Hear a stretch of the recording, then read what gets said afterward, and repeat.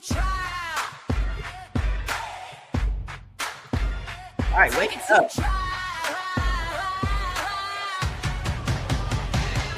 Welcome in, grab a seat, hit the like and subscribe, cause SweetP's on the mic with that spicy little vibe. Got the courtroom streaming in the chat, going wild. We're debating heavy topics, but still laughing like a child. From objections to confessions to the judge's side eye. If it's justice and it's messy, we gon' talk about why. Every day's a new case, every moment's a ride. And when SweetP's in the building, we be learning with pride.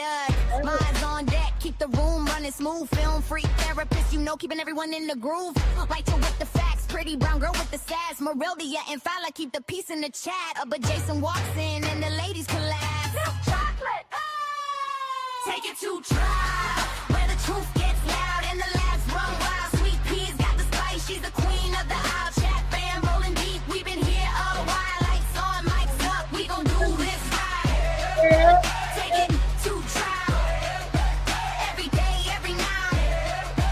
Take it to trial.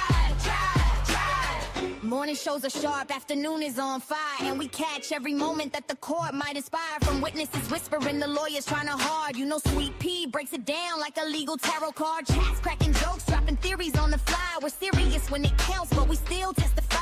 Minds hold it down when the trolls try to play. If you're out of line, court adjourned for the day. But when Jason logs in with that deep hello sound, the ladies in the chat, man, they all fall down. Take it, take it, take it, take it, take it, take it, take it, take it to trial, where the truth gets loud and the laughs run wild. SweetP's got the spice, she's the queen of the aisle. Chat fam rolling deep, we've been here a while. Lights on, mics up, we gon' do this right.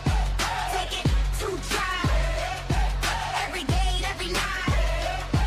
Take it to trial.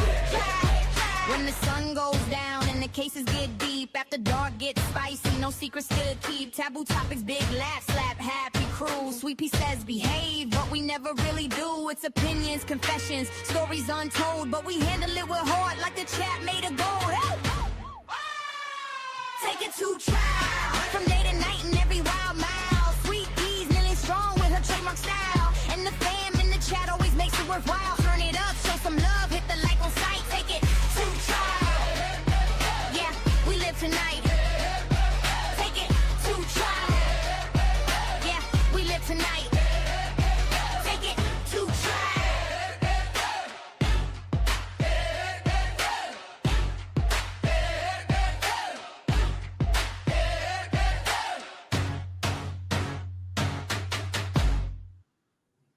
All right, now that's how you get started. Let's get it back started. I don't know what that Brian Walsh trial is doing to us. I just don't know. I don't know. I don't know. I just don't know. So I'm glad you guys made it over here that wanted to come over here and start watching the Burn Powell redrum trial. As I stated to everybody else that does want to continue to watch the Brian Walsh trial, I am going to get that set up to start back up in, probably 45 minutes. Let me at least gain y'all at least 20 minutes of TiVo time, if that's okay with y'all. Okay. So we on day 2 of this trial. If we come to any slow points in this trial, the one good thing about this is that we do have TiVo time and we can always expedite this. Kind of like we did yesterday. So let me get us started in here and then I'll get ready to make our stuff for us coming back for lunch for our Brian Walsh trial. Like I could probably do the Brian Walsh trial.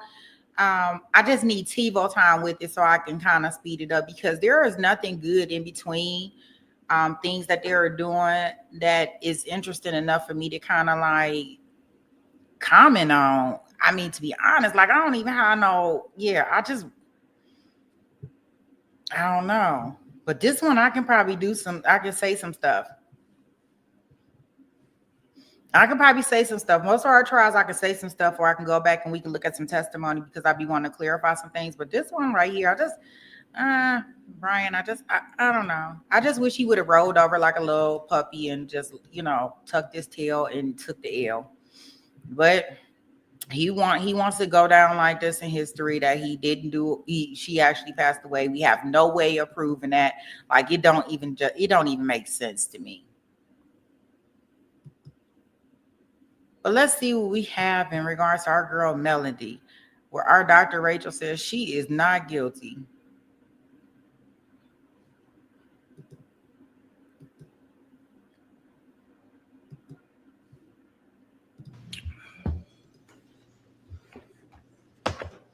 Are you enjoying being a hashtag, Mr. Fogus? It is what it is. All right. Anything we need to take up before we bring the jurors out?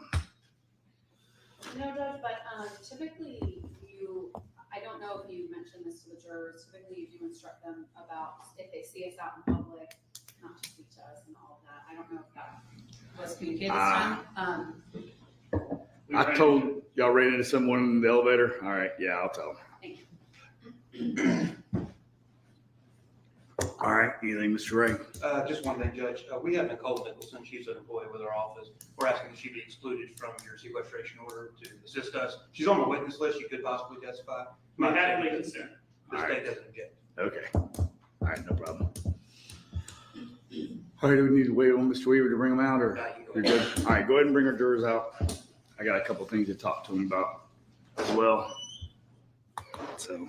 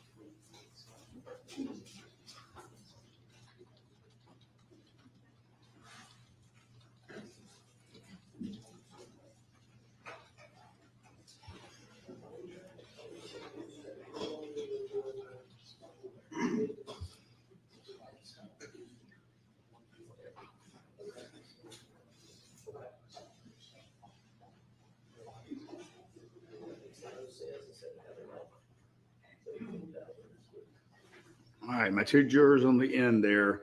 Let the bailiffs get the chair for you because, I don't want you. We had an issue, I think, yesterday where one of y'all just tried to get in the camera line by reaching over and grabbing your chair. So if y'all will stay out of that. Y'all shuffled up a little bit, didn't you? All right. So y'all have, we're going to tick that box on our grand social experiment in which we see who stays in their seats or not.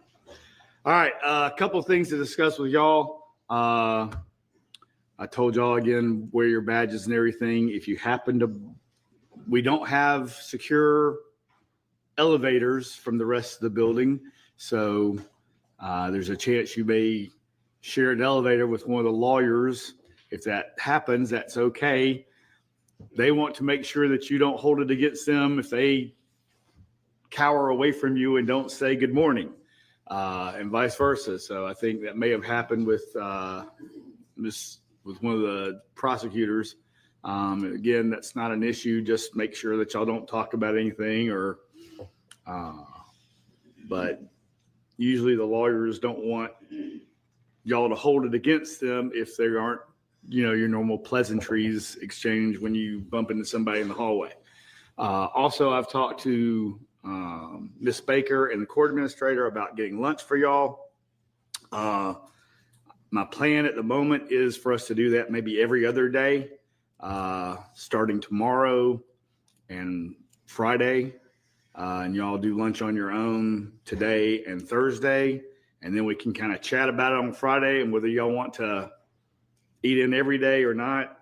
My thought, if we do it on Friday, that we might maybe break a little early instead of going till 5:30. Again, that'll just depend on the witnesses, but we'll kind of see what y'all think about that as we go.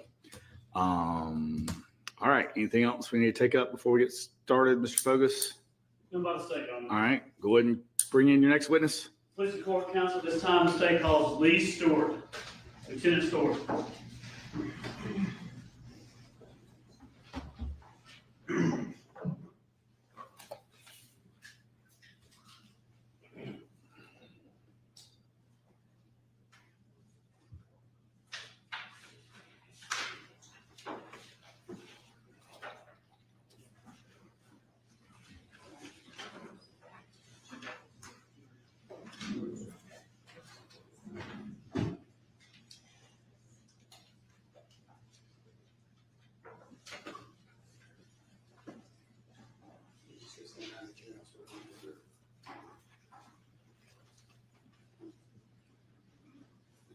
Raise your right hand if you would, please.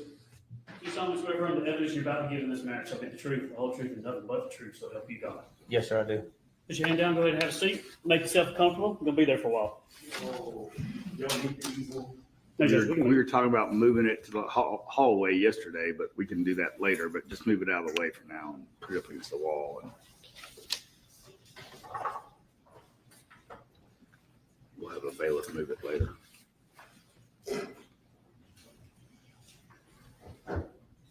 Please state your full name for the record, if you would. Lieutenant Lee Stewart, Where do you work? currently employed with the Cherokee County Sheriff's Office.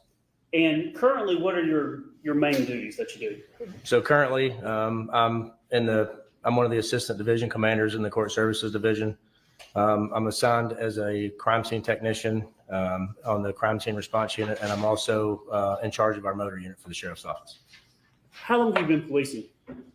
Since March 23rd of 1998, so roughly 26 and a half years. You started in 1998? Yes, sir. Did you come out of high school, or how'd you get involved? Where'd you go? Was it high school into law enforcement, college, or something like that? No, sir. High school directly into the Marine Corps, and then I enlisted in the Marine Corps Reserves, and then I started law enforcement because I needed a job. So, and been here ever since. What attracted you to be a law enforcement officer? A family friend of ours who was the sheriff down in Alachua County, Florida years ago, I really looked up to, and I thought that listening to his stories, that this would be a fun job to get into. Where'd you go to police academy at? I went to, back when I went, it was just behind Kennesaw Mountain. It was in Georgia. Was that where you drove every day, or did y'all spend the night and stay over? No, we drove every day. The only time that we stayed anywhere was when we had to go down to the training center down in Forsyth for firearms qualifications or like EBOT for driving instructor, stuff like that. But other than that, we drove back and forth every day. And how long was the training that you did for that? I don't remember what it was back then. It was like 11 or 12 weeks. And when did you do any type of specialized training in the academy, or was it just the basic training? The academy was just basic training. Were you pepper sprayed in the academy? I think we were pepper sprayed at the sheriff's office before we actually went to the academy. Been tased too? I didn't get tased until probably 7-8 years ago. But would you rather be pepper sprayed or tased? Tased. Okay. I was interested in that question with officers. When you're in the academy, you just get basic information. Once you get out, explain to the jury, if you would, what FTO is, or how do you get on the job training? So with policing, how you get on the job training is at each division that you go to, you get assigned a training officer. So I started in the jail, so I was assigned to a detention training officer for I don't remember how many weeks that was, but it was probably 6-8 weeks.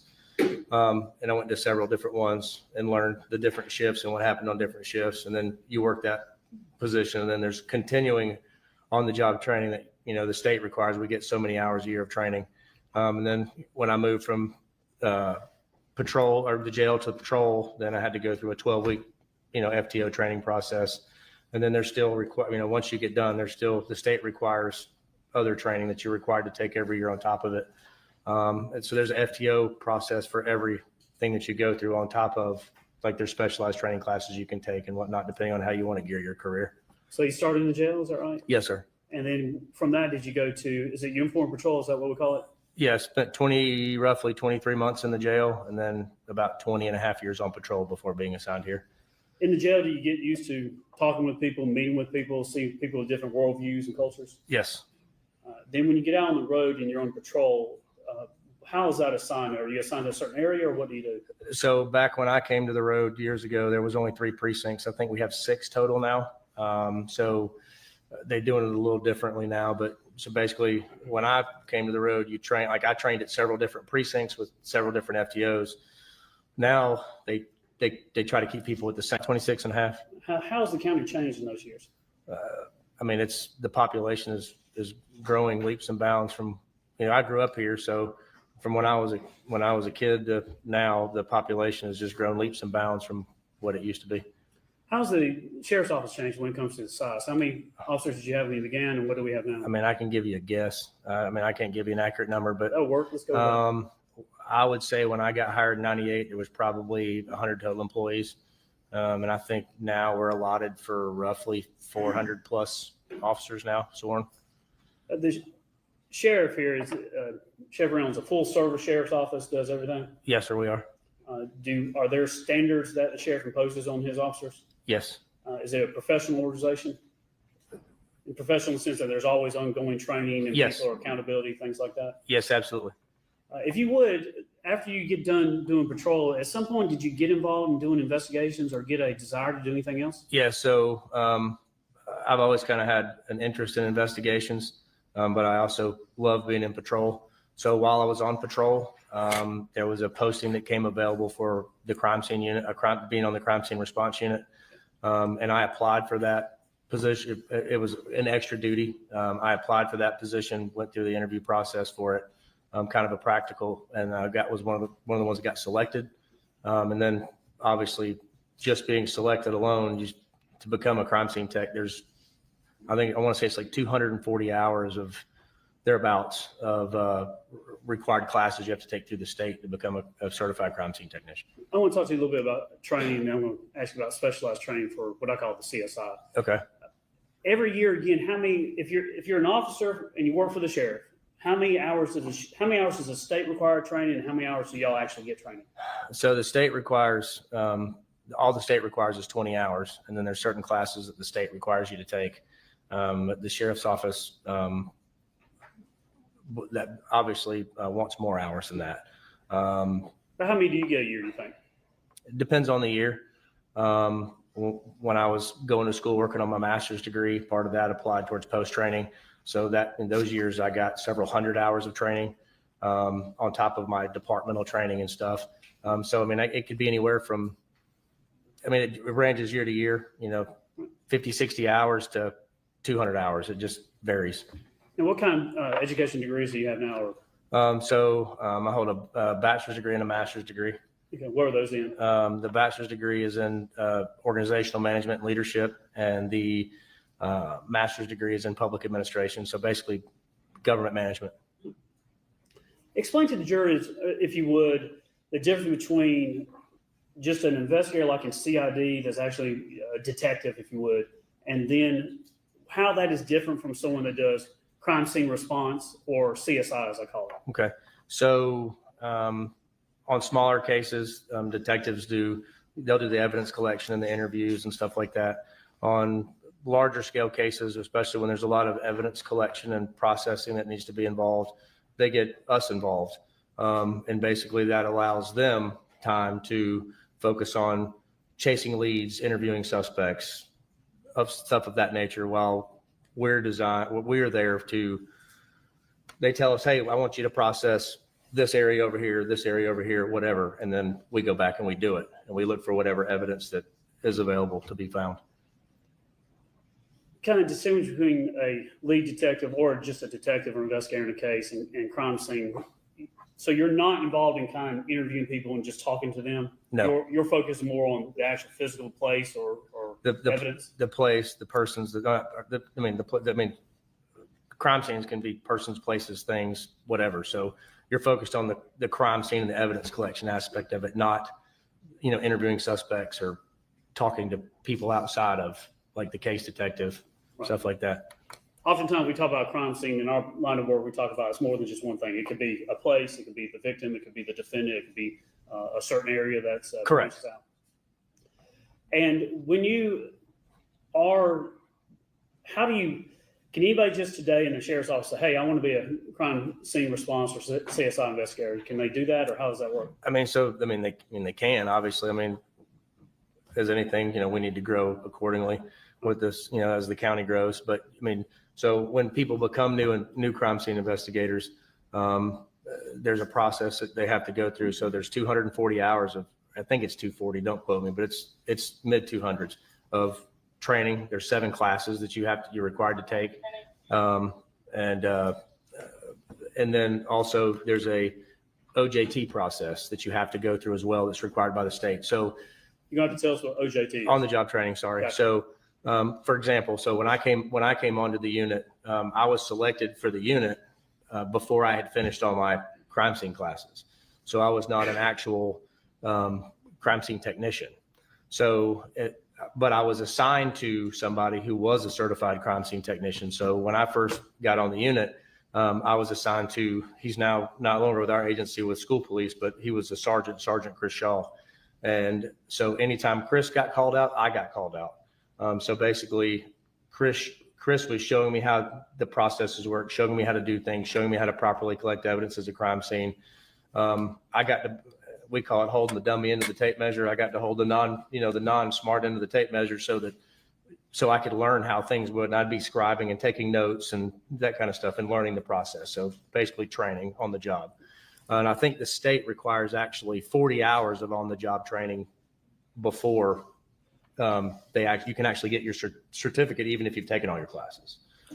As a crime scene technician, what are the basic things in your toolbox that separates you from other people? When you get in this job and you're, as in this case, what are some of the things that you have in your toolbox that you use on a scene? So certain classes, you mean talk about like the required classes that are taken things that you're looking for to do to get the certification?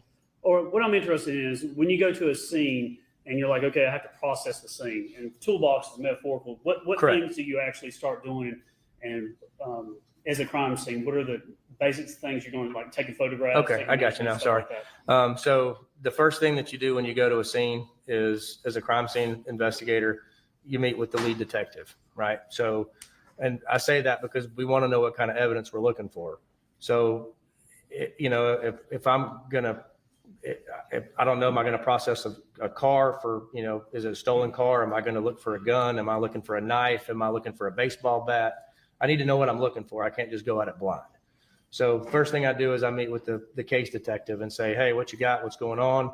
I'll make some general notes. And then before I do anything, after that, I'll walk through the scene, sometimes by myself, sometimes with the case detective, depending on how complex the scene is, and get kind of an idea of what I'm doing. Because after that, the first thing you do is you take photographs, because you want to properly document the scene as you found it, right? And I don't want to be stepping in the middle of evidence that I should be collecting or kicking stuff out of the way that I didn't see originally. So I want to try to get a basis of what I'm looking at before I start doing anything.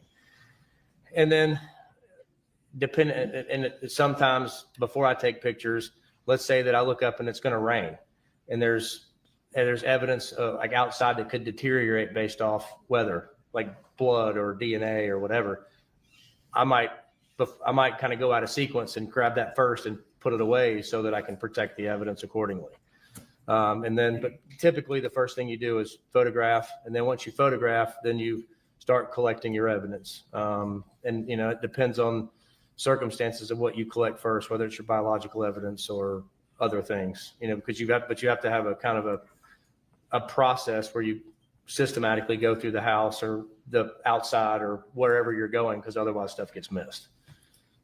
How many at the time, so turn your attention back to the case in July 2018, how many officers, whether it's certified, have arrest powers, or people that just work in CSI, how many did we have in the sheriff's office at that time that were kind of involved in this case? I mean, I couldn't even give you an answer. I mean, I would say most of our criminal investigations division was out there.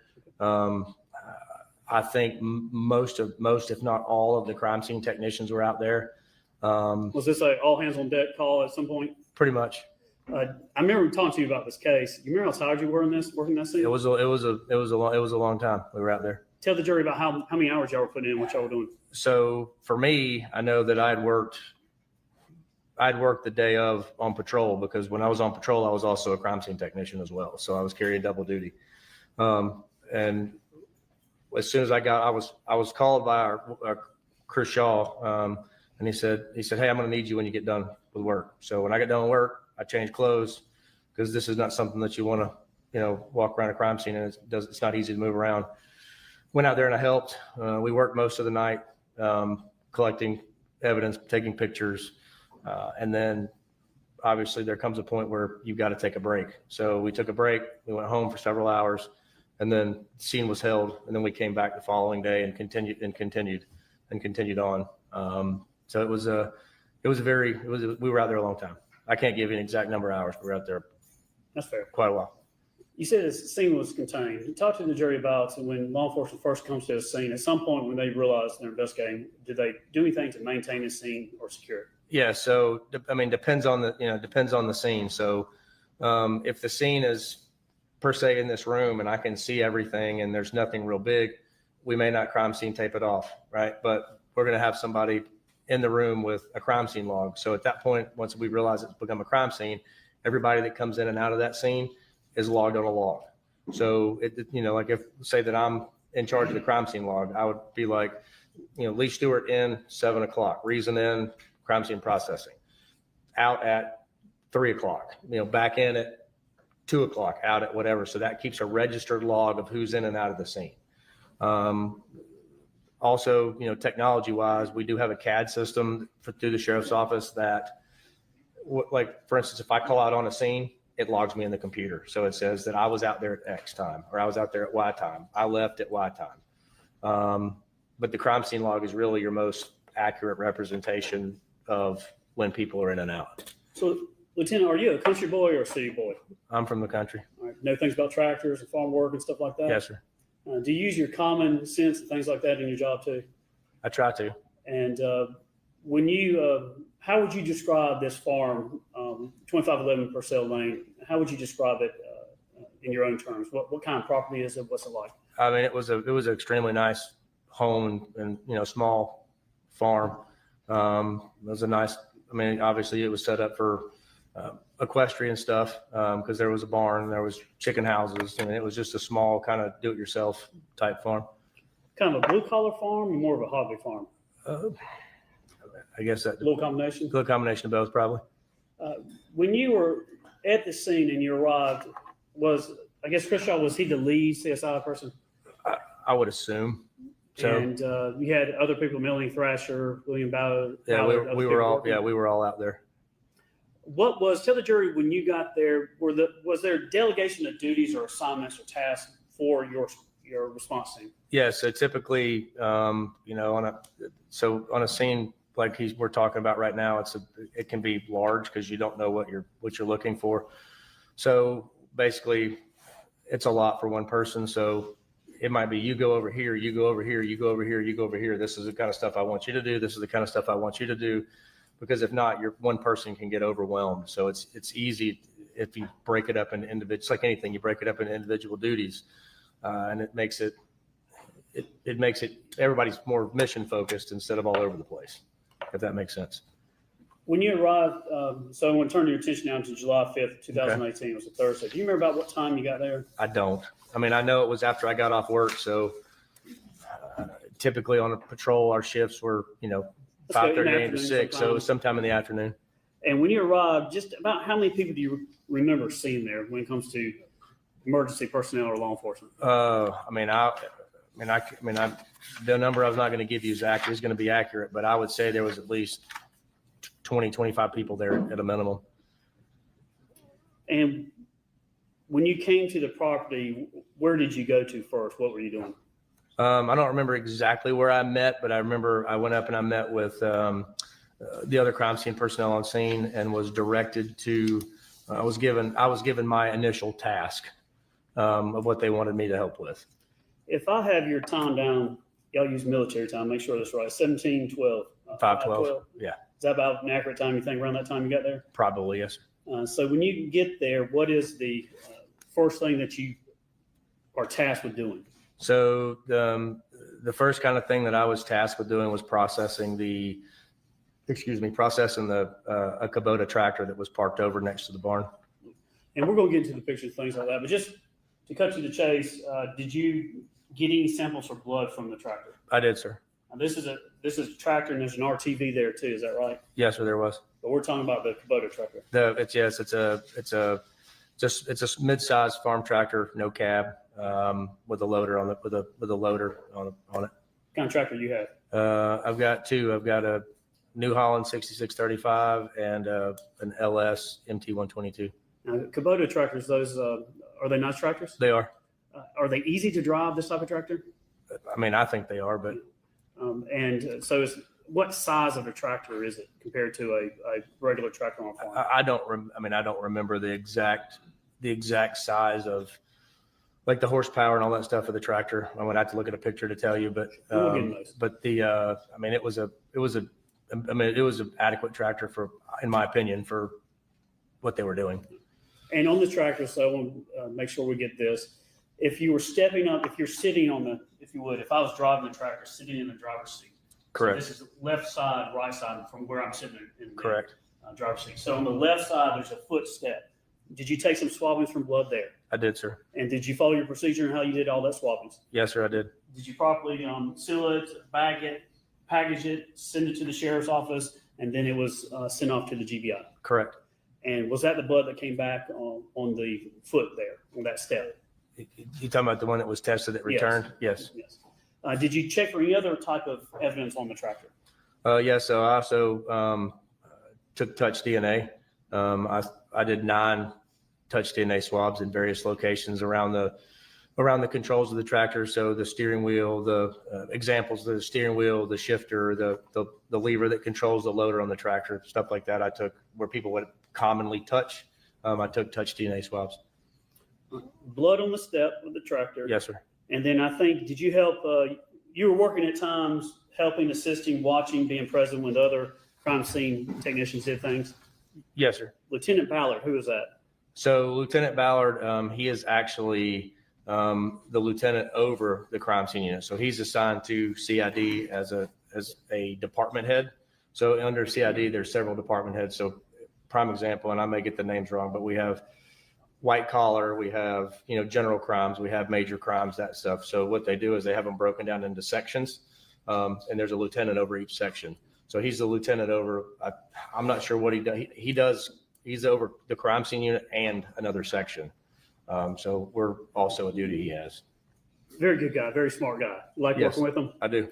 He may not testify because y'all were other people were with him at the time, but Correct. Is he over the crime scene? He is, sir. Yeah, very, very good guy. Like working with him. Now, when he was spraying the Kubota, the RTV, he was using something called Blue Star. What is Blue Star? So Blue Star is a chemical that's designed to enhance specimens of blood or where we think blood may be. And when you spray it on, like you would any kind of household chemical or cleaner or whatever, it's out of a spray bottle. You spray it on, and when you spray it on, it fluoresces. So it's a technique you use, a chemical you use to see if there's blood present. Yes. Now, when Blue Star, can it interact or react to other things besides blood? Yeah. So Blue Star is designed to react to blood of a mammal, humans, other mammals. And also it's designed, it will react to, because what it's reacting to is the iron in the blood. And it will also react to iron as well. But if it's just straight iron and not blood, it will show differently, basically. So mammalian blood. Yes. And mammal blood. So if it's just a sample of iron, it'll flash real quick and go away typically. If a sample of blood, it'll flash and stay for a period of time and slowly, I guess the illumination will slowly go away. So let me go back to that. So if you spray it and it's not blood, it pops? It'll pop real quick and go away. Okay, but if it is blood, mammalian blood, mammal blood. Correct. It'll stay, and it won't stay forever. I mean, you've got to, you basically have to be set up ready to photo it when you do it, but you got 30, 45 seconds for it to kind of stay up, and it kind of just slowly the fluorescence will slowly dissipate. And when you were with Lieutenant Ballard and y'all were processing the RTV, it too is a Kubota Kubota Yes, brand? it's a Kubota RTV, which is it's a side-by-side, like a Polaris Ranger or a Kawasaki Mule or whatever. It's a side-by-side used by construction workers, people working on farms, stuff like that. The lever for the hydraulic dump bed in the dash area, when it was blue star, did it fluoresce? It did. When you went over the tractor, the dash area, did it also fluoresce? Give me just a second. Let me look back at my report for a minute.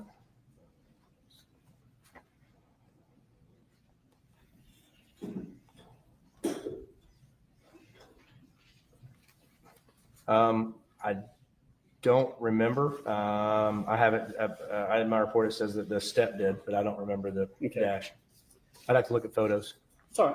So the lever for the hydraulic dump, the bed, and the step did indicate presence of blood. Correct. Now, at some point, you're processing the house. Did you go into the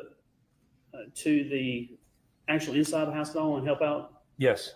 And I think there were some things you were looking. What things there did you notice?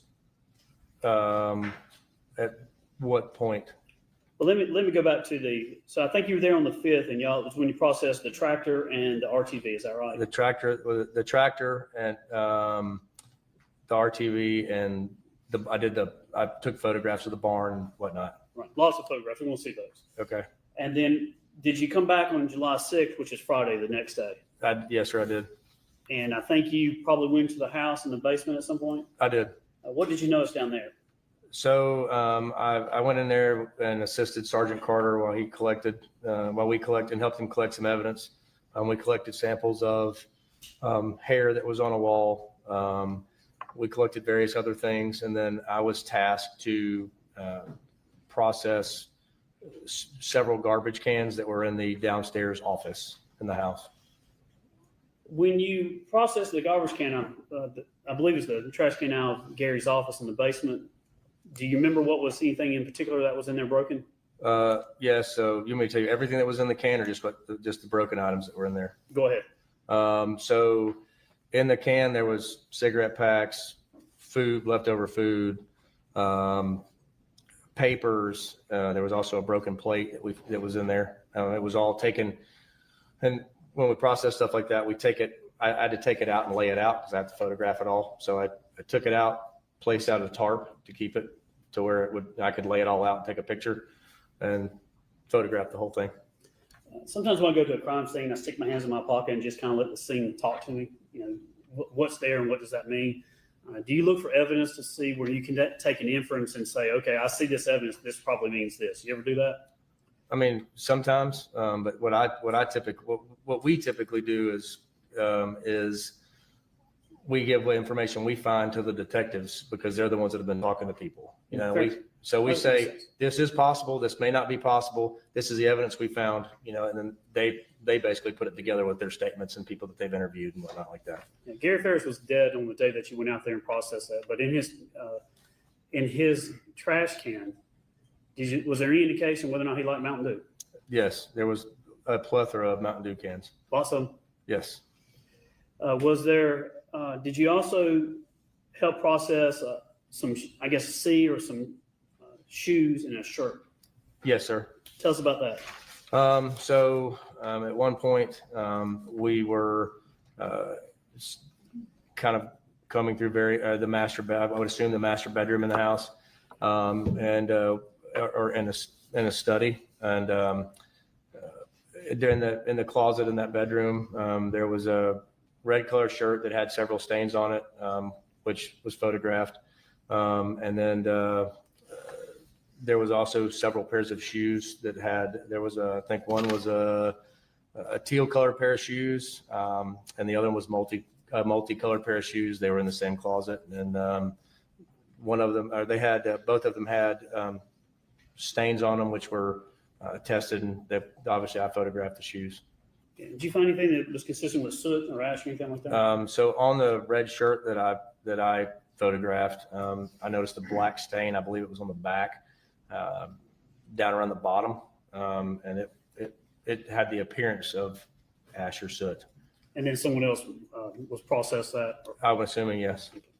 And the garbage can, did you think there was possible blood on that, or did you? I just did. try to take some samples? So that on one of the garbage cans downstairs, I noticed two reddish brown stains, and at the time, based on the scene, I assumed that they may be blood based off the color. So I did collect them so that they could be tested to see if they were in fact blood. The parts that stipulate to the GBI reports, those are going to come in, but do you even know what the results are on some of those? Not on all of them, no. And it is what it is, and we'll bring those in. We've stipulated to those, but everything that you process, the tractor, the RTV, helping with that, the cans, the garbage cans, the swabbings from those and everything else, did you properly follow your procedures to bag those, maintain those, and make sure that they got to the GBI properly for testing? Yes, sir. All right. Did you ever go over to the barn and check out the barn, see if you find any evidence over there? So I believe it was the second day. Let me just verify. I know you say the 6th, if that's right. The 6th, yeah. When I went back out there, I was asked to do a walkthrough of the barn with the detective. So basically, I walked through with one of the detectives, and I had my camera on my neck, and basically we were checking each other. So we walked through. Does he see something else? Oh, based off of how the investigation is moving. Okay, now I need this as evidence. Now I need this as evidence. Now I need this as evidence. So then we start taking more photographs and start documenting more things. And if we need to collect something else, we collect it. At that point, what did you know about a gun being involved, or what was your mindset, your present sense of impression at that time of what was going on with involving a gun? I mean, I knew we were potentially looking for a smaller caliber handgun of some kind. When did you know about the bullet in the rib? When? Do you remember? I want to say it was I can't remember. I mean, I know it was either late the first night or early the next morning, but I think it was the first night. When you arrived, was the bullet found in the ribs, or was that after? I can't recall an exact timeline. But is it fair to say most of your investigation, while you're processing the scene, you were investigating a murder? Yes. Or investigating a crime, I guess I should say. Yes. I didn't know if when you first arrived, if you thought it was an accident, someone had a heart attack, or were you actually, it was an investigation? I mean, in a situation like this, obviously you assume the worst and hope for the best. Sure. And you've worked with law enforcement officers a long time. Yes. Gallows humor sometimes. They can work things off, or they're cynical at times. Correct. Do y'all begin with, oftentimes there's a theory, or maybe there's a crime and you work it until it stops. In other words, there's no more evidence. I mean, I would say that's fair and accurate. And in this case, when you were doing your task in that, were you just focused on what you were assigned to do and try to find any type of evidence? So I hope this answers your question. So like prime example, when I was tasked to do the tractor, I was looking for any evidence I could find on the tractor, whether it be blood or any other substance that would indicate any sort of criminal offense or other explanation. So does that help? So Sure. I mean, so basically so when we get there, we're kind of geared. We talk to the detective, hey, what are you looking for? What do you need? And then that kind of gears us in the direction of what we're looking. And then you independently at times can just follow the scene where it goes. Correct. Now, when you went into the barn, did you find a gun? Yes, we found a 32 caliber. I think it was a 32 caliber, if firearm. Revolver. Now, does Cherokee County have many murders per year? Do y'all respond to a lot of murders? Not really. Not really. I mean, So, comparative to other surrounding, more metro jurisdictions, no. So not a lot of major violent No. crimes. Had you worked a case like this in a burning or something? Was this the first time? This was the first time. And would you, for most of the other officers, same thing was true too? I mean, I would assume. I mean, I don't know the other crime scene technicians' training and experience, but I would assume it was, So when you're working a case and there's a bullet in someone's ribs that's been burned, why are you interested in finding a gun? because at that point, I believe a reasonable and prudent person would believe that there was some kind of foul play. And when you found this gun, what did you notice about the gun? First of all, where was it at? What type of gun was it? And what did you notice about it? It was a .32 caliber revolver. It appeared to be old. I believe it was in a cabinet in the barn, kind of off the tack, like a tack room, I believe. And obviously the first thing, one of the first things we do is we photograph it. And then obviously we inspect it to see if there's any rounds that have been fired or anything in it. And that's easy with the revolver recently because you can open the cylinder and look, and you can look at the primers on all of them. And none of the primers in that weapon that were loaded in the weapon had been fired. So it was photographed and left in place. So it did not appear to be recently fired. No. How about the ammunition? Was the ammunition accounted for? I remember taking pictures of lots of different ammunition for different caliber firearms. But didn't see anything out of ordinary? No. No blood, no dirty, no moved, or anything that looks like it was recently used in any way? Didn't appear to be to me, no. All right, tell the jury, if you would, are you a gun guy? I am. Like guns? I'm not an expert, but I like Sure. guns. I like to shoot. You have more common knowledge. You think somebody doesn't use guns? Probably. I'm not going to ask you how many guns you own because I wouldn't want you to ask me how many I own. But what is the difference between, say, a 32 and a 38 and a 357? Size. And what do you mean by Size, that? speed, weight of the cartridge. All right, for people that don't know, let me just start on this side, going from small to large. 22, Mm-hmm. then you step over a 32 Yep. bullet, then a 38, Yep. 357. Correct. All right. Can those be shot in a revolver? Yes. And they're usually in revolvers? Yes. What's a 380 and a 9 though? Typically, 380s and 9mm are The short nine, they're semi-automatic. They're not revolvers. They hold magazines with 7, 8, or 7, 10, 15 rounds typically. And cowboy gun is kind of what the revolver is. Has that cylinder. Correct. And don't get upset when I say this, but oftentimes people say with a semi-automatic, it has a clip in it. I know it's a magazine, not supposed to have a clip, but that's where you put the magazine and charge it, rack it. Correct. And a 32 is the most commonly used in a revolver. As far as I know, but there could be something else out there. But as far as I know, it's typically a revolver. Okay. How about a 38 special? Can it be shot out like a 357 or a 44 or something like that? Yes. So it's small enough to go through the bigger barrel. So I have a 357. What brand you got? Ruger SP 101. Mhm. So a lot of times if I'm just target practicing, I'll shoot 38 ball ammo out of it because you can't go the other way, but because it's cheaper and it has less recoil and it's just fun to shoot. Now you can't put a 357 in a 38. It won't work, but you can go backwards. Okay, so you can go up, you just can't go down. Right.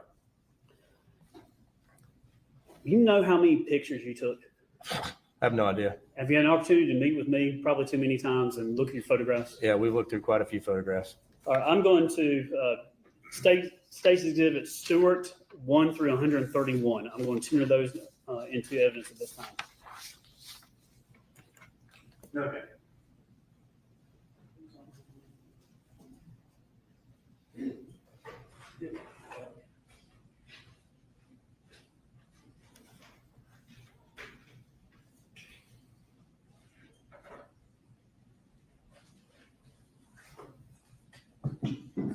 See if you ever need to get some water or anything, make yourself comfortable. Oh, good, sir.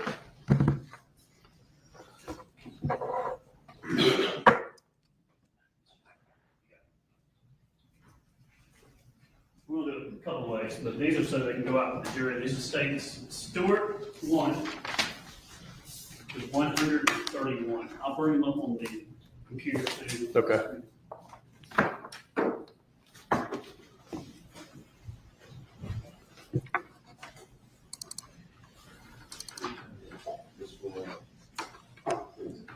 Thank you, Judge. Thanks, Shane.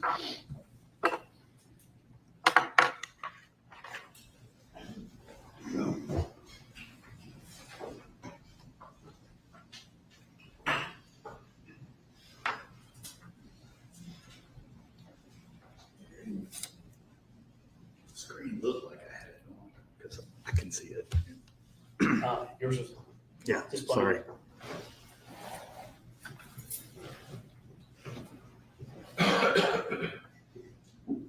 Oh, it's loading up. Lieutenant. It's what up about now, the- sir. Oh, there it is. Purcell Lane. What county is this in? Cherokee County, sir. And is it a nice area of the county? It is. Is it beautiful? It is. All right, this is Stewart 1. We're going to walk through. What I want to do is, obviously, the jury's not there at the time that the processing is taking place. I'm going to ask a question, but I really want you to kind of think through the eyes of a juror. And you've seen it, you know it, but some things may not be in their mind as is in yours. As we come into this, and we know that you come up the driveway and you turn right to go to the barn. Is that right? Correct. And tell us what we're seeing here in Stewart 1. I probably would just refer to it as 1 or 2 or 3, but we're talking about the Stewart exhibit. Okay. So in States 1 here, what do we see? So what you see off to the left is the barn. Well, it's got 2 sliding barn doors on the front. And then just off to the right of that, you see basically 2 sheds where obviously various equipment. I mean, you can keep various equipment. And then When you're looking at this, the barn on the left, and where was Scott's apartment be, the son's apartment? above the barn, so the second story, second floor. Kind of describe the apartment, of the loft over the barn. What would it be like? I mean, it's just a standard apartment, bedroom, bathroom, living room area, kitchen. Kind of more equivalent to a hunting cabin, or more equivalent to like a fancy apartment down in Atlanta? I would say more equivalent to maybe a man room, hunting cabin, something like that. Like a bachelor was living there, Basically, yeah, who's a hunter or something like that. correct. What do we see in one here straight ahead? What are those things? Talking about what the trailer's parked in front of? This is now 2. What do we have here? Those are basically, I mean, I consider them storage sheds. So like you can back trailers under them, you could park equipment under them, trucks under them, whatever. They've got various tools in them, basically used for storage. I'm never good at this. My wife has to correct me all the time. Is that a lean-to, or is it a pole barn, or what would you call that? I mean, I call it a pole barn, Okay. but And States 3, what do we have here? so it's the one on the left, I believe.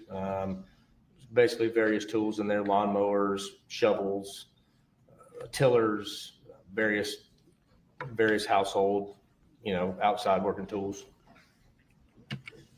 4, moving to the left of that view, that same shed. Okay. What do we have here? Just the other side, you have a tiller, a trailer, gas cans, a small pull behind, looks like fertilizer spreader, a push mower, sprinklers, just various lawn equipment. All right, States 5, what do we see on this wall? On the wall, you have basically what you call I would call it a sickle on the end. You've got a shelf, you got rakes, shovels, chain, Tools. State 6, looking at the front of this, just other things in that shed, is that right? Yeah, so you got a shelf full of buckets and gas cans, and then to the left of that, looks like you got a climbing ladder stand for like a hunter. Just going around. Do you try to just capture the scene as it is, not knowing whether or not it's relevant at the time? Correct. So when you take photographs, the first thing you do is you take overall photographs. So basically, if you had to go back and overlay something on top of it, you could completely recreate the scene. And then once you find out what your evidence is, you go back and you take the other photographs, mid-range close-ups, stuff like that. Stewart 8 here, the right side of the right sheds here. Yes. Is there anything in those, or are they kind of I guess the right one's empty. Is that right? I believe the right one's empty, yeah. Well, except for, looks like a planner. Number 9. And when you Right. look at this, it looks like a planner and some things have been strapped to the top. Yeah, it's probably where, my guess is where they put the seed, to hold the seed. It looks like a planner. I don't know if you call those toe straps. What do you call those straps? I mean, Come along straps? Is that, Ratchet straps is Ratchet what I call them. straps. But you use those at your farm? I don't know if that's the technical term, but that's what I call them. Stewart 10, just empty, right side of the shed here. Is that right? Yes. All right. Stewart 11. Tell the jury what we see in this photograph and kind of where it's at in relation to everything else on the property. So this is behind. So what I see here is like, obviously you're looking kind of at the side of the right shed, looking down. You know, there's obviously another lean-to or pole barn or whatever you want to call it off to the back, but there's various other equipment, and then like wheelbarrows, storage ladders, and then down behind that, parked next to a mulch pile is the Kubota tractor that I mentioned processing earlier. And this Kubota, what does it have on the front and what does it have on the back? So on the front, it's got a loader, which is, commonly used, farm stuff. Then on the back, we'll have to get closer, but there's a farm, there's an implement on the back, like a small set of harrows or some a drag plow or something like that. But Stewart 12 just showing a view looking at, I guess, the front of the tractor. Is that right? correct. Now describe for the jury what is to the left of the tractor and is there anything in it or is it empty? The left. This is the whole lean-to issue with me. You see that, that okay. roof that comes over? I'm looking at it from being on the tractor. So, okay. All right. So as you're looking at this photograph, Right. tractor's to your right, Correct. to the left, that little shed area. Is there, what's in there? Looks like on the left, it kind of looks like a wood chipper. We got some various piping hanging on the wall, a wheelbarrow, and then looks like a plastic storage, like a storage container to store liquid. Or Did you learn where the tractor was normally parked, whether it's normally parked under there or out like this? I don't recall where it was normally parked. I know me personally, I keep my stuff under the barn because I want to take care of it, but I don't know. Some people keep stuff outside. Stewart 13, we're looking at the right side of the tractor. Correct. Want to kind of focus in on those tires. Did you notice anything about the tractor's condition, whether it's clean, not clean, or otherwise? It looks relatively well taken care of. Cleanish. It's got some dirt on it. Got some dirt on the tires. So 14, going back, looking at that, what I call a rake, or what would you call the implement on the back of the tractor? A rake of some sort. I don't know what the technical term is. Some sort of harrow, rake, something like that. And what is that usually used for? That in particular, I'm not real sure. I would be assuming it's for moving ground. All right, Stewart's 15 on the back side. Who's that gentleman standing there to the right? Do you know? That looks like Detective Kuykendall. And he's not crime scene. He's just a detective. He's a sergeant in our criminal investigations division. This is a back view of the tractor. Has that what I call a rake on the back. Left side, just seeing the tractor's position on Stewart 16. Yes. Stewart 17, kind of another going around it. You just try to walk around. Is that what you're doing? Correct. So I'm doing overall. So I'm taking pictures of the overall piece of equipment going around. And Stewart 18 is going to the scoop or the bucket or Yes. what'd you call it? The bucket. 19, a little close on the back. Or 20, I'm gonna go around through it. I think we got pictures of the tires beginning on the right side, the right back. What do you know about this tire? As far as, there's dirt on the outside of the tire. It's a Stewart 21, as we're going to the front. Stewart 22, what do you know about the front right tire? there's dirt caked in the tread of the tire on the front where it's stopped. Stewart 23, front bucket. If I said that bucket's about 5 feet in length, would you disagree with that? I'd probably say close. I don't know the exact dimensions of the bucket, but I'd probably say that's close. Or 26, that's the front right. Yeah. Yes. And I'm gonna back up just a little bit. You see on Stewart 22, you see that white round part on the tractor? You talking about the oil filter? Yeah, the Yeah. filter. So Stewart 26, you're talking about the front right. Yes. Stewart 27, what is this picture of? It's the front right tire.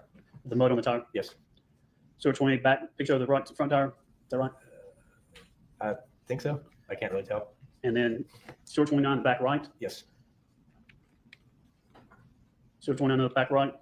Stewart 30, excuse me. All right, now on the left side, the writing's on the other side. Let me go back so you know this. So you see the Stewart 20, you see the HST is on the right there. Now we're on the left side. So left back tire, describe that for us. It's got some, it looks like earth debris on the, or dirt, leaves, whatever on the top. 32, just another picture of it. Close up picture. 33, this is the left step. Correct. Now, Stewart 34, what are we focusing on here, kind of towards the top of the step? So about, I don't know, 2/3 of the way across the very top of the step, there's several small reddish brown stains, and that's a close-up photo of it. Is that seen here in Stewart 35? Yes.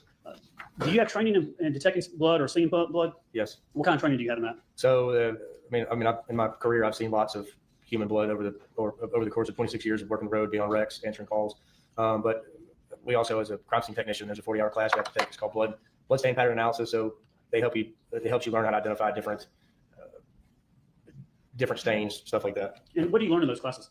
That's just basically what, when it comes to blood splatter, blood patterns, or things like that. So you learn how to determine, like in certain things, like certain instance, area of impact, area of origin. So like it doesn't really apply in this case, but because obviously we don't have anything else, it's just one piece of evidence. But so if you have, a blood spatter on the wall, it's here, and somebody says I was standing up and I was hitting the head with something, you basically can say, well, I don't think that's the case because the area of origin would be down here. So you learn how to pull measurements and strings and whatnot to kind of determine.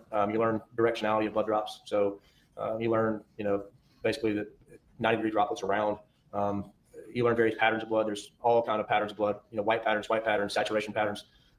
Basically, it's just I guess the scientific way to describe what kind of pattern it is. So, for example, if it's a white pattern, I'm sure everybody's seen where somebody's tried to clean something up and they wipe it in a circle. You can tell obviously that's what they call a white pattern. It means it looks like it's been tried to be wiped up. Or you have a swipe pattern, which means like if I'm bleeding from the hand and I walk by this wall and I brush it, obviously that's two different looks. That's what they would call a swipe pattern. Basically, I swipe something across it. I swipe the object across it. Does that make sense? Oh, that's what. So if I was shot in the arm and held my arm out, and blood would drop 90 degrees down vertical, what would it look like? It would be completely round. And can blood be transferred from one place to another? Yes. From one substance or thing to another? Correct. When you look at this, can you tell if this has any indication of any of those things you talked about? It could be any number of things. It could be a transfer stain. It could be it could be a drop. It could be a drop because you have one that looks like 90 degree on the right, but that could have come off something as well. But could have been transferred. Could have been transfer. There's no way I can definitively give you the answer. Stewart 36. Yes. Just a closer of that. It's another close up. It's done with a AVFO scale. That we use those in close up photographs so that people can get a size reference on how the size of something. So if we have to, we go back and recreate something later. If something has to be recreated later, you can get approximate size. And typically, I think this was going to be GBI out of 1919B, and it's a swab 2 sample that you took. So this is the sample of blood from the tractor that you took and was turned into the GBI. Yes, sir. And when you take swabs, we're simulating this, it doesn't really matter, but when you take a swab, how many swabs are you doing? So it depends. So on something like this, I took, because I have one sample, I do 2. So when you collect this sample, it was dry. So if it's wet, you don't have to do anything. You can just swab it up. If it's dry, you have to use some sort of substance to be able to lift it. So we use sterile water, denatured water, whatever you want to call it. So the first thing that we do is we're going to use 2 swabs. The first one, we put the water comes in little vials, if that helps you guys out and kind of picture it. So you drop the water on top of the first swab. It looks like a big Q-tip basically, and you put that in. You package that, so that way you can go back and show later that the water was not contaminated. There was nothing wrong with it. It was sterile. It came from a sterile environment. And then you go back and you wet the second Q-tip because the moisture is in the water is just what's going to basically reconstitute enough of it to where it's not going to turn into liquid again, but it'll reconstitute it enough to get it to lift with that, and then that got packaged as well.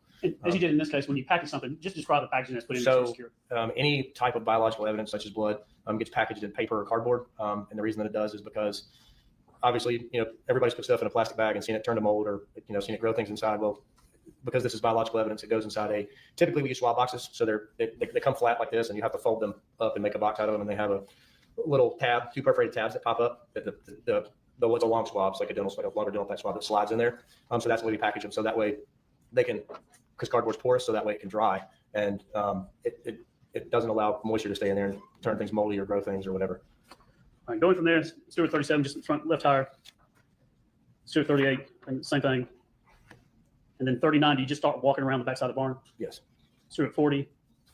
Let's do it 41. Let's do it 42. Let's do it 43. Is there an area that's do it 43, an opening where you could drive a tractor into that overhang? Correct. I mean, I'd have to make sure it was tall enough, but I mean, I would assume that's what it's used to park equipment. And the rest of the pictures up to Stewart 46, kind of showing pictures of the backside of the, I guess, the barn.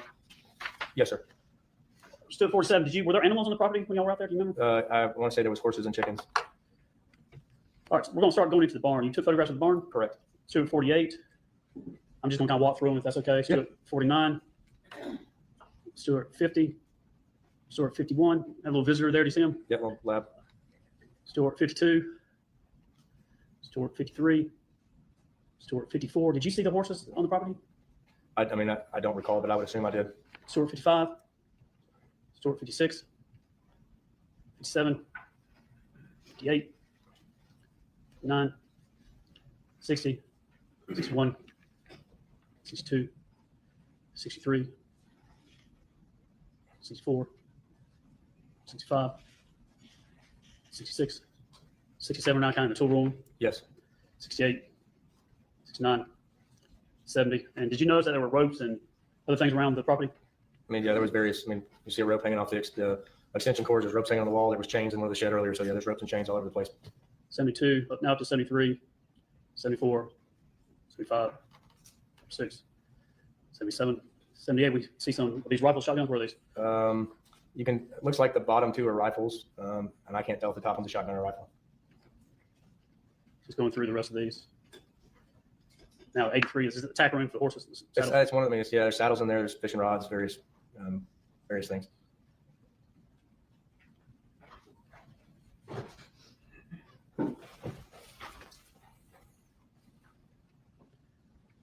Let me go back. Stewart 94. What do you have a picture here? Can you see it? I believe that's the 32 revolver we discussed earlier. For the record, what are we looking at here in Stewart 94? Describe it in words if you could. It was you're talking about we're in the tack room. There's a cabinet, or in one of the storage rooms, there's a cabinet. It's open. It's got various items in it, and then there's a 32 revolver, or there's a revolver laying underneath it with ammunition, boxes of ammunition beside it. So Stewart 95 shows the gun as you found it. Yes. Stewart 96. What do we have here? So that's the inside, like I previously mentioned. That's we obviously inspect the weapons when we pick them up. So we open the cylinder and looked, and you can note that that's a 6-shot revolver, and there's the little round circles in the middle of the cartridges or the primers. And if those would have been fired, there would have been imagine like taking a nail, taking a nail, hitting it on a piece of wood and pulling it out. You have like a little indention in the primer, showing that it had been fired. Then obviously we would have left the shell casing. 97, just showing the name of the gun. Yes, it's a Winchester. And then 98, some just pictures of the chicken coop, I guess. Correct. Just go through those.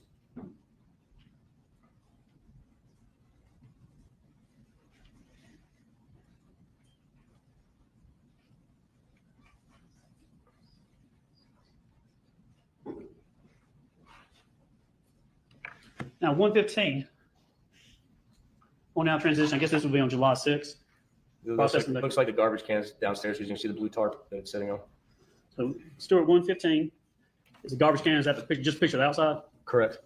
I guess what's that blue tarp under it? Yes. Why do you do that? Well, because I'm fixing to lay stuff out on it so that I can photograph it and take pictures, and I want to try to keep it as obviously I'm outside, so I want to try to keep it as sterile as possible. 116. Now you weren't involved in interviewing people to know anything about a dish or why the dish is there.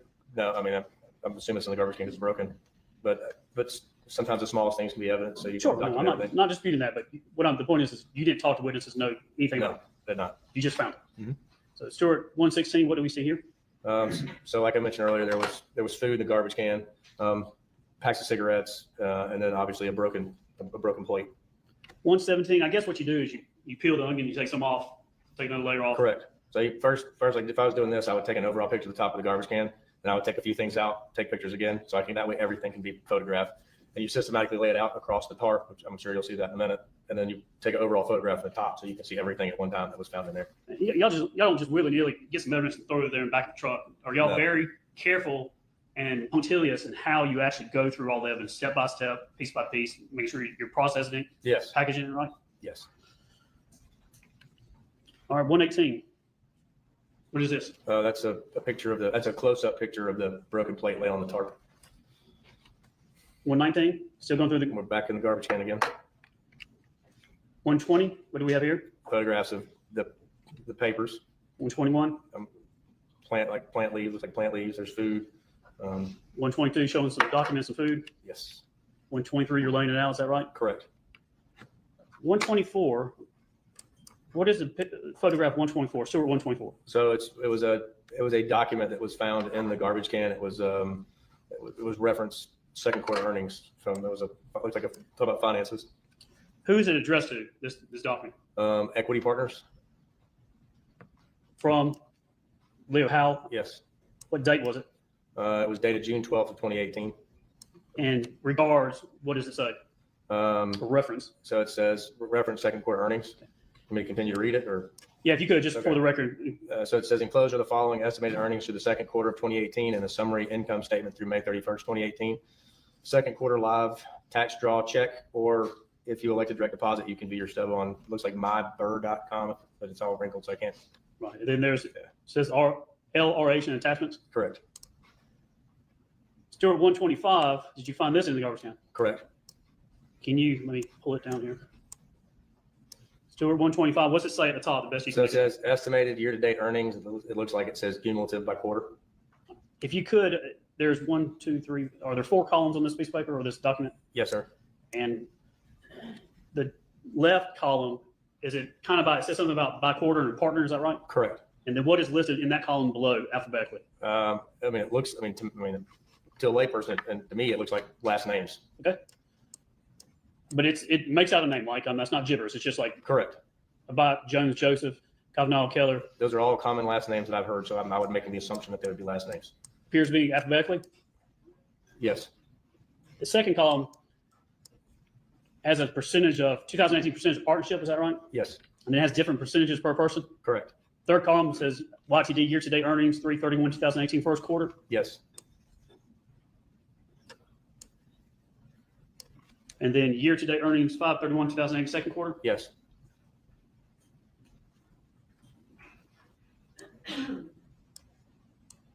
Are some of these figures in money over $100,000? Absolutely. Some of them over $300,000? Let's see. Yes.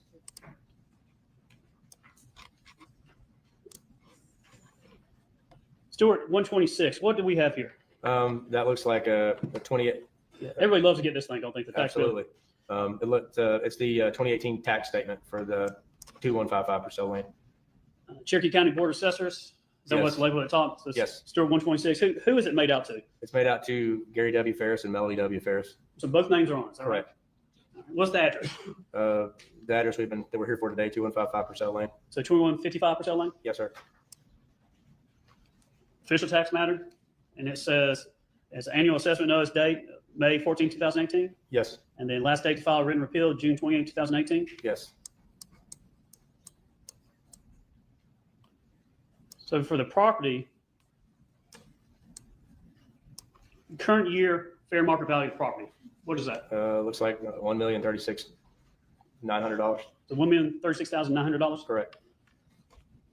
And that was the value of it back in 2018. Correct. I mean, according to the county, yes. Stewart 127. What is this document? It's a pay statement, a paper copy of a pay statement to address to Gary Ferris. Stewart 127. If you look at to the right over here, what is the period start date and the period end date? Shows it's the month of May, so May 1st, 2018 to May 31st, 2018. Okay. What is the pay group? Birmingham Monthly, it says. Was the job? Partner equity. It has a pay rate. It says $159.05. And I don't understand what that means as far as, but Let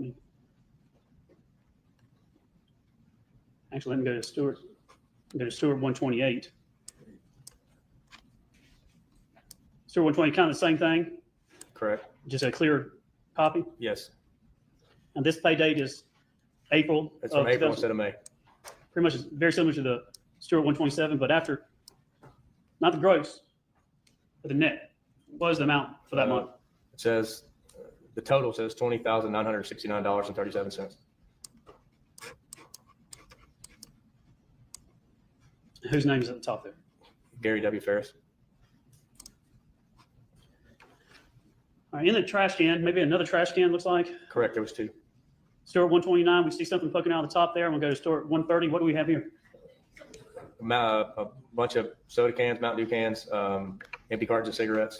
Would you consider that evidence if you had to use common sense and inference that he liked Mountain Dew? Correct. And then 131. Judge, can I just have one moment? It's probably a good time for a break. I think I'm done. Just like Judge, I'm done. All right, we'll take a short break. We'll take 10 minutes longer if y'all need to wander, but y'all can go down and get coffee, take a smoke break. You can sit down. Yeah, you're good.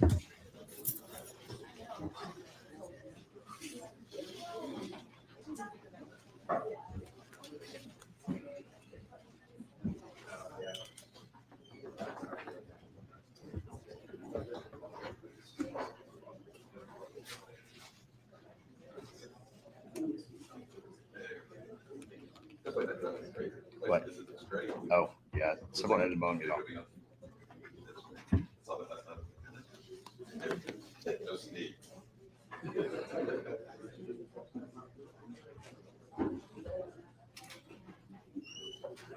Yes, sir.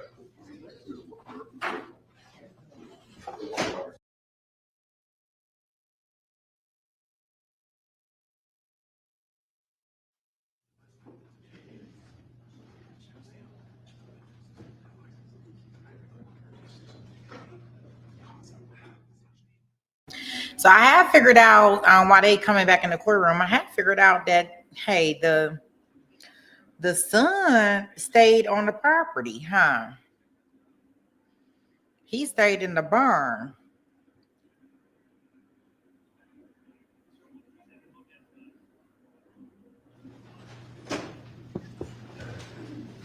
All right, Mr. Ray, go ahead. Good morning, Lieutenant. Morning, sir. How are you? I'm doing good. How are you? Good. I know, Dan. No soda unless there's alcohol in it. When you go out as a crime scene technician, that you're very meticulous in what you're doing, right? Yes, sir. Okay. And y'all try to look everywhere you can looking for evidence, correct? Correct. Okay. Now, when you got there on the 5th, you had testified previously that generally the first thing you do is talk to the detective. Typically. Yes. Now, in this case, you didn't talk to Detective Bates, did you, when you first got there? I believe I went straight to the crime scene, who was leading the crime scene stuff because they were already there. And that would have been Lieutenant Ballard. Either Ballard or Shaw. Okay. So those would have been the ones who were giving you directives on what you needed to do. Correct. Is it your understanding, though, that Detective Hayes is the actual detective who's in charge of the investigation? Yes. So Detective Ballard or Detective Shaw is in charge of the crime scene. Detective Hayes is in charge of the crime scene and interview. Of the overall investigation, yes, because it all bleeds back into one another. Okay. Did you ever talk to Detective Hayes about the case? What you talking about while I was on scene, or are you talking about? While you're on scene, within a relative, let's say on the 3rd or the 5th, 6th, 7th, 8th. I'm sure we spoke if we were both out there, but I don't remember the nature of our conversation. So it would have been Ballard or Shaw that gave you your directive to begin with the barn. Correct. Okay.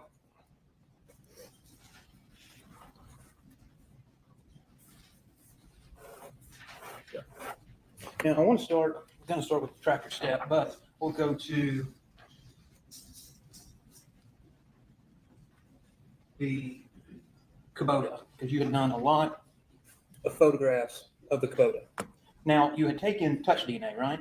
Correct. You took 9 swabs from all over the Kubota. Yes, I can give you the locations that I took it if you need me to. Well, I was going to go through them, so just go ahead and list off the locations where you took the contact swabs. Okay. So the first swab was obviously, I talked about using a control sample initially whenever we take them. So the first swab was a control sample. So it was just right out of the package into the box. The second sample was from the steering wheel. The third sample was from the 3-point hitch lever.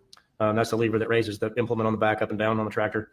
The power takeoff switch, that's what turns on the PTO that actually if you have a bush hog or a mower or something that runs off a power takeoff on the back, it runs that. The fifth one was the hand throttle lever, which is like the gas pedal of a car, which throttles the engine up.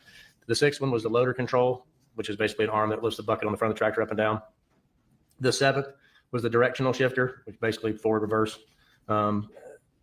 The eighth was there's a handle on the left side of the tractor up on the fender, on the rear fender, that's utilized to grab to get on and off. That was the 7th, I'm sorry, the 8th, excuse me. And the 9th was the ignition key itself. So you took those 9 swabs Correct. and eventually you packaged them up. Correct. And placed them in the evidence. Correct. To your knowledge, were those swabs ever tested?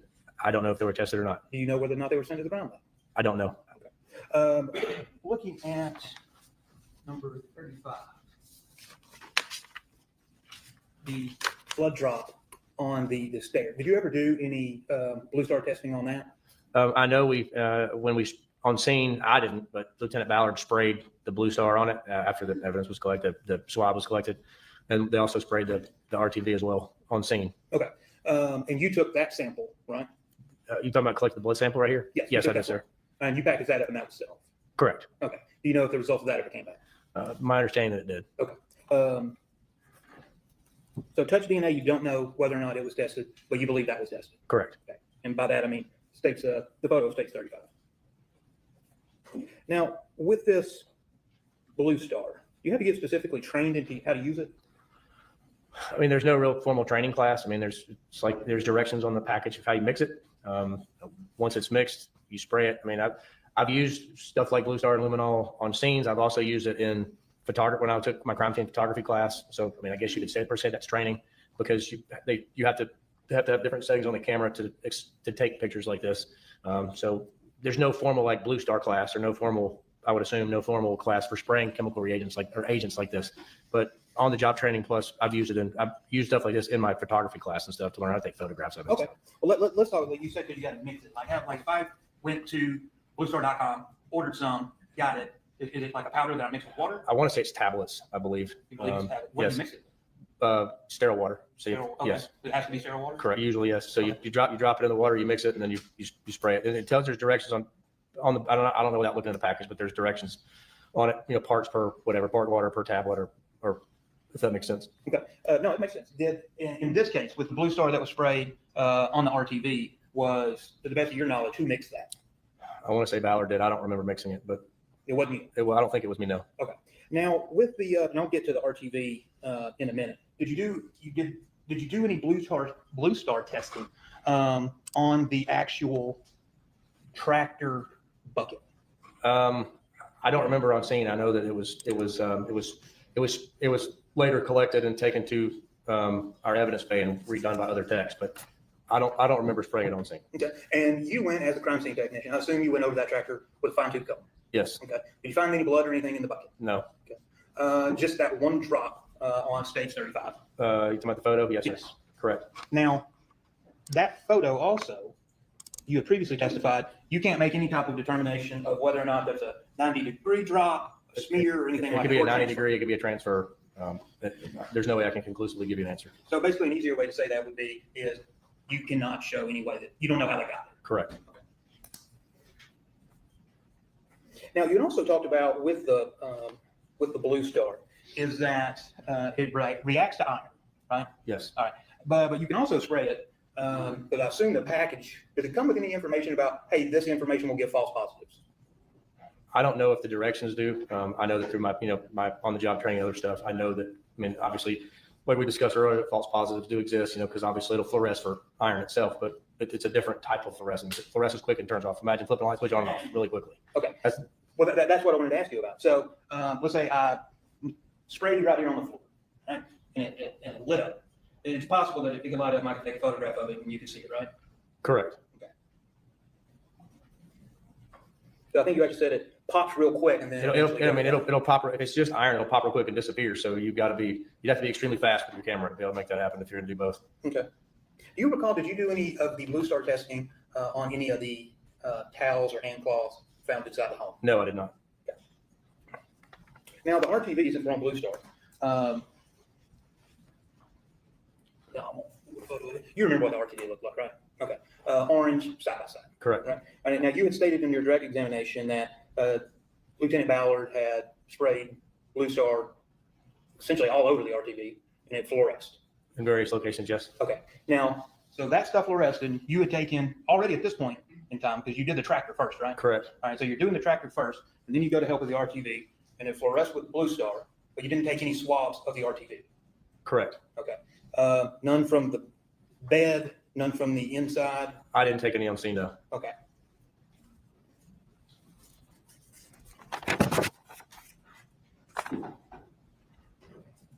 Going back to the tractor real quick. Yes, sir. On this, not a good picture yet. There was some other testing done on it later, but I just wanted to ask you.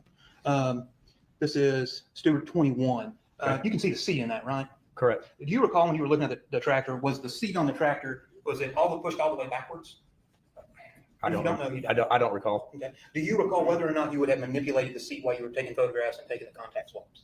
I mean, if I would have done anything while looking for evidence, I mean, typically tractor seats will fold up, you know, so if you grab for transport, you grab the back and flip them up. I may have done that to look underneath it, but I don't recall moving it forward or backwards. Okay.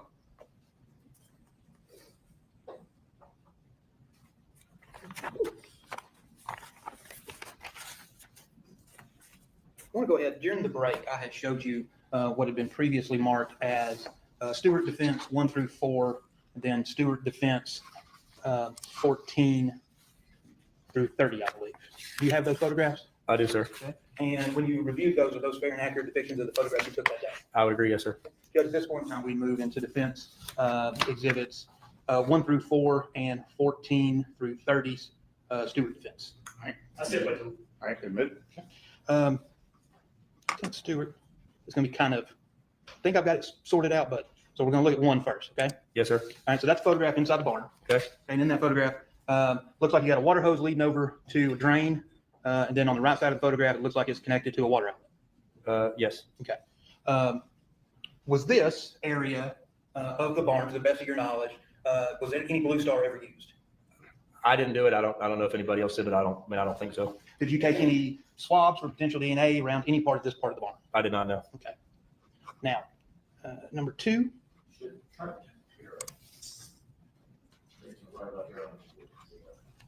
I'll give it a test round 2.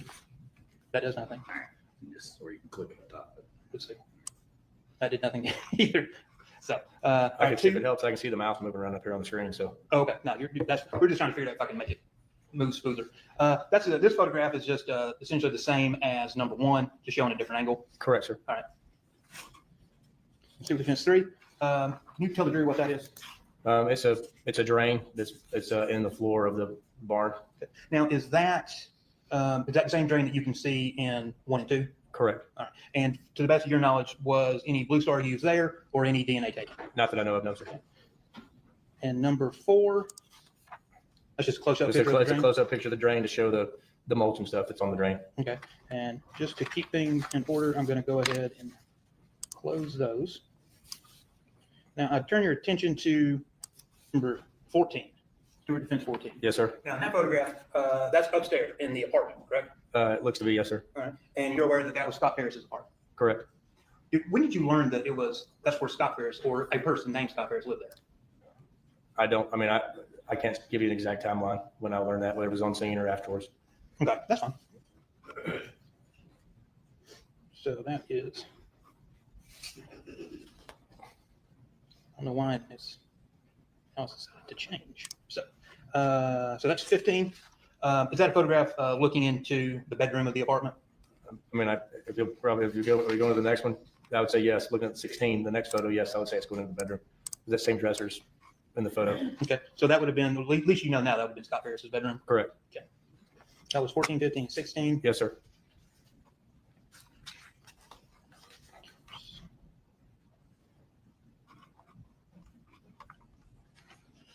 Okay.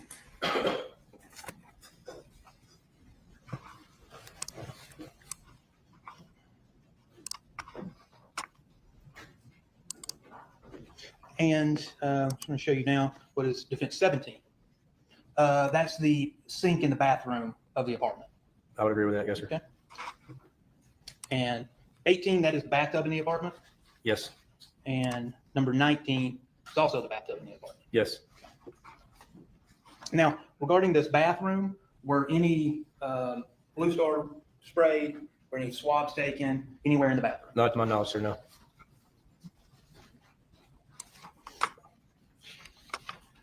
Now back to.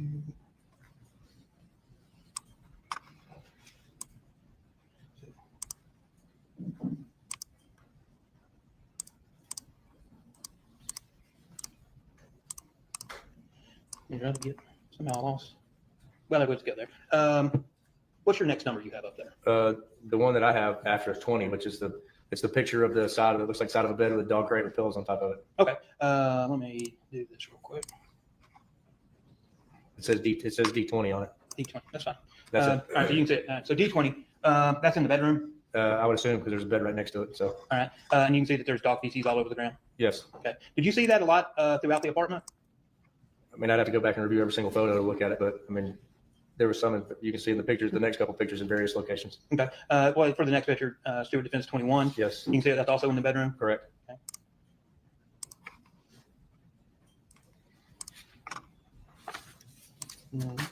You also found, where you photographed, a credit card for Gary Farris, Bank of America. Do you recall that? Uh, And that's photograph 23, or I'm sorry, 22.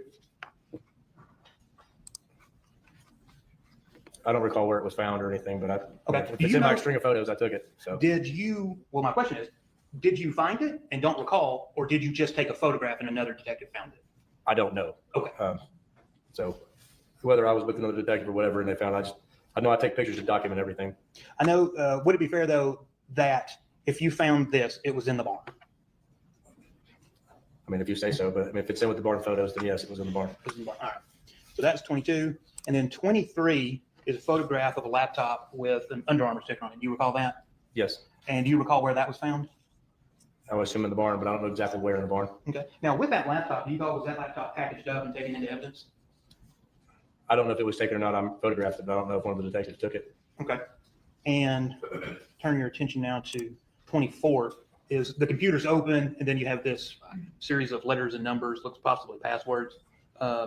Did that have any significance to you or you're just documenting? I'm just documenting. Do you know whether or not that along with or was that in the computer taken into evidence or you don't know? I don't know. Okay. Just took the photograph and Typically, when you're photographing a crime scene, you document everything you can and move on. move on. Yes. Okay.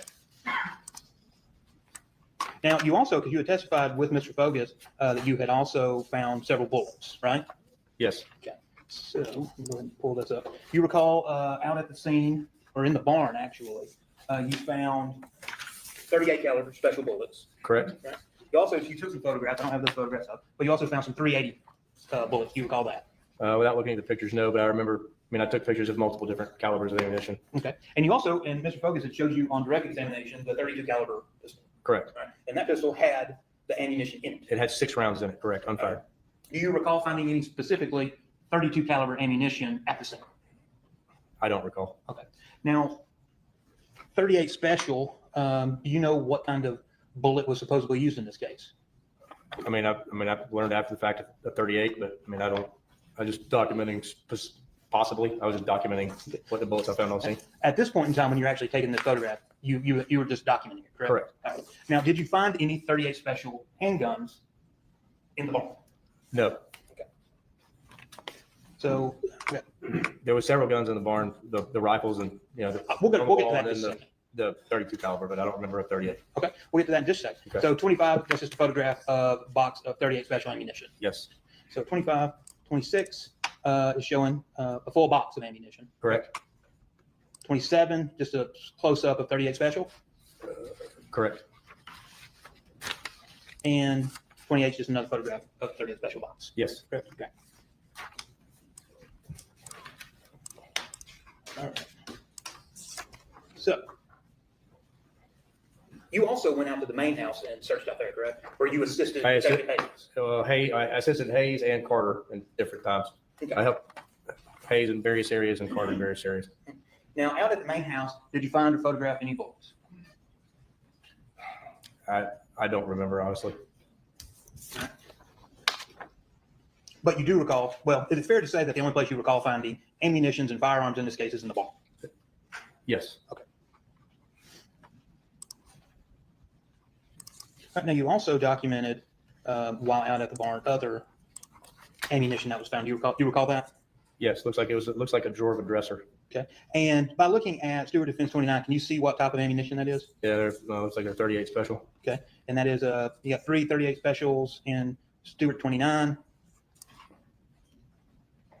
2 other ones in Stewart 30, is that correct? Yes, And then in Stewart 31, 2 other 38 specials, Yes, or it could be the same 2. Do you recall how many bullets were found in the drawer? I don't.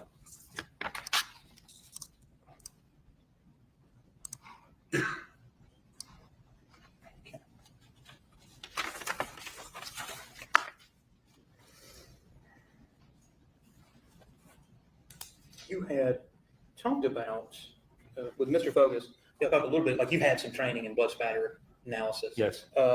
The 90-degree drops. When you were in the house, did you notice any blood drops in the house? When I was walking around, I noticed some blood, but I didn't really pay attention to the 90-degree drops because I'd been tasked to focus on certain things when I was in the house. Help me with this, help me with this, help me with this. Okay. Is it fair to say that, and I'm just speaking generally, okay? Okay. So if the blood falls straight down, I think you testified on direct that you will get just a circle. Now you might get some splash depending on how high it comes from, but typically a blood droplet when it comes off of an object is round due to the viscosity of the blood. So when it hits, it'll be round. Now you're going to get obviously splash off of it, but the initial drop is round. Yes. Okay. You get some round with some splash. Potentially, yes.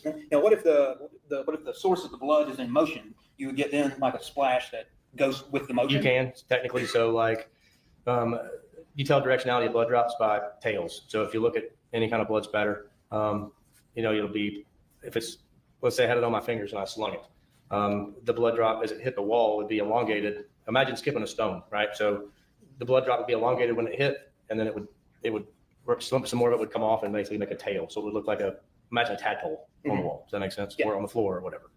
And the tail would be behind. The tail would be the direction that it's going. The tail is the direction it's going. Right. So imagine, because I think it's force. So when I do this, if it was on my fingers, it's going to hit and impact, and it's going to basically point the direction that it's going. Okay. And would that be the same if the person was walking or running? I mean, it depends, but could. It could be. Okay. Yes. So you, theoretically, you should be able to, or you can, if you had a blood trail, tell the direction of the blood trail. That is a possibility. Yes. Okay.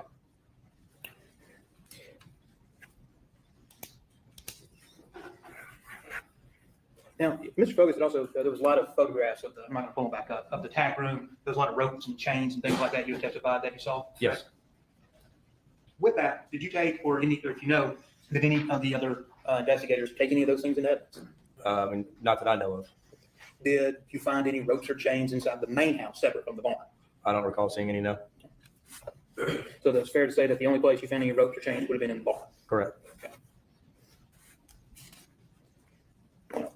1 second, because it was real far down.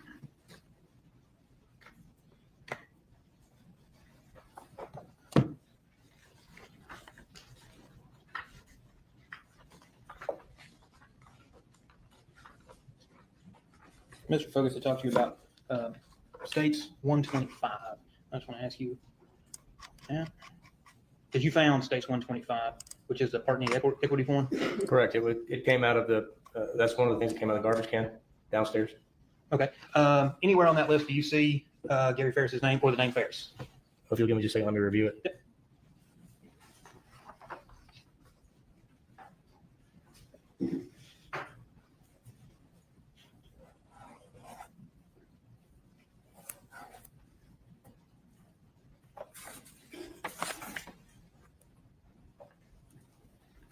No.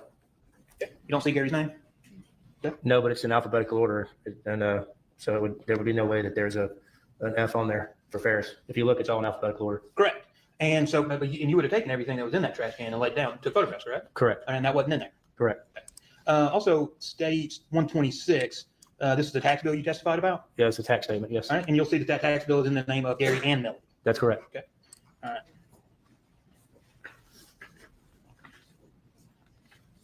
Now, you spent a good portion of July the 6th helping Detective Hayes look for the alleged firearm, correct? We looked in several locations in the house, the closet, the study, various locations. Okay. Didn't find anything inside the house. Was found a firearm? Yeah. We didn't find a firearm, no. Yeah, so no firearms in the house. But you also searched the compost pile for firearms? Yeah, so we took I think that was actually on the first day, because the compost pile was directly in front of the tractor. So one of the investigators on scene, Corporal Olenek, he grabbed the metal detector and to kind of metal detect that area around where the compost pile was. And myself and investigator Duncan took shovels and also moved stuff around, to the compost pile and in various areas around the compost pile while he was, using the metal detector in search of any sort of evidence, firearm, you name it. Okay. You had also talked about with the trash can that you had taken swabs of the trash can. Correct. All right, do you recall whether those were packaged up and placed into evidence? They were. Were they sent off to the crime lab to be tested to the best of your knowledge? I would assume so, but I don't want to say for certain under oath. You know, Yeah, if you don't know, you don't know. so. There was also the Detective Hayes that called you to photograph some shoes and a shirt that he found. Correct. Now, do you know, or did you see Detective Hayes find the shirt?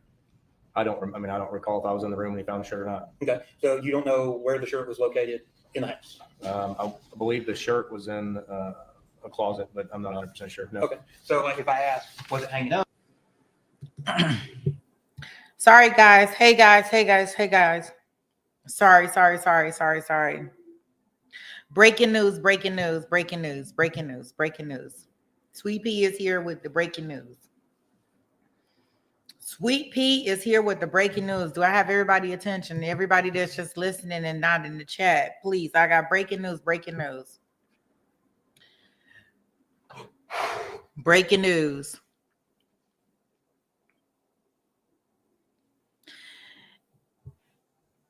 In the Brian Walsh case, we have heard from a total of 8 witnesses. And I would like to let everybody know DNA found on the head of the hatchet recovered in Peabody is a match to Anna Walsh. There are y'all breaking news for the day. All right, let's get back to the show. Like, I don't know what I don't know. Like, this is amazing to me. Like, they went through 8 witnesses. Like, I didn't expect nobody else. I don't expect anybody else's DNA to be on there. Yeah, that's what it say. It say Peabody. I think that's the house where the house is located. In the basement. So it's a 33 nonillion. I don't even know what nonillion is. It's a whole bunch of zeros that I cannot deal with. Chance it is Anna. Oh, you already knew that? All right. Well, I mean, we had went. Hey. Well, it's like breaking through my phone. Like they did all of this. They did all of this stuff. Like I already knew that her DNA either was gonna be on the hatchet or it was not. Like, and it didn't make a difference to me whether it was on there or not. Did they move on to a different witness? I said I'm gonna open the room back up at 1:30. That way we can do it on 1.5. But all right, let's continue on. Was it in the dirty clothes? Was it on the floor? You don't know. That I don't know. No. Okay, and you photographed that shirt, correct? Correct. Right. And also you photographed 2 sets of shoes. Correct. There was one set of shoes. You didn't actually do the swabbing for the preliminary blood test, correct? Correct. All right, that was another investigator. Yeah, but I don't remember which one it was, honestly. Okay. And did you take those items into your possession, or did Detective Hayes take those items? I did not take those items into my possession to be processed as evidence, so I would assume it would have been one of the detectives. Okay, so you were strictly photographing them. Correct. Okay.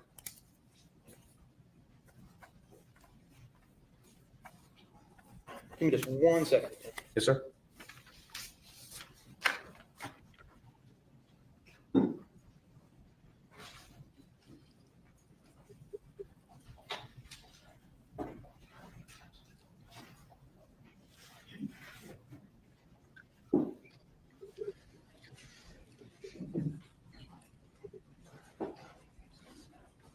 I know.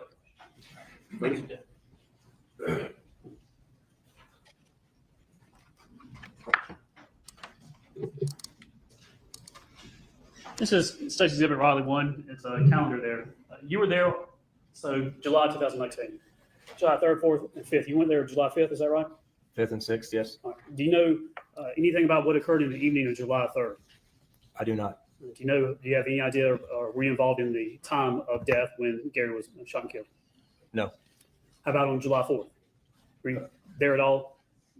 No, I believe the initial 911 call came out on the 5th, which is for what we're here in court for. So I went out there that night, but I didn't go out there before that. All right, so July 3rd, July 4th, those 2 days, didn't know what was going on at the property or anything, right? No clue, sir. Did you find the gun that was used in this case? No. So it was missing? Yes. But you found bullets and things like that in the barn? Yes. But there were several days that passed, but no gun was found. Correct.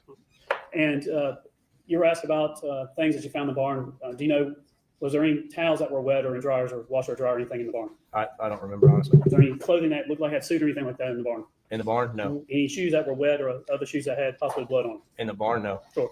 No, not in the barn. Nothing like that in the barn? No.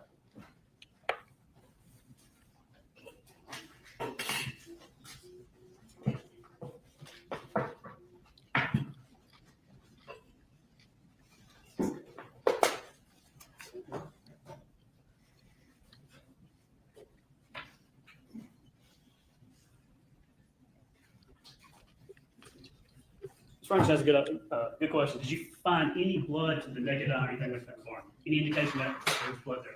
No, sir. Nothing further, John. Yes.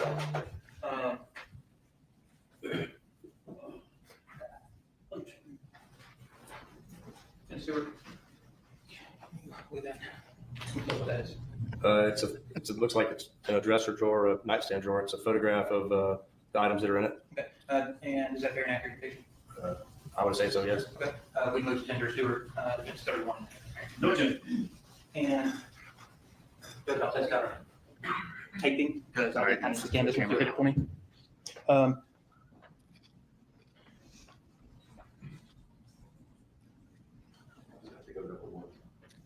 right here.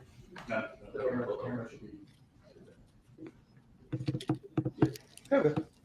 Hey, look at the work.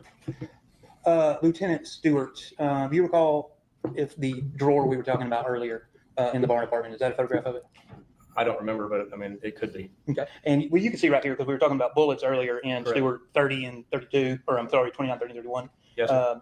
You can see I'm pointing to them right now, kind of in the center of the photograph. So, is it the bullets you were taking photographs of? I mean, I would guess so, yes. Okay. If it's the same drawer, then yes. Okay. And also,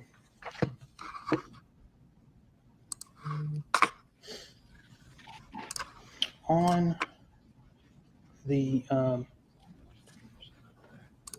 barn upstairs, because we had talked a lot or a little bit about the animal feces in the barn. Yes. Oh, what have you turned off, Judge? Just leave. Oh. And so I mean, it's fair to say that the upstairs barn was fairly dirty, right? It was lived in, yes. Yeah, okay. But if we look at number 17, you would agree with me that is quite the clean sink, right? I mean, it's cleanish, yes, but All right. there's, you look at the corners, there's stuff all in the corners of the sink. Okay. What about the bathtub, though? Stewart Defense area. Looks like a bathtub. Okay. Clean, though, right? Cleanish, yeah. All right. And you got up here on the top, looks like a magic eraser. That's what it looks like to me. And then in 29, still clean, right? Yes. And not that it was your responsibility, but to the best of your knowledge, there was no luminol or any DNA or anything taken from the Not that I know bathtub. of, sir, no.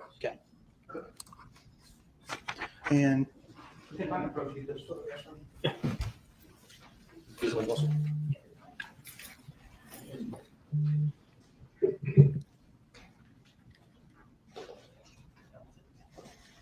Thank you, Lieutenant. Yes, sir.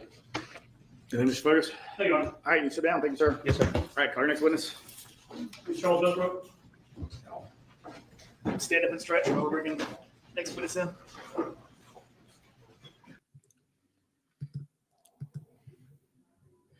I don't have any breaking news. I'm just coming in here to talk to y'all.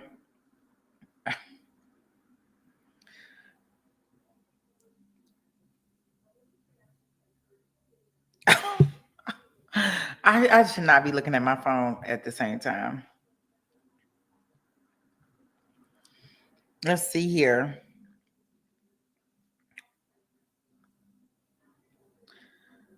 Job opening. Okay. Okay, wait a minute. Okay.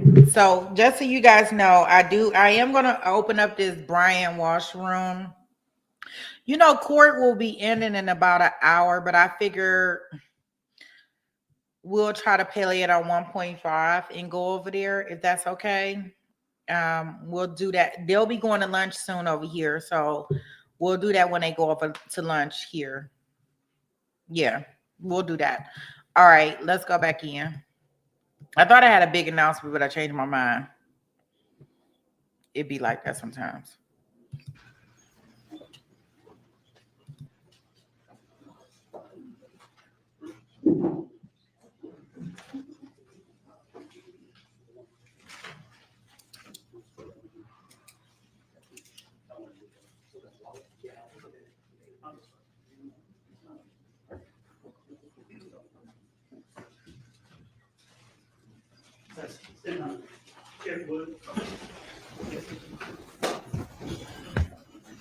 Raise your right hand. You solemnly swear affirm that evidence you about to present in this matter shall be the truth, the whole truth, and nothing but the truth, so help you God. Yes, sir. All right, have a seat. I'm gonna go ahead and not go through finals. If you would state your full name for the record. It's Charles Roger Westbrook, Where do you work and what do you do? the Cherokee Sheriff's Office. I'm a sergeant and I work in the Behavioral Health Unit Crisis Response Team. Or you work where again? I'm sorry. Speak a little bit louder if you would, please. I'm working in the Behavioral Health Unit Crisis Response Team. It's a co-responder unit. What is that? Tell me what that is. So we have a mental health professional and myself. We respond to mental health crises, suicides, people in distress, people experiencing psychosis, and then we do follow-ups and try to get people connected into treatment to reduce the number. Wait a minute. Maybe we should go to the wash case. It look like it's, I don't know if it's heating up, but it's all funny. So y'all know I see the little Twitter feeds, right? So that's why I was able to give y'all a little breaking news about her blood on the hatchet.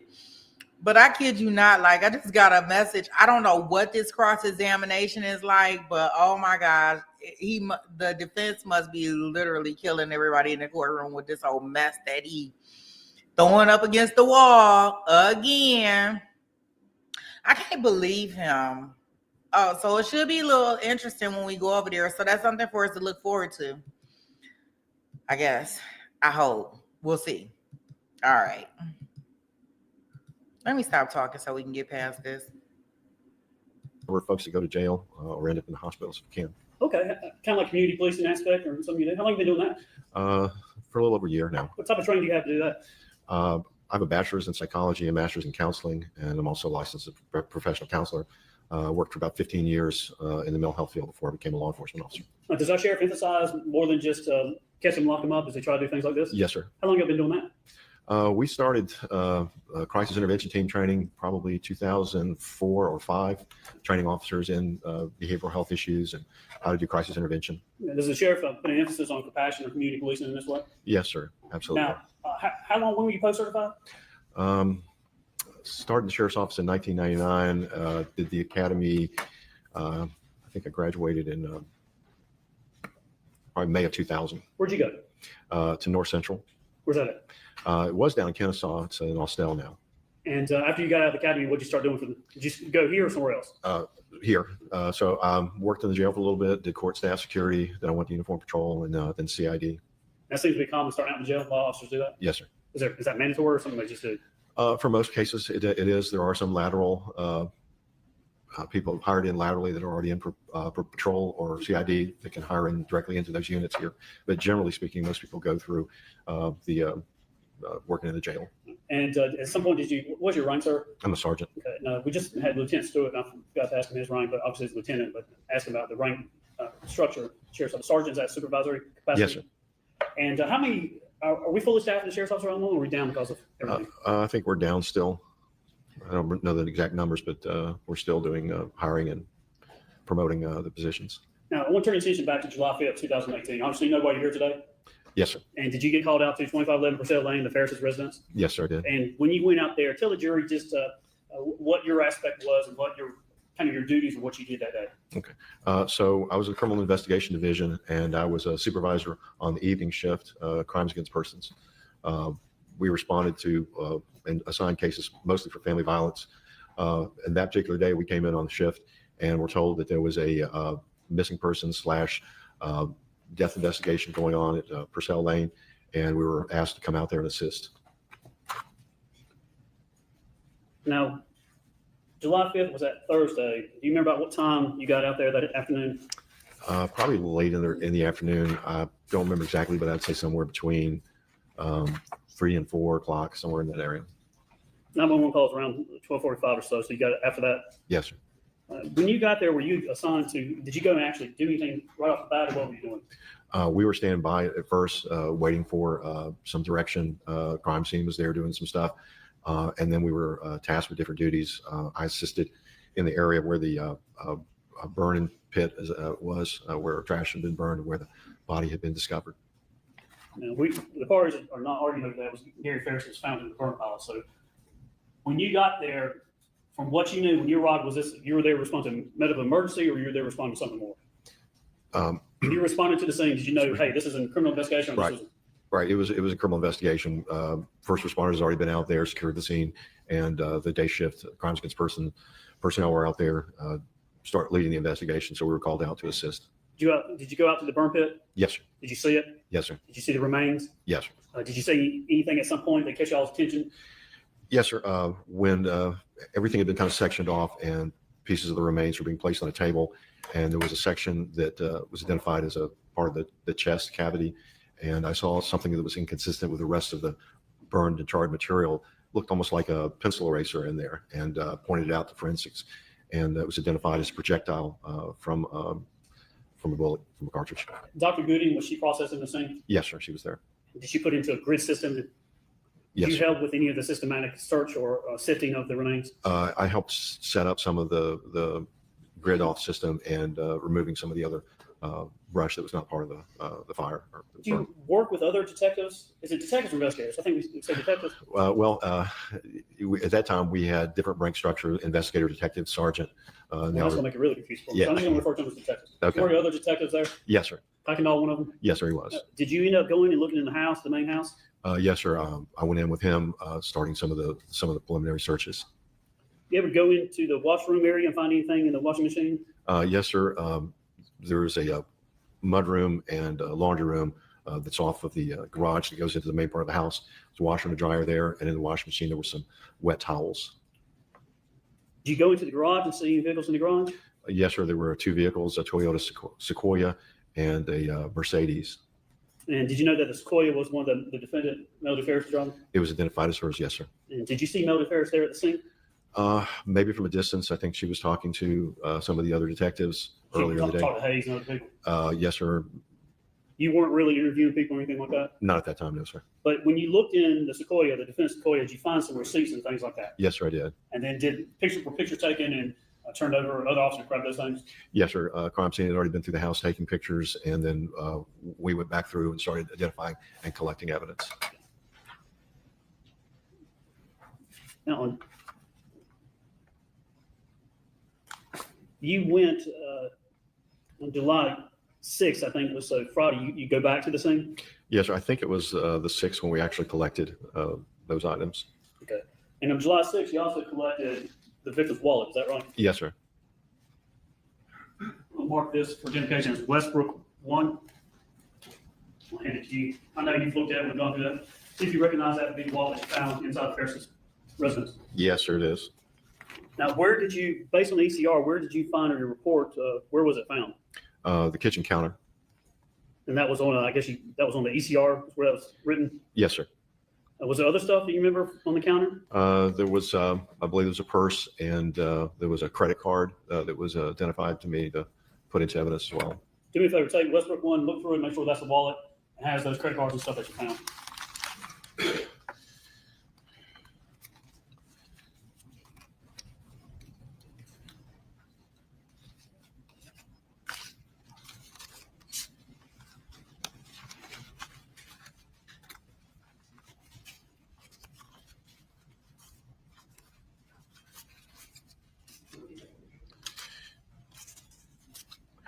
Yes, sir. Yes, sir, it is. To the best of your memory recollection, is that the wallet that you recovered from the scene? Yes, sir, it is. Pretty much in the same condition as it was for the most part? Yes, sir. This time I tendered that as Westbrook 1. Nice move. What I'm gonna do is I do this right. Technology and I'm not good friends. So don't try to use this envelope, all right?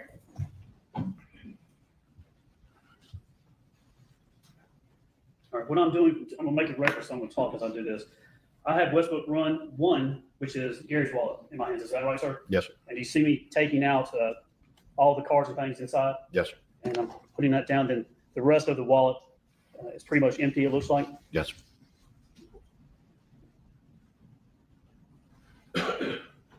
And I'm putting on the Elmo Westbrook 1, which is a one that has a light bulb. Yep. Image right there. There we go. And if you zoom in, then it will. Listen, I'm a lawyer. Don't stop. Put it past me now. If you do the dial on top, it'll zoom in, and then it'll autofocus when it does that. All right. This appears to be a black leather wallet. Is that right? Yes, sir. So that's the wallet. And then what I'm going to do, 1, 2, 3, 4, 5, 6, 7, 8, 9. Judge, is this a system where you take a picture or something? You can take a picture. Judge, do you mind assisting me because I do not know how to do There's it. a button for it. I don't put. Yeah, if y'all let me know what you're doing before you do it, then we can. I don't think there's an SD card on it, but it may have internal memory. Yeah, you can take a picture with your phone and we can do it, but I know there's a picture option. We haven't used that in 4 years. I should have thought this through. We got something. Did it look like a little snap It there? did. Yeah. So what I'm going to do with court's permission, I'll just take a picture of this and That's submit it to fine. the record. Mr. Ray, Mr. Weaver, y'all good with that? Absolutely. So y'all good with me taking pictures of something?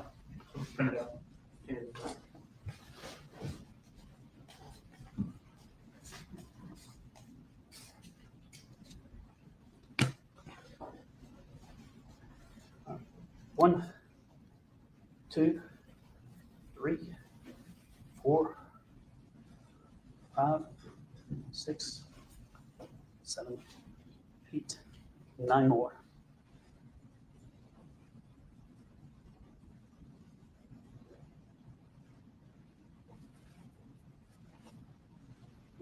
Yeah, okay, so it is trying to take a picture, but there is no SD card because we haven't, like I said, used it before. So take a picture with your phone, we can get one in next time. Get a center button to the next. Policy. Yeah, let me use this for that. Just to be careful.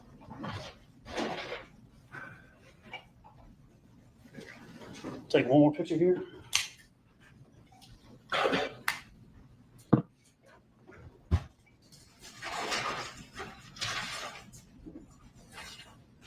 You would not, sir, would you remove any cards and discard anything that was found in the wallet? No, sir. Is your procedure, when you find some evidence, to keep it in the same substantial similar condition as when you found it? Yes, sir, it is. So you would not add anything to it? No, sir. You would not take anything away? No, sir. You would not tamper, otherwise mess, or do anything else to the evidence? No, sir.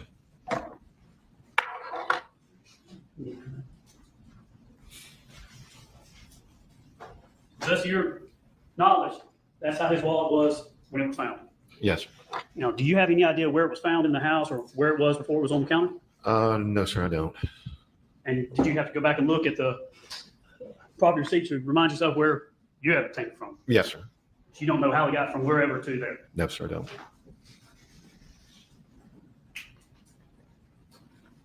No other credit cards or debit cards. What it is, what it is. What's in there is what was in there. Yes, sir. It's listed on the evidence control record.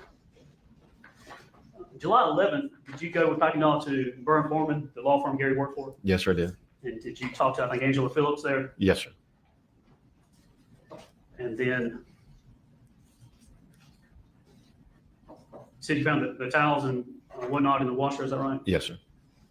And did you have those turned over to the crime scene unit that collected those towels? Yes, sir.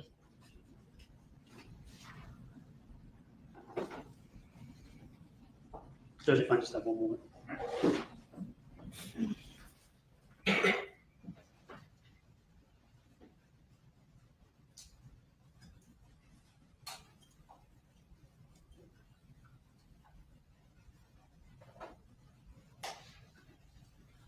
Just maybe we'll redirect that next time. All right. Okay. Is it Lieutenant Westbrook now? No, sir, it's Sergeant. Yes, sir. Michael Ray, representing Ms. Farris. Going to the wallet real quick. You said you found it, did you find it on the 5th or the 6th? The 6th. But you were out there on the 5th too, right? Yes, sir. Okay. So the house was searched on the 5th too, right? There was some searching, I believe, on the 5th. It's kind of hard for me to remember. It's a little bit fuzzy, but it seems like we did go into the house on the 5th, and we're looking in some parts and then went back on the 6th. Okay. Now also with the wallet, with the wallet, according to your testimony to detective or to Mr. Focus, that was everything that was found in the wallet. Yes, sir. Okay. So is it your testimony that there was no cash found in that wallet? I don't recall any cash. I don't remember. I don't think there's anything on the ECR as far as cash, but Okay. If there was cash in the wallet, would it be held in evidence or deposited into the sheriff's escrow account? I think normally it would just be kept in evidence because it's part of the crime scene. So as far as I know. Okay. So as far as you know, if there was cash in that wallet, it would be in the wallet now. Yes, sir. Okay. Now you did a couple of things other than the wallet that was found. So and let me just also back up real quick. So just to clarify, that wallet was found by you on the counter in the kitchen of the main house on July the 6th, 2018. Yes, sir. Okay. And you don't know how it got on the counter? No, sir. You don't know where the wallet originally was? No, sir. Okay. You also had searched Ms. Farris's Toyota, correct? Yes, sir. I'm going to approach with some photographs for you to look at real quick. Judge, I stipulated And he stipulated that they're authentic. So I'm just going to go ahead and move to admit Westbrook D 1 through 4. Objection. No, Judge. Admitted. And sorry to use keep those with you.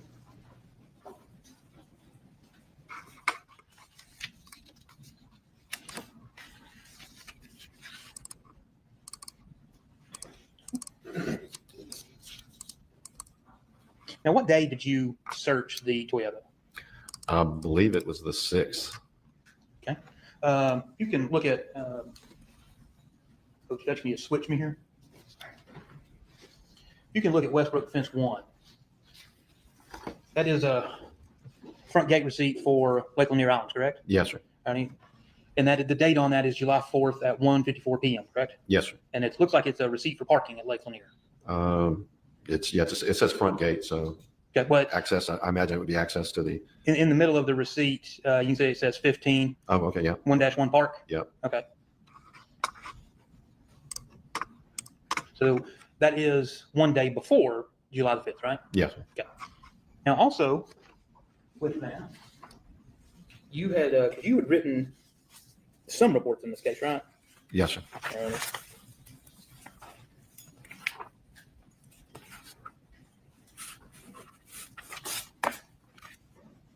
On Westbrook Defense 2, that is also a photograph of the Lake Lanier parking receipt, as well as a receipt of something, customer copy of something, correct?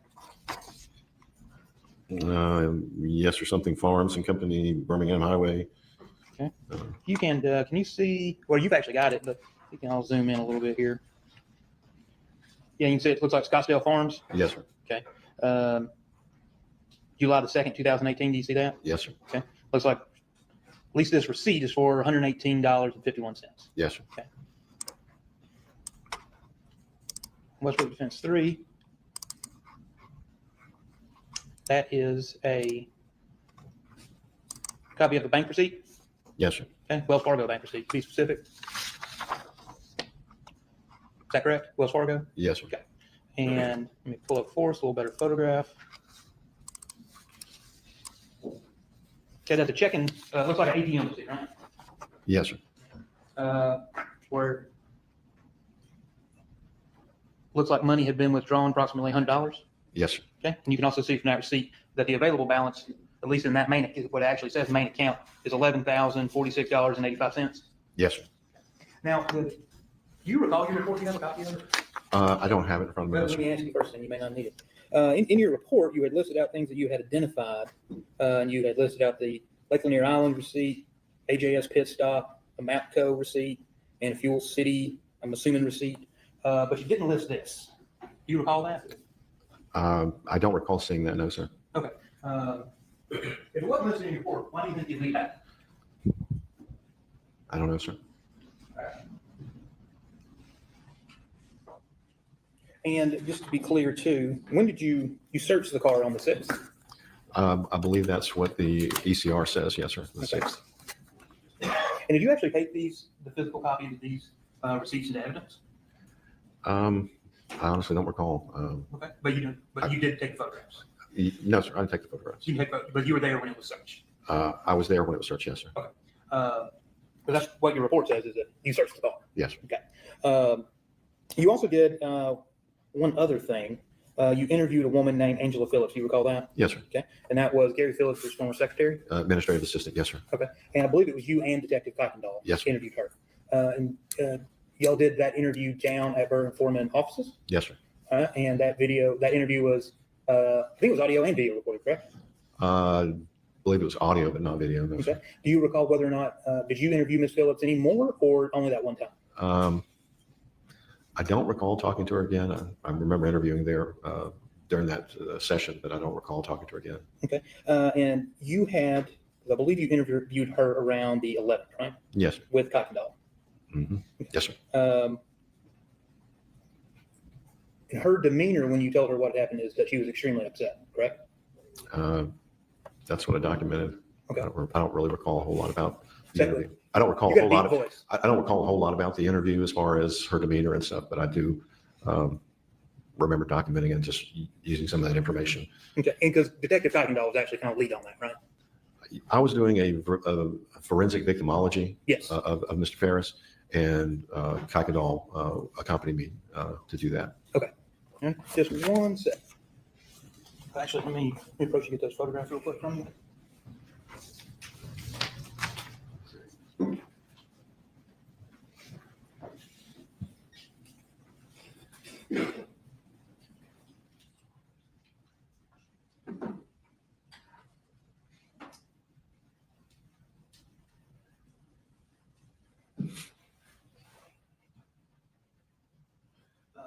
One thing, during the interview that you had with Ms. Phillips, do you recall her establishing that she had an ongoing affair with Gary Farris?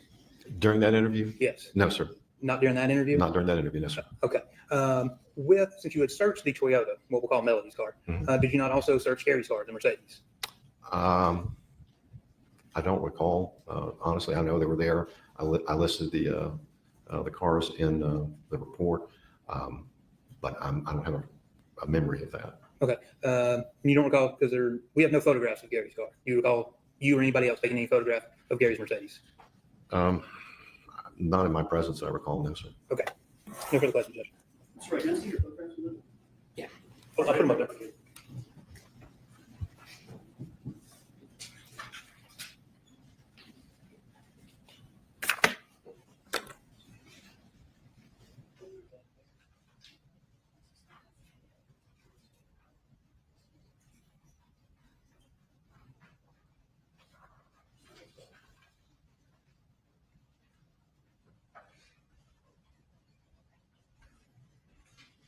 These are the defense. I think this is Westbrook D4 that you're looking at on the screen.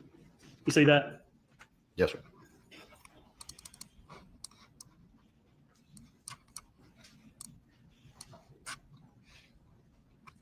Read into the record for me the customer card number. Don't worry about all the X's, just the numbers after that. The last four digits are 0078.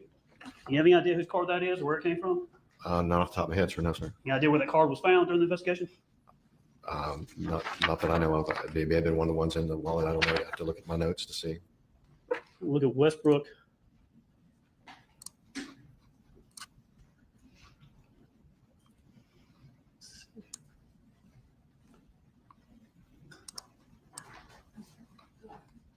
What's this one here? But I'm looking for one in particular. This is, there it is, Westbrook D2. Can you make out on this one the last four digits on this receipt? 0078.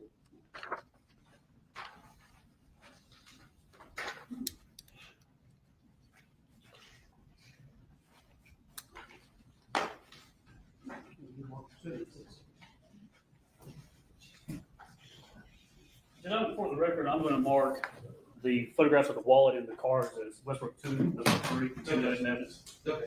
And we'll mark those when I get some exhibit stickers. Are we getting those down here? Yes, yes. Wow, that's impressive. I believe that's all I have for you, sir. Thank you. Okay. Sir, because you had stated on cross that you were doing a victimology. Yes, sir. Okay. And that victimology was about Gary. Okay. And because I've got kind of your report on that, it's just really just a couple paragraphs, right? The report, yes, sir. Yeah. All right. So you went as part of that to talk to Angela Phillips, Yes, sir. Gary's secretary for 30 years. Administrative assistant, yes, sir. Okay. How did you know to go talk to her? Who did you learn that information from? I don't recall off the top of my head. I know that Sergeant Hands asked me to do the victimology report. Okay. And then somewhere in our discussions, it may have been with him and Kuykendall to go down there and to interview her, but I don't remember who said that to me. Okay. So you don't recall where you learned it, but eventually somehow you learned it and you went to go talk to her. Yes, sir. Okay. And were you also aware that Angela Phillips had moved here in 1995 along with Gary Yes, sir. and Melody and the children? Yes, sir. Did you not think in that interview, or did you ask her about whether or not her and Gary had ever had an affair before when you interviewed? I don't remember asking the specific question. I do remember writing in my report that there was no indication at that time that there had been an affair. You can say that last part again? There was no indication at that time that there had been an affair between Carrie Farris and Angela Phillips. Okay. Were you at the interview where Ms. Phillips admitted that there had been some type of affair later on? No, sir, I wasn't in that interview. I was informed that, I think, by Detective Hayes. Okay. But you weren't informed of that? Yes, sir. Okay. Did you ever think for one moment that Angela had anything to do with the killing? No, sir. Did you know whether or not that affair was at that time or way in the past? When I was informed about it later on, I was told that she had said that they just decided at that time that it was inappropriate and they cut it off. Was that at the time or in the past? In the past. But nothing makes you think she's a suspect in this, has anything to do with this, has any motive related to her whatsoever, right? No, sir.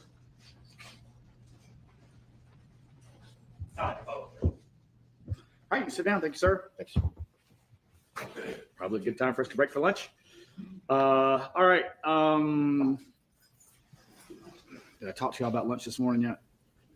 About maybe the rest of the week? Okay.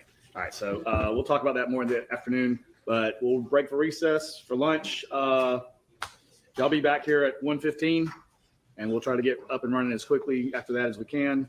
Again, don't talk to anyone about the case. Look up anything about the case. Everything that I've told you so far, remember all those things and follow those instructions. All right. Anything else? Y'all can be excused. All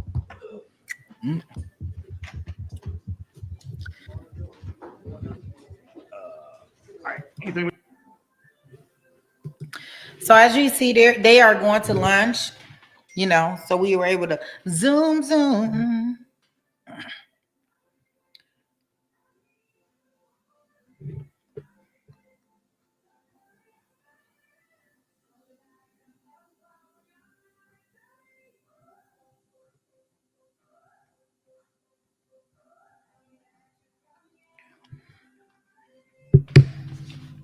Okay.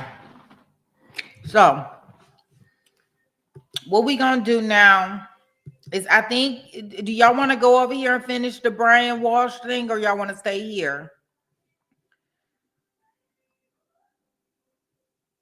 I probably should have asked y'all before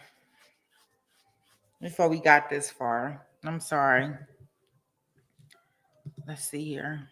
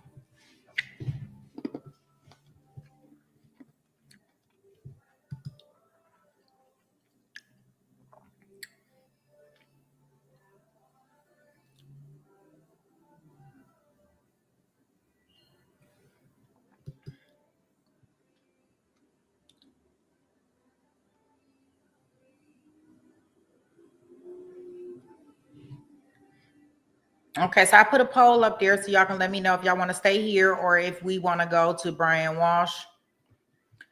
Either way, as I stated, Brian Walsh will be able to TiVo that time through. I mean, he not getting on the stand, so it's probably not nothing really that exciting going on over there.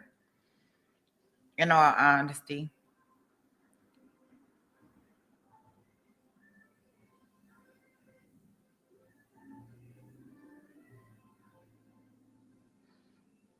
But we can probably get through this.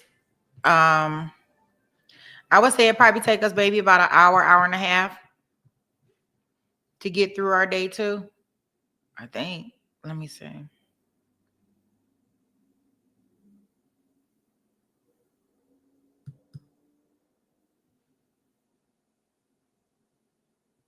Yeah, I'd say about maybe an hour, hour and a half. And then we can go over there and see what Mr. Walsh had going on in the rest of the remaining part of his day.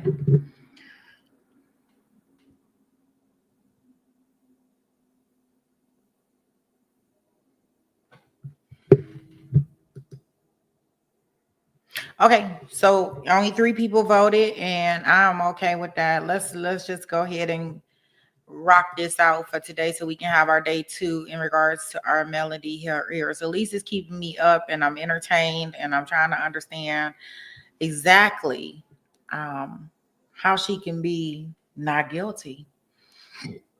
We see a lot of cases nowadays, they coming up for retrial where people are saying that they did not do it or something happened and they're able to appeal. Will this be one of those cases that comes up?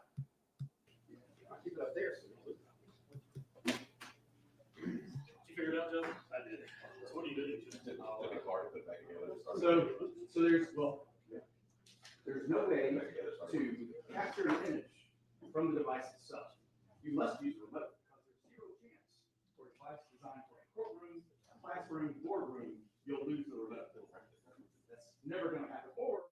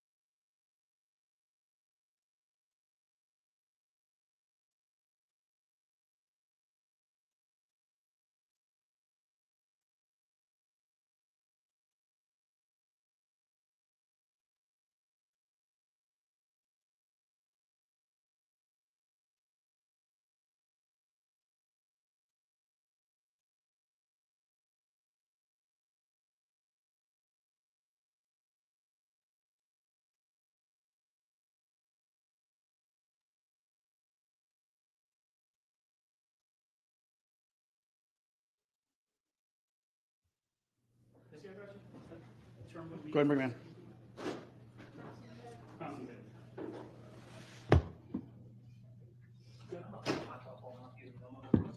You can try to see if you can angle it so that angle it so it doesn't go in your eyes, and then see if that's better. But you can turn it off.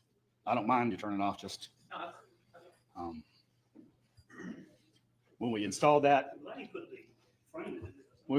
10 years ago, we had to turn off that light because it cast a shadow on the document camera. And then maintenance came through one day, was like, that bulb's out. We're going to replace it.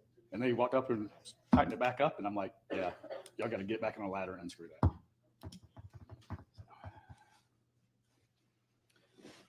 There's also, this one went to the other one, which I don't know if it'll work with it or not, but this one has a coin remote and it hasn't been used in forever. Coin battery. We have a portable one somewhere, but I also think all of our stuff got surplus.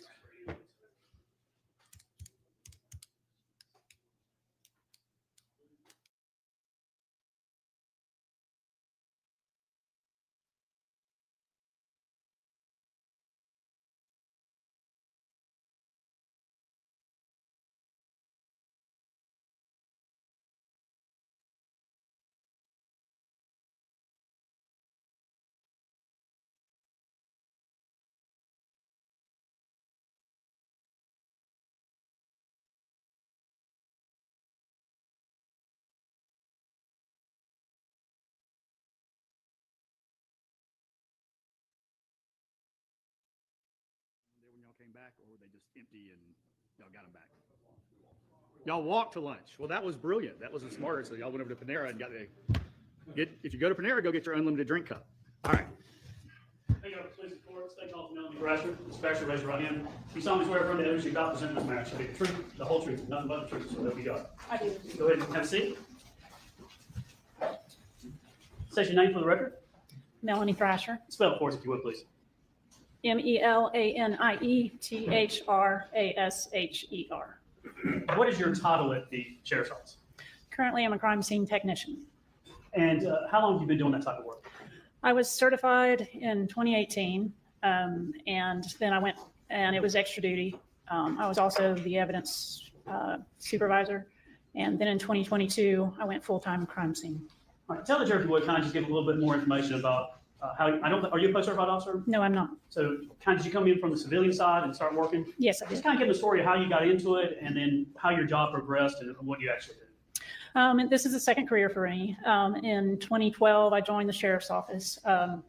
I had pursued more education, and I received a paralegal certificate. At that time, I looked for a job and found the one at the sheriff's office. And I worked in evidence, like I said, from 2012 till 2022. In that time, around 2016, I became a supervisor, and then I got interested in crime scene through all the investigators coming into our office. So I pursued that, got the recommended required training to become a certified crime scene technician. What did you do before you came into law enforcement? My bachelor's is in horticulture. Okay. So my last job prior to the sheriff's office is I was the full-time gardener for someone who owned a 110-acre estate. What did you do and things like that at that place? I was responsible for most of the grounds. I did everything from mow grass, plant trees, cut down trees. I drove a tractor, Kubota tractor. I have also a side-by-side, a chipper shredder, so I did a lot. Pretty much everything? Yes. Did you enjoy that type of work? I did. You said that you were in evidence. Tell the jury what you mean by being in evidence. Where did you sit every day? What did you do? What was that job like? Okay. The evidence department for the sheriff's office is at the headquarters building. There's 3 individuals that work in the department. We receive the evidence, log it in as per code sections for the state of Georgia, follow all the rules of chain of custody, preserve the chain of custody, provide the evidence when needed for court, so things like that. When evidence is collected, as it is in this case, at some point it physically has to come into the sheriff's office. What is the procedure for evidence to come in, and where does it go, and how is it secured? Is it just like a big room, or tell the jury kind of describe what evidence process and location is? It's a large climate-controlled warehouse, generally speaking. We do have some exterior areas, but there are prescribed methods for storing anything that's got DNA or anything like that. It has to be climate-controlled. There are different areas where different types of evidence are stored: money, drugs, jewelry, guns, things like that. So. Do you have things that you document when evidence comes in and it's logged in? Yes. We document who we received it from. The deputy will sign their name. At that time, it was to a paper document. Now it's all computerized. And then we mark where we store it, so it's always available. How particular is the sheriff's office on maintaining exact records and control of the evidence itself? It's vital. It's the most vital thing you can do. When I left, there were about 28,000 items in evidence. If you aren't careful and don't store it where you say, good luck finding it. So in this case, I think one of the things you did is at the scene, all the evidence was kind of brought to you and y'all transport it back to the sheriff's office? At the time, yes. So that over the first day, it ran into the second day early in the morning. So at that time, anything that was collected, most things that were collected to that point, Rachel Eckert and I brought it back for storage. So if something was found by an officer, they would bring it to y'all would make sure it was properly packaged or whatnot, and then bring it back to the sheriff's office and lock it in and do that part. Correct. So I think y'all did, is it true y'all did all the evidence except for the remains and the tractors and the side-by-side? Correct. And so all the other evidence is basically given to y'all and y'all transport back. Yes. And then is the evidence, as it was in this case, was it sent to some of it sent to the GBI and tested? Yes. And then at times you would go pick things up and bring it back from the GBI, or they would bring it back. Correct. When you after you got out of working evidence or property, as sometimes it's referred to, what made you want to get into what I call the CSI aspect? I am a very curious person, so I like knowing how things work. I like helping solve problems. It was just very intriguing to me, all the various aspects of what goes into the investigation. I am also an avid photographer, and that's a big part of a crime scene. So, And you and I have had several cases together where you've testified. And would you classify yourself as a big talker or more of a quiet person? I think you can tell already I'm not a big talker. Kind of introverted. Yes. Thank you for your testimony. You did great. What do you have to do to qualify to be, first of all, what does it mean to be post-certified? I'm not post-certified, so I can't get that completely correct, but there's training, and then the Peace Officer Standards and Training Council. You don't have arrest powers, right? I do not. So a fully post-certified officer would have arrest powers? Yes, And you do not have that? You just No. work for the sheriff's office as a crime scene technician? I do. So you can't go put handcuffs on somebody and arrest them or anything like that? Oh, not at all. With your personality and your training, are you the one that goes and interviews people and do things like No, that? not at all. You stick to the property, the scene of Yes, evidence? I like being behind the scenes. And what type of training have you had to do your job specifically related to crime scene reconstruction or crime scene investigations or crime scene processing of crime scenes? The state of Georgia the post council is the one that has the standards, but they require it's 224 hours of training, such things as bloodstain pattern analysis. There's 3 different types of fingerprint classes, general crime scene investigation, photography. So those are the main ones. Additionally, in 2022, I went to the National Forensic Academy in Tennessee, which was 400 more hours. And 400? Mhm. What'd you do there? Some of the similar classes, but expanded. I've also had 2 classes of shooting reconstruction. I've had a couple of anthropology classes of excavating bodies, some other minor courses. Do you find your job at times challenging or Absolutely. complicated at times or Yes. rewarding? Yes. And these classes that you take, are they just kind of, if you're present, you pass, everybody gets a trophy type thing? No, bloodstain pattern analysis and shooting reconstruction have a lot of science behind them as far as physics goes and things like that. So there is some technicalities to it that you definitely need to understand. So there are standards and things you have to Yes. live up to. Do you know Lieutenant Stewart? Yes. I'm not going to ask you about him under oath per se, but good guy, you work with him. Yes. Lieutenant Ballard, Yes. let's see, I guess it was it Sergeant or Lieutenant Shaw at the time? Sergeant. And then I think you said also Rachel Eckert, who is now in Florida, used to work with you. Yes. And were y'all kind of working, you and Rachel at times working together and doing stuff? Yes, we were. And then they would work together, y'all kind of floating between people at times? Yes, But you had certain responsibilities in this case, right? I did. And we're turning attention now to July 5th, that Thursday, 2018. Do you remember about what time you got out at the scene? Approximately 3:20 p.m. And do you remember how you got there? I was tasked with going and getting our big crime scene truck. So I drove it to the scene. You don't have a police patrol vehicle or anything like that? Is it a crime scene At the unit time, truck? I did not. Yeah. What is in this vehicle that you drove out there? It just contains generally all the things we could possibly need. So any test kits, equipment, things like that. And when you got out to the scene, what do you remember seeing when you first got out there? It was a very bucolic setting. It was very pretty, reminiscent of where I used to work.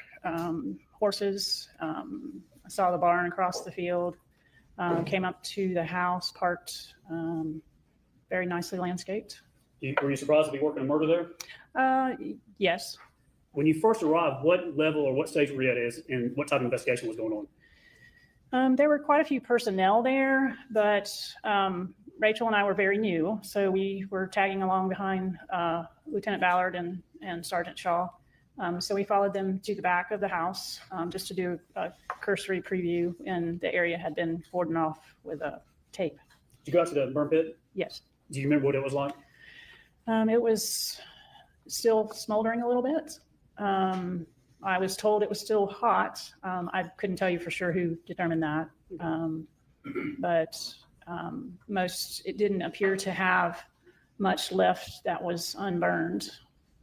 Was the task for the crime scene technicians was it broken up to certain kind of divide and conquer things at the scene? Yes. I think Lieutenant Stewart was doing like the barn and the tractor, and then other people were at the burn pile. I think Shaw was there. What were you tasked with doing? Once we determined that we were going to wait on the state anthropologist to come assist, I was tasked with photographing the exterior and interior of the residence, just taking overall photos. A couple of things we're going to talk about. So you took outside photographs, is that right? Yes.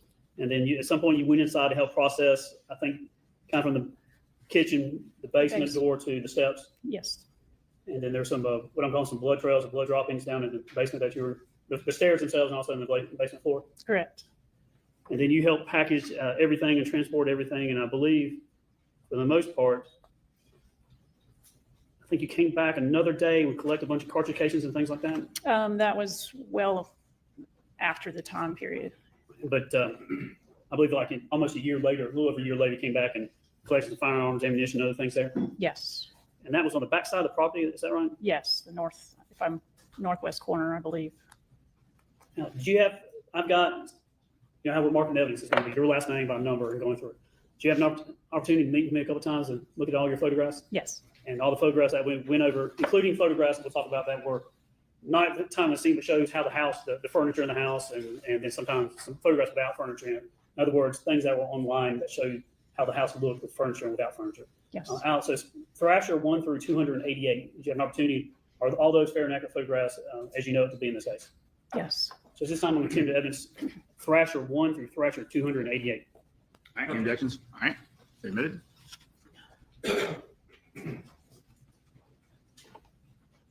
You can either look at these or they're admitted. Just look them over the screen too. So I'll put them over there in case you want to look at it all. Hopefully it's on the screen.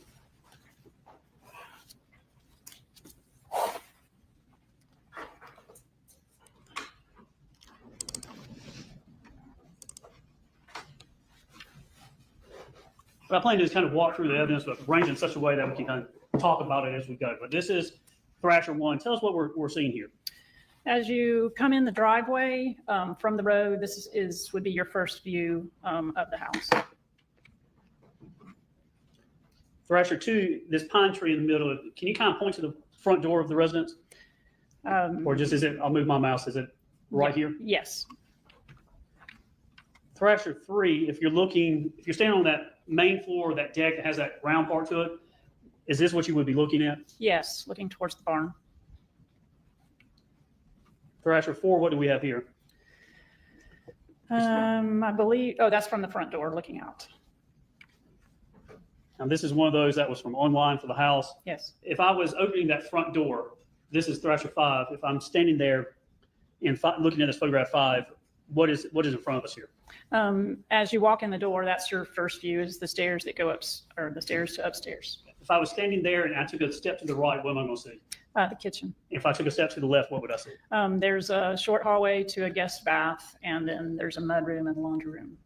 And then those doors right there, halfway down that wall, what is that area there? It was at the time sort of a library room. And if I walk down that hallway to the back of the house, would I go to the master bedroom? Yes, 6, just looking back to the front door. correct. 7, just looking at the angle going towards the kitchen where a kitchen table is going to be. Is that right? Yes, yes. 8, what's this here? Looking back from the front wall of the house towards the kitchen and then into a family room type area past the kitchen.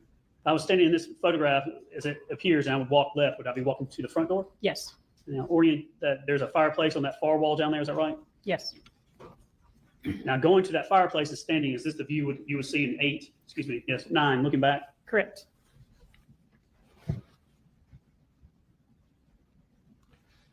Kind of moving the fireplace to my back to the left. Is this another view? So you see those other doors going out to the other side of the house? Yes, Now, I'm not sure technically if you drive up the driveway and go through, if you could drive through the garage, that's kind of, to me, is kind of north. So you got the east side, which is the pond on, and the west side. But both sides of this house had a deck. Is that right? yes, One over the pond is round, the other one's not. correct. Looking at 11, where we're standing here, I walk down this hallway with the library or study room be on my right. Yes, And then what is the door here to the left that's open? Where's that lead to? that goes down to the basement. Where this is at, I have the mouse, the hand. Did you find what you believe to be blood or blood droppings? Yes, just closest to where the landing ends before you go downstairs. And I believe they're about 12 steps down. There's a landing, you turn right, and 4 steps down. Is that right? Yes. Tell the jury what you found, what type of blood evidence or evidence you find on those steps. It appeared to be blood that possibly was attempted to be, or someone tried to clean it up, possibly. It was very dilute looking. And then once you got on the floor down below, is this the basement where there's a bar?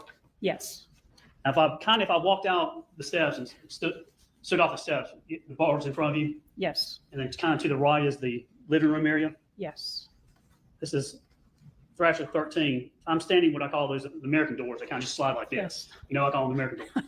You slide. I'm standing in front of those doors, looking back to the steps. Is the steps right here where this pointer is? correct, And then this hallway, if you went down that, would that have been Gary's bedroom? correct. And if you came down this hallway, it would lead to his office, In the media room, media room, movie room. yes, Now, standing number 14, if I'm standing kind of at the steps, this is the area here that we're going to be talking about. yes. I had a couch and chair. Now, this is from the internet for the house, but this is Thrasher 15. At the bottom of this photograph, what is here that I've got the pointer on? The garage, And then there's I guess a mud room and laundry room you're referring to. yes, Porch, the front door here. correct. Standing at the front door again. Turn right, goes to what area? The kitchen area, Turn left, goes down to, I think there's a bathroom here. yes. Walk down hallway. What do we have here? The study or library, You go up the steps, you go to the second floor. correct. Deck on this left side, if you're facing the front door, is that right? Yes, Deck on the right side, the big circular deck. yes, Is this where the fireplace is? yes, So go with the mouse. If you're walking along that deck, you could go and there's a door here. It goes into the master bedroom. correct. 16. This is the second floor. Correct. Come up the steps. You have to kind of turn around 180. And then basically on this level, is there two main bedrooms? Yes, One room here, then another room, and then a bathroom. Is that right? correct. Thrasher 17, when we're looking at the floor plans of the basement.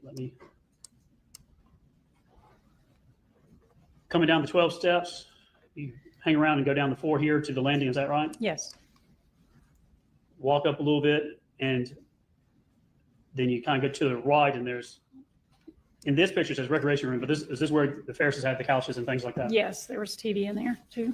This bedroom was where Gary's bedroom was at? Yes, CPAP machine was in there? yes, Go down this hallway, hang left, there's the movie room or theater media room, yes, and then here it says workshop, it was his office. correct. French doors here. Yes, Go back to the living room area, the American doors or the sliding open doors here. yes, And for reference, starting at the kitchen, down the steps, all the steps, and then there's going to be blood at the corner leading out to this area, you believe? yes, That was back not that. I'll rephrase. When you come down the steps here, yes, was there anything leading from this area to this area? yes. There were what appeared to be drops of blood. And then this area, do you end up finding something collected? Yes, there was a projectile. 18, is that just a picture of the house? Correct. 19, another picture? Yes, 20, front door? yes, 21, garage? yes, 22, front door again? yes, 23, showing the porch going around to the master bedroom? yes, 24, a view looking at the pond? correct. 25, looking back to the barn? Yes, 26, this is looking back towards the house from over the pond, is that right? yes. 27, Barn. 28, inside the barn? Yes, 29, inside the main house, the walking in the front door, seeing the stairs? yes. 30, is this a master bedroom? Yes, Notice the doors here that Right. walk out to the balcony, is that right? yes, Master bathroom? yes, Keep going around. This is the bedroom upstairs, the main bedroom. correct, Then what I'm calling the kids' bedroom, the other guest bedroom upstairs. correct. Bathroom. 37, library. Yes, 38, I guess the dining room. yes, 39, the other dining room. 40, the other deck. correct. 41, 42, the kitchen. Yes, going back down to the basement. And was this, these are pictures that were online, but was this how the house was mainly furnished when you were there? Yes, generally speaking. Now, Thrasher 47, we're getting into photographs that you took on July 5th, 2018. Is that right? Correct. Tell the jury what we're seeing here. So this is when you're at the scene. Do you do this first or do you do other stuff first? Typically we do a brief walkthrough just to get, information from whomever was first responders is what typically happens. So we had walked around the back first, and then I came back and started photographing once asked to do that. This is the first one I think in your series, 47, Yes. 48, 49. And what do we have down here? What type of livestock can you tell? I think it's goats. Goats looks like. I don't recall the goats from the time period, but they made it in my picture. So. All right. 50, what is this? The front door, leading to the front door. 51, you're going to be walking, I guess, around the east side of the house. 52, 53, 54, 55, 6, 7, 58 now to the other side. Yes. 59, 60. Picture of, what's 61? They had a chicken coop. It had storage too, I believe.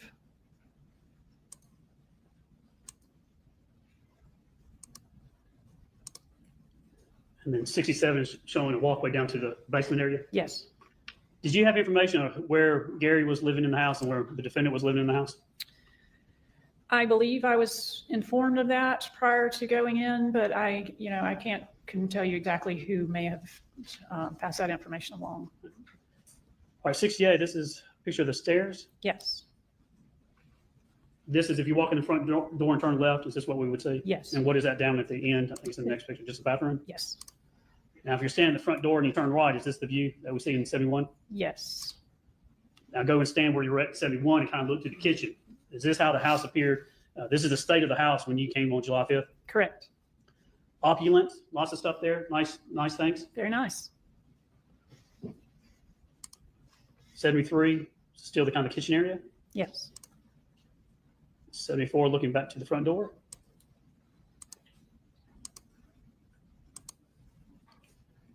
Uh, 78, I noticed you got a dog in the picture there. I did. Yeah. 79.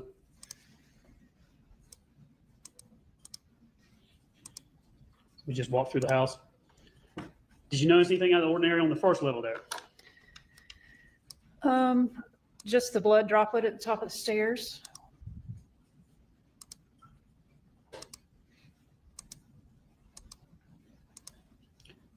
Now we're going to move upstairs. Of course, no, this will be the master bedroom. That's on the main floor. Yeah, that's Let me back up to Thrasher 94. We're standing at the door, looking into the master bedroom. Is that right? Yes. The bed in the room, Correct. the door, Out the porch. Mhm. and then going around the room back to the door. Yes. We going into the bathroom now. Yes.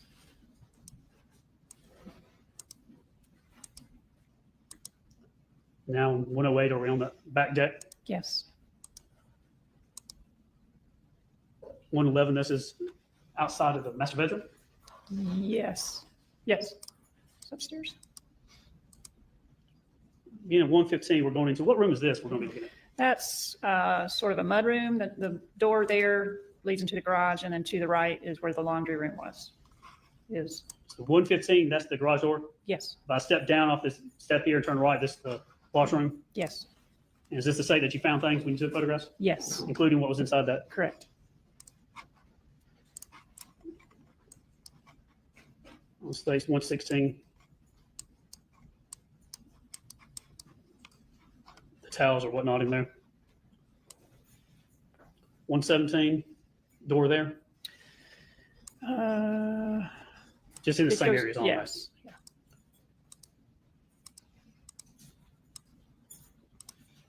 Then station 125, where are we at now? In the garage. Do you know this vehicle to be any of the people involved? I think I was told it may have been Ms. Farris's vehicle. I'm not sure. as we go through that, just a photograph of 130. What's this a photograph of? Wells Fargo receipts. Looks like from an ATM. And what was available balance there? $11,046.85. 131, just more receipts? Yes.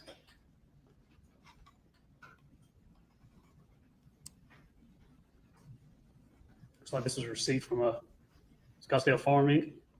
It's a nursery. All right, now these 133, we're going to head upstairs. Is that what you were doing? Yes.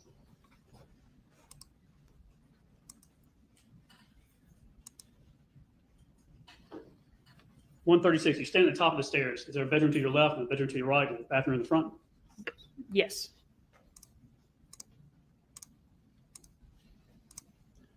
$141, did you learn that there were some grandkids basically staying over? I did.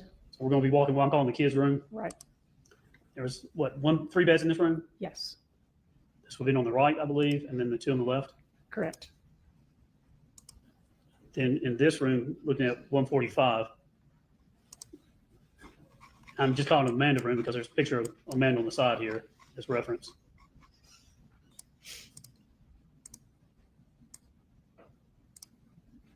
And then now going downstairs to the basement, this is 151. What do we have here? That's the movie room, theater room.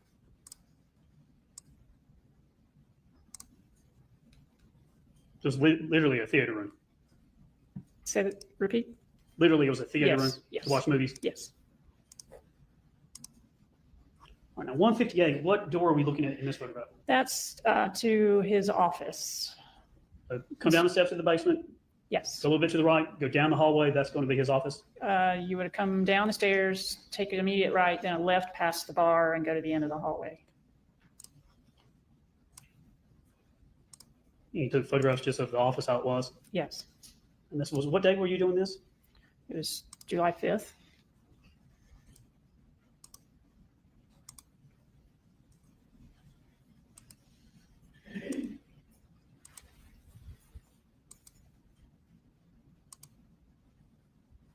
And you took a picture of the broken dish there?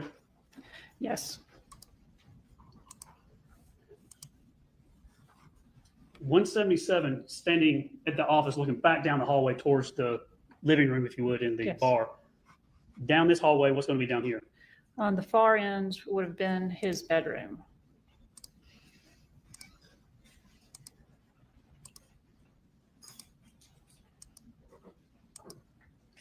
$185, what do we have here on beside Gary's bed? It's a CPAP machine.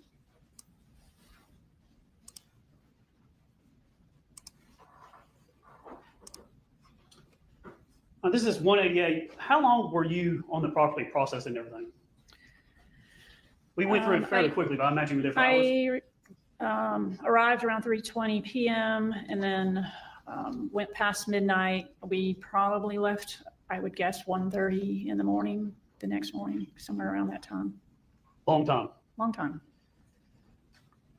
What I want to talk about now is, as we go through 189, you taking photographs and document what you believe to be blood and clean up. Yes. 191, is there anything significant in this photograph? Parallel, if the door were shut, there is a blood droplet what appears to be a blood droplet right there adjacent to the door if it was in a closed position. How did y'all find it? How did you see it? I believe in the initial walkthrough, we were told that there was some in that area. So we were just very careful about following, proper protocol and looking very carefully before we went forward. From this area right here, the steps at the top in the kitchen leading down to the basement, is it, I think 12 steps down, is that right? Approximately, yes. 192, 93, 194, just closer up, so what you believe to be blood. Yes. 195, has a photograph here of the steps. What catches your attention with these? The first step, there's just what I would consider a very diluted possible blood stain. It looks the second white pattern from the right. There's an area there that appears to be stained. All right, so 196, what are these spots here? Those were darker. We were not sure as to what that was, but anything we would note anything that possibly could be blood stains. 197, looking back at different angle, what do we have here? Correct. The same. There's as you go down the stairs, there were similar dilute patterns and the dark stains on lots of the steps. Okay, are you talking about these things here? Yeah. Yes. So this right here, what is this to you? That it could be a attempt at cleanup. It's hard to say. And then these are the things you're saying could be blood. Is it consistent with blood? Just yes. I mean, it's a little bit darker than I would think, but you can't know without possibly testing. As we go on down, you're taking closer photographs of these droppings. Is that right? Yes, you get one shot at a crime scene, so you photograph everything you can. All right, 205. What is this pattern here? Similar stains, but darker. Now, how would you think that was consistent with blood being cleaned up? Possibly blood stain pattern analysis, different substrates, whatever the blood hits, it will react differently. So it, to me, does appear that there was attempts because it's a little bit broader than if it was just a drop. 207, same thing. Yes. 28, same thing. Yes. And then 212, what do we have here? Just more of the darker stains that we documented. On 213, what do we see here? If I'm standing at the bottom of the step, I am looking towards the bar and to the right corner where the trim ends on the floor. There, I believe there was a stain there. Yes.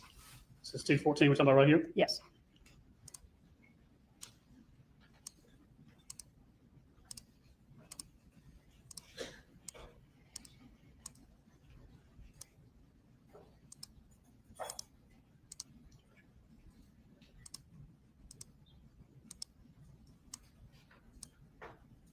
On 234, we're coming back to the wall. Yes. And it's gonna be a little hard to see here, but what are you picking up here? There is a stain, a single stain, looks like from the picture, approximately a foot off the wall in the middle of the picture as you have it right now. Right here? Yes, I'm talking about right here. correct. 237, is that what you're talking about? Yes, Is that consistent with a blood pattern?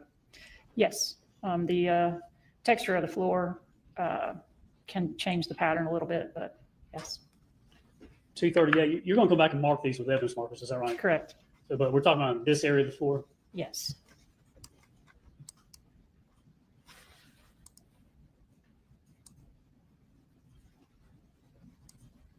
So as we get closer to 241, is this what drew your attention? Yes.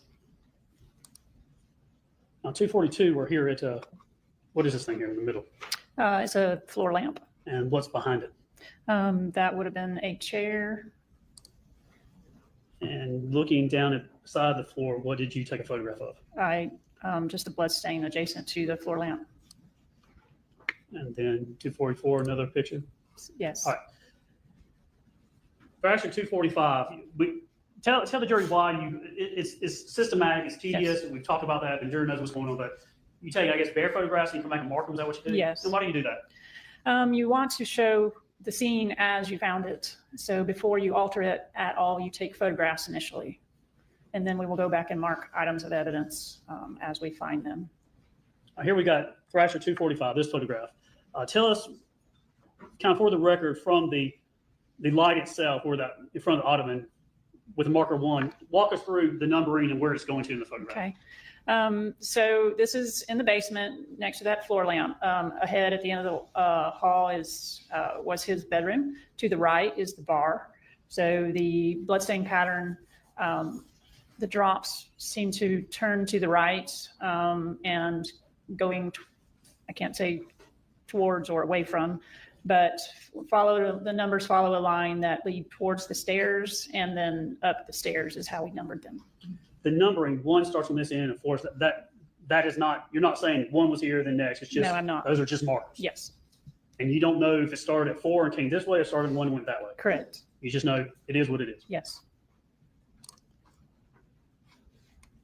Looking at 1, Did you get a close up here for 247? Yes.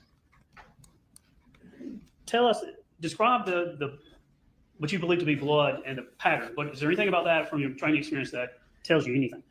I review these extensively, and if there is a fast motion of blood falling off of something, whether the object or person moving, it will create a distinct pattern with what you saw, the spines that come off the drop.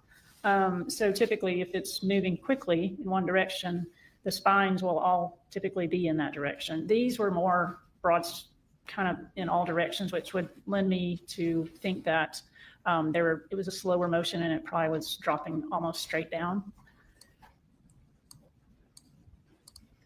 As I stated before, the texture of what it's falling on affects things too. Two same things, the same similar type? Yes. This is 254. What do we see with this evidence marker 2? Evidence marker 1, now evidence marker 2. Ian? It's just multiple smaller drops. No real directionality in them. Again, just straight down. Seem to be, unless there's a distinct speed to it, they'll generally just look more round. Now 3, this is evidence marker 3 or EM3. Yes. Anything distinctive about this one? I've looked at that one, and as far as a height goes, that can make a difference. The higher or the more blood volume, it can cause a bigger drop. So the spine's extended further out. Anything about it being bigger than the other ones in the size relation? Yes, so possibly more volume. And then 4 by the corner there? Right. Similar, it was a little bit bigger drop as well. There's a void in it.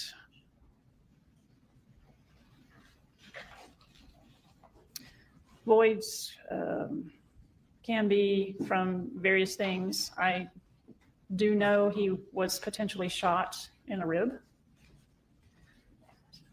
So in that, if someone is shot in a rib or shot in the respiratory system, you can also get the about to go outside or Okay. So when you see this spot here, is it different than other ones? a little bit. It has a void in it. And it is located closest to the steps, is that right? That one was, I believe, at the other corner, the one near the hallway that went down to his bedroom. Let me back up and see. The bar here, and then right here, it's just the corner here. Yes.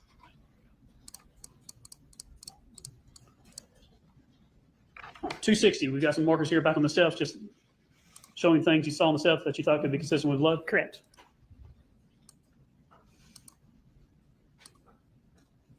Seven, is that consistent with a cleanup, I guess? Possibly, yes.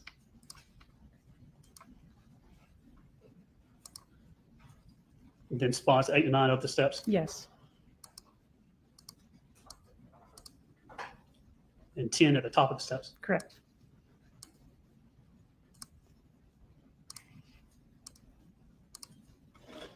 I'm getting at Thrasher 279. Drawing attention now to this ottoman. Did law enforcement, was it pointed out to you that something was on the floor? Yes, one of the detectives had come in, and while we were, Lieutenant Ballard and I were attending to the blood drops, they started looking through the room or he was looking for a possible projectile, and it was found there adjacent to the ottoman.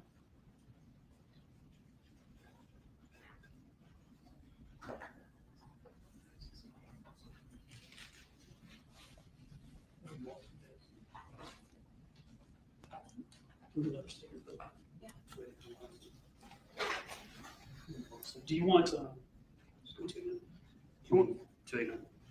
did you collect that projectile? Yes. The states, Thrasher 289, we just look at that any gloves or anything? Want some look? If you have some, if not.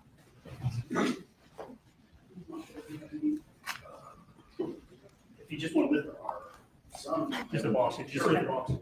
That's fine. I can take that. Judge, I think the evidence now states 289. Okay. Man, Bailiff, you'll check the jury. I'm pretty sure there's some in there last time we looked for some. Either on the counter or underneath in the cabinet. There's just a way to switch over. I got it. I just want to go to the other one. Tell me what you want to do. All right, just go to the other one.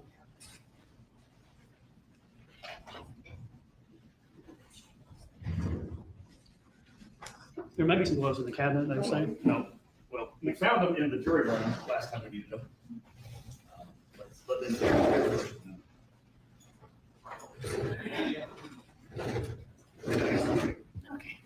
I'll tell you, all I want you to do is if you take the gloves, I'm gonna hand it to you. If you can just lay it out flat, like just Okay. in the center for me, and then I'll tell you. Put it on. Oh, thank you. Is that the one?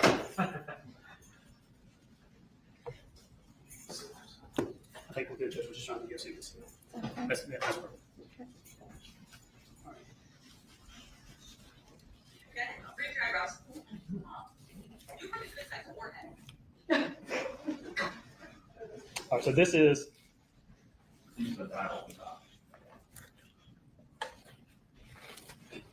and so we're gonna go back through the pictures, but this was the bullet. I think the technical term is the projectile that was found on the floor. Correct. And was that properly maintained and stored and sent to the GBI for testing? Yes, And was that the only projectile that you found or law enforcement found in the residence? in the residence, yes. And is this shape it is in and the way it looks is pretty much how it was when you collected from the floor? I believe it had a little more of a red substance on it, but Right. yes. All right, Judge, we can go back to the.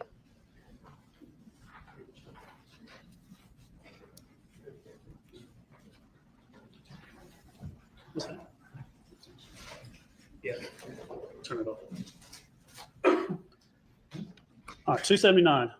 Right here where I have the mouse, the cursor, is that the projectile? Yes, 280, a closer view. yes, 281, even closer. yes, 282, yes. 283.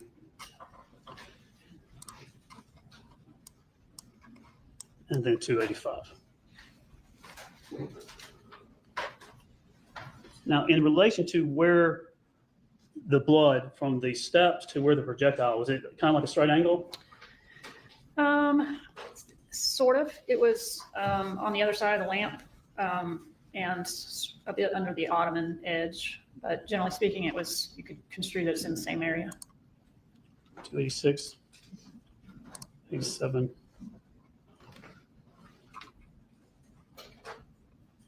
Just another view of it.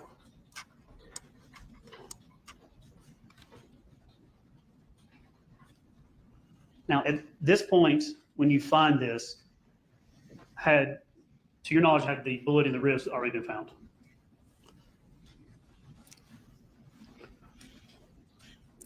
I would have to know. I don't believe so, but I can't remember the time frame. If I knew the metadata and the timestamp, I might give you a better idea. But you were not involved with the outside party, just the inside? I did assist with raking some around the burn pile. Now, when it goes through the blood trail from the steps down to the projectile area, I think you said there were 3 cleanup areas you noted, Yes, and then the rest were the droplets that you noted that we've seen. correct. For the on the blood trail on the floor, evidence marker 1, I think, and evidence marker 2, you took swabs from those. Is that right? Yes, And then did you package those and send them off, maintain those, and then send them off to the GBI to be tested? there were more swabs taken at that time. I believe there were a total of, they were marked EM1 to EM10. Right. And I believe there were a total of 18. Right. And then I think EM1, EM2, which turns out to be Yes. GBI item 14A and Yes, 14C. correct. All I'm asking is all the swabs you took, evidence marker 1, evidence marker 2, which is GBI 14A, 14C, those were sent to be tested. Correct. And do you know the results of that testing? We stipulate, you know they're back though, right? Yes, We'll get to them later on in the trial. Okay. And you help collect those, maintain those, and then also, I think you help baggage and transport everything as we talked about, and that's pretty much what you did on that day. Is that right? correct.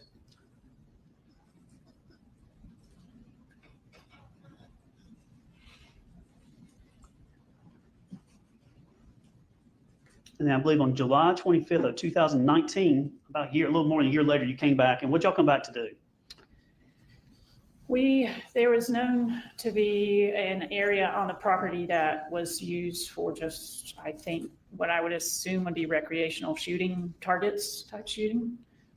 So we came back to look for and collect possible projectiles and or cartridge casings. Just trying to match them up, see if you match it to what was used in the murder. Correct. Y'all collect a bunch of stuff? We did. I mean, how much stuff did y'all collect? I don't recall the quantity of. But a bunch of different casings, projectiles, and things like that. Yes. And did you send all that to the GBI to be tested? I don't recall, but if it's in the records, then we did. Right. So some of the stuff you did send for testing. Okay. And I believe that's all you did outside of maybe helping with the burn pile, but that was really, I think, Investigator Shaw's Yes. task with that. Yeah. Judge, you might just have one moment.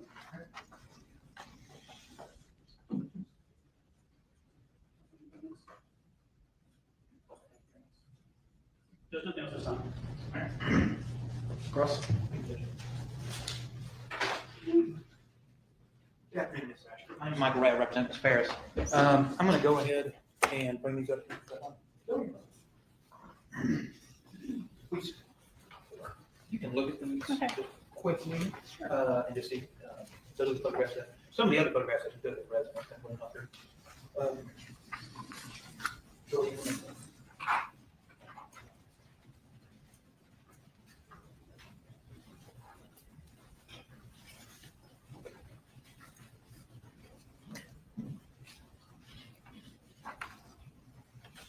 Appear to be. And those are fair and accurate representations of the photographs you took. Correct. Okay. So at this point in time, we can move to tender and Thrasher defense. One go. All right, any objections? Thanks, Judge. All right, your move. While I'm doing this, what's your title? Is it like investigator? Crime scene technician. That's a lot. I'll just call you Mr. Thrasher. How about that? Okay.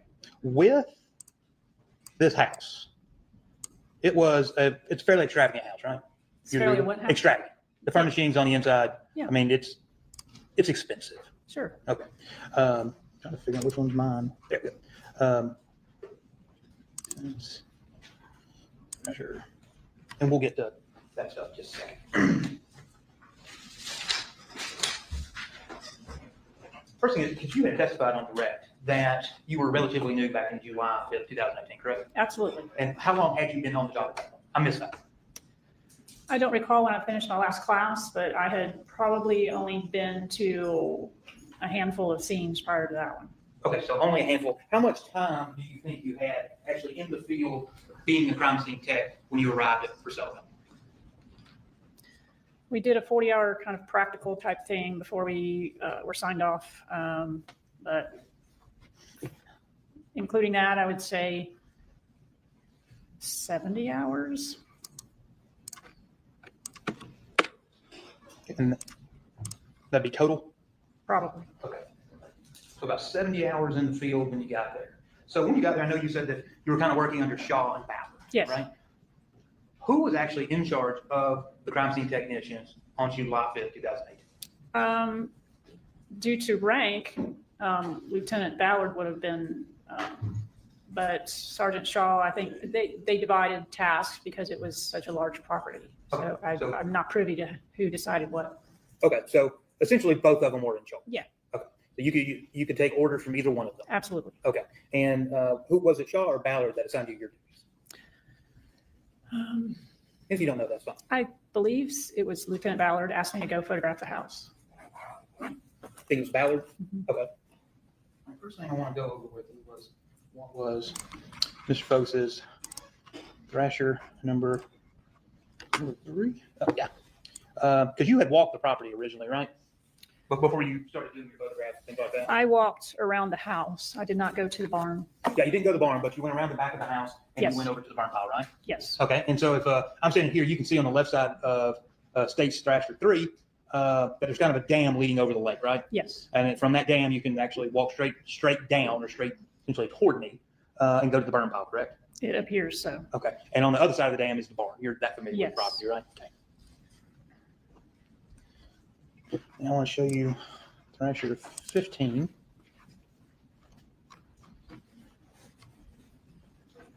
Okay. So the blood drop at the top of the stairs that you talked about. Yes. I've kind of got my, well, it would be a cursor, but now it's a hand. So it's somewhere around where the hand is clicking, right? Yes. And that is that solitary single drop, right? Correct. Okay. Did you actually swab that drop? I can't tell you for sure. I don't, from the way I remember the evidence being marked, we use the evidence markers and on the property or the evidence items. So to my knowledge, I can't say yes or no, but me in particular, no, I would say. If it was, I don't know if it was ever swapped. Okay. You definitely didn't do it. No. Okay. And do you recall, because I learned through this case that, and if you're not familiar with it, just say I'm not familiar with that. They've got these, I guess they look like little pregnancy tests, and they kind of come up with lines or a plus, and they can use them for preliminary blood testing. Blue Star OBTI? Okay. Did you do that on that solitary drop at the No. downstairs? Okay. And you didn't do, since you mentioned it, you didn't do any Blue Star testing in the house at all? I did not. Okay. Now let me, I'm going to come back to 16.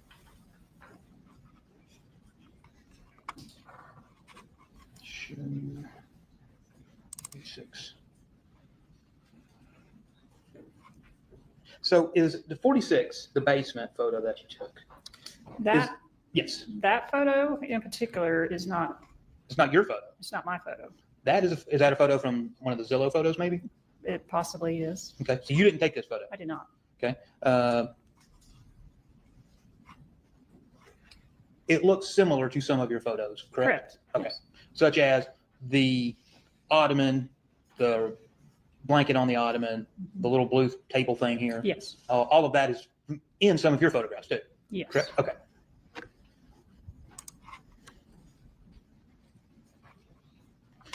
And Thrasher is 68. Okay. This is leading upstairs. Correct. Okay. Whose stuff is this? I do not Is know. here at the bottom.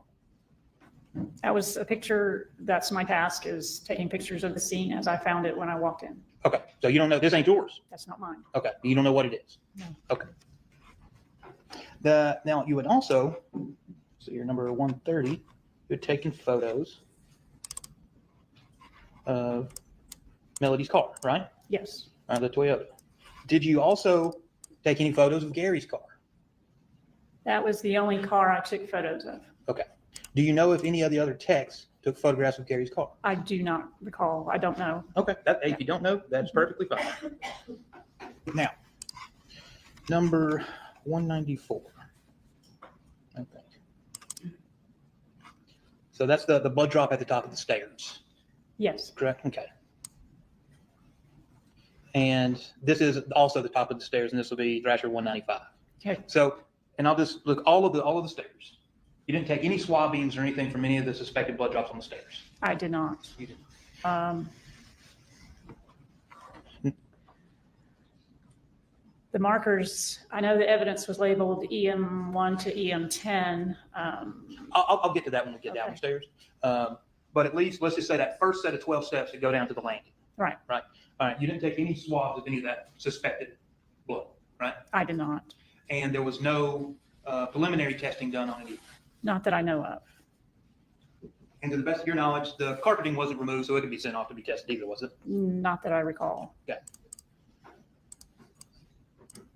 Let me just get.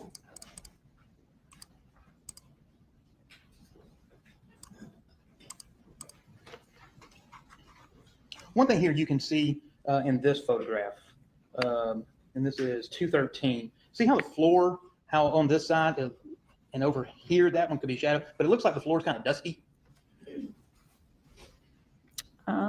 Possibly. I mean, there is debris on the floor and they have a dog. Okay. Exactly. And how many dogs? I think Mr. Fogus had asked you, how many dogs did you see in the house? I saw one. Just one? Okay.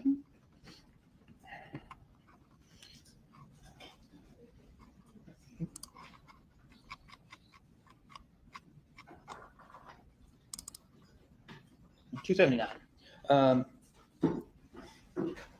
First off, that little dot right there where the mouse pointer is, that is the projectile, right? Correct. Okay.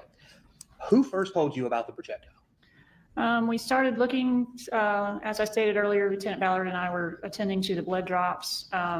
Sergeant Kuykendall came in and started looking, and he was the one that found it.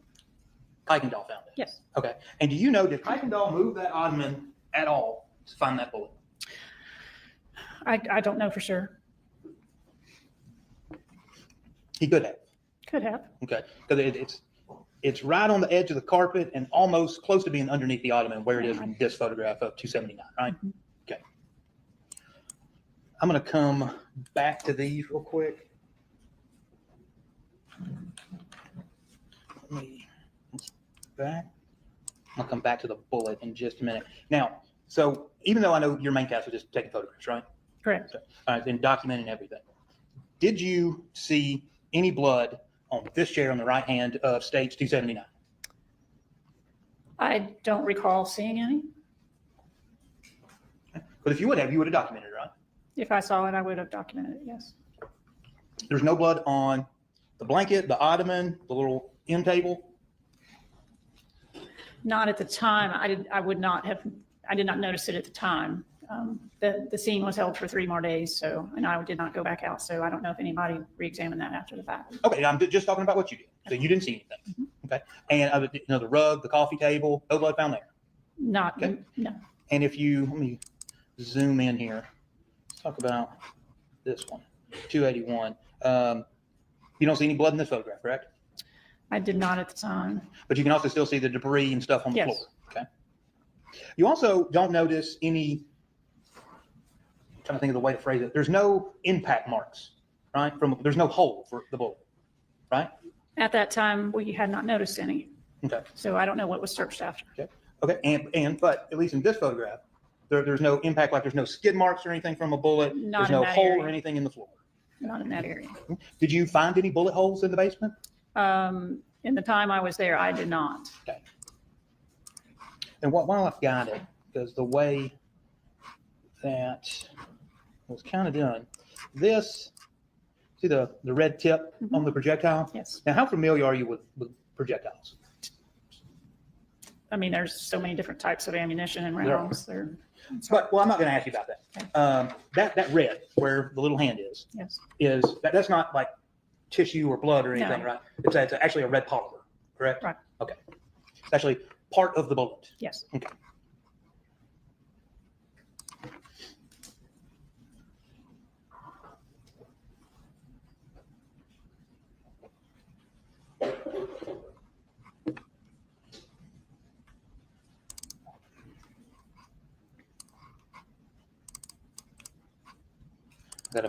On one side, it's got to flip through till I find.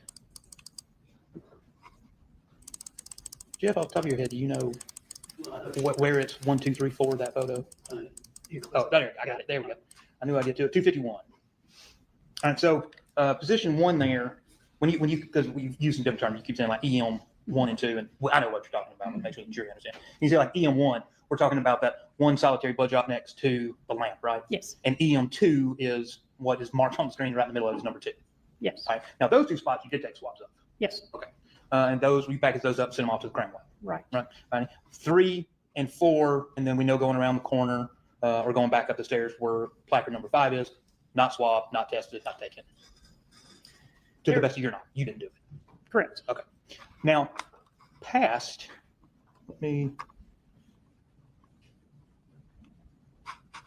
number 1 here, if we go, actually, let me do it this way. That down. That's number 15.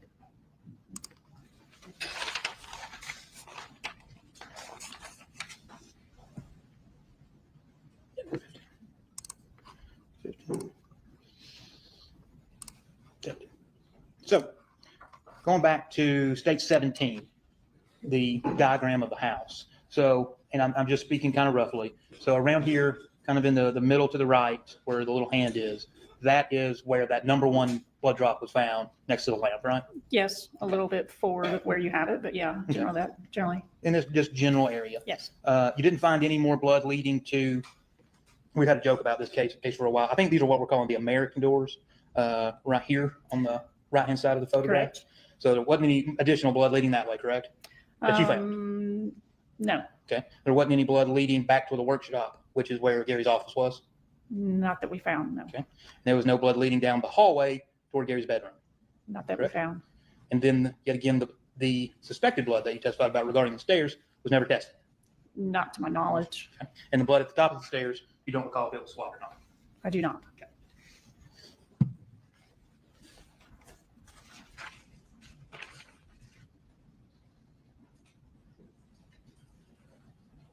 Let me pull up my stuff, and while I'm doing that, when y'all went back out over a year later, Yes.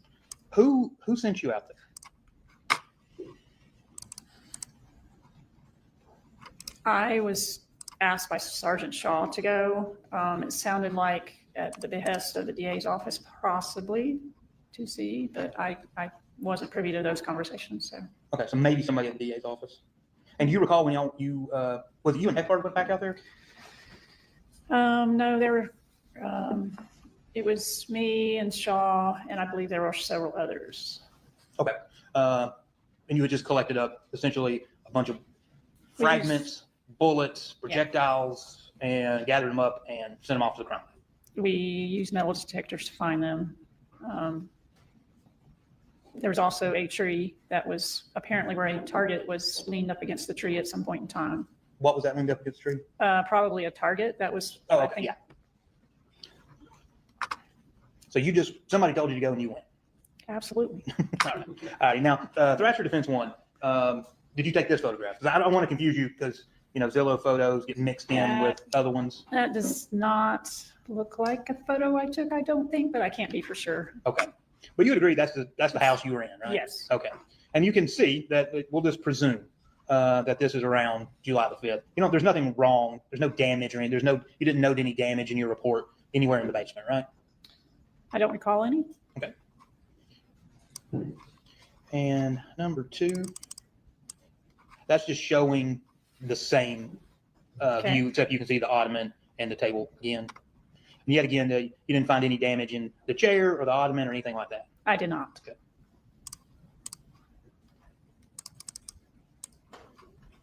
Yet again, same thing in 3 and 4. Apparently, you have to pay money to make Adobe want to rotate pictures easily. That's not a free feature. Pay for anything extra for that. And this photo too. And one thing is on that coffee table that's there. There was all these candles and things like that, right? Yes, I think there was a remote in that dish. Maybe. Got a dish, and you can see there's like a vase there. Got a glass or what looks like glass or ceramic lamp too. And so then, like, while you were there cleaning that, you didn't see like no broken furniture or anything like that, right? No.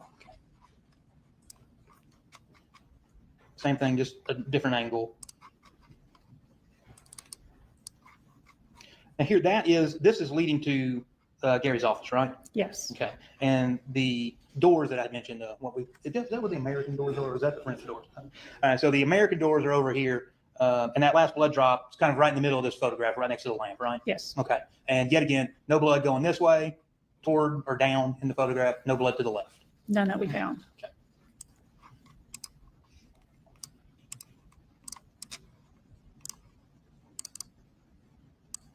Now this photograph, do you recall, and I'll ask you why in a moment, but do you recall if you specifically took this photograph? I think I may have. I'm not sure. It's dark outside, so when I was photographing part of these, it had It got gone dark. past dark. Yes. Okay. Because I want to ask you about, if you look at this one, if you look at the other ones, everything is relatively in place, right? Yes. All right, and then this one. The ottomans moved. Yeah, so in this one, if you look at the bottom, the ottoman's moved, that Yes. blanket is now on the couch, the pillow Yes. on the right-hand side of the screen has been for some reason taken off the couch. Did you move those things? I did not. I believe Kuykendall continued to search once we found the projectile. Once Okay. we found it. Because here's another question, because I can't see it. Because when you put down the placards, I don't know when that was. So I don't know if this stuff has been moved before these placards have been put out. You understand? Right. So is it before or after? Because I don't know. Is this how the room looked when you walked in? Or did it look put together? The ottoman had not been moved when I walked down there the first time. Okay, so it was over here like it is in the other photographs. Yes. Okay. Do you have any idea why Kuykendall would move like the pillow and the blanket and stuff like that? To look under the cushions and Okay. things. And were you there when he did that? I think I was still down there, but we were taking blood swabs is a tedious task that takes a long time. So. Okay. And well, since Kuykendall's down there moving thing, did you notice or find any additional blood drops, bullet holes, projectiles, anything like that? I was not informed if they did. Okay. Number.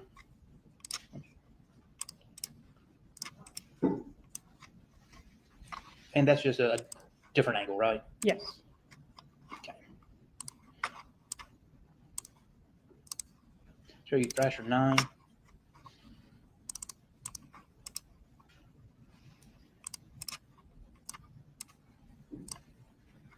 Okay, that's just the same placards that we had seen Yes. that you would put out. And number 9 is just going to be a photograph of the blood drop. Right? Now, did you actually, I don't mean this in a sarcastic way, but did you actually look at the floor, like going down the hall toward the workshop, toward Gary's office? Like actually going like, hey, I'm starting at 4, blood drop, 3, blood drop, 2, blood drop, 1, blood drop. Did you keep going? Like, Yes. hey, I think Yes. We would have looked for a continued pattern. exactly. Right. So that is a logical assumption, right? Yes. Okay. And you didn't find that? No. Okay. It stopped at 1 or began at 1.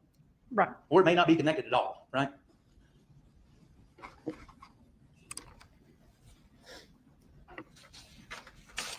One thing, Judge.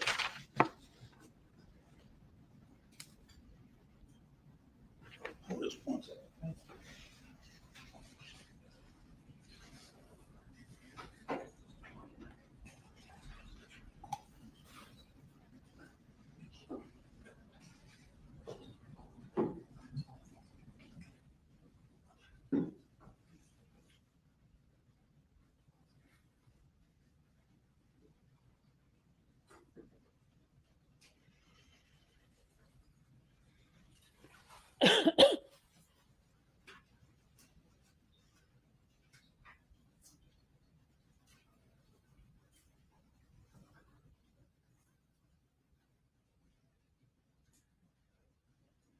Mr. Ashton, a couple more quick things. With the, and maybe I can pull it up, I don't know.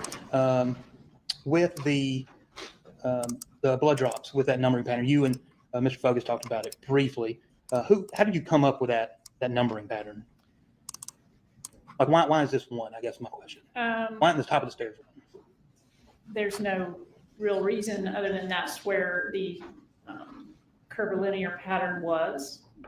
It did not have, we were not stating, as we said before, that is where we thought it began or ended. It just was the easiest path. It appeared to create a path of some manner. Okay, so fair to say you were in the basement and you had your placards and was like, hey, there's blood drop number 1? You would be correct. Okay, so basically just the easiest way to do it. Yes. Okay. So now you've been, I know you were relatively new when you first started. Now you've been doing this, what, another 6 years? Yes. Learned a lot more? Whole lot more. Gotten a lot better? Yes. Now, would it be reasonable, now if you went out to Purcell Lane, that you would have been swabbing all of those spots? I would have probably swabbed more, perhaps, but I was, as I stated, I was new and was following the lead of who I was working with. And it was a large scene, so that was held for several days. Yeah, was it, because it was a large scene. There was a lot of people there, weren't there? Yes. While you were there, how many investigators do you think were there?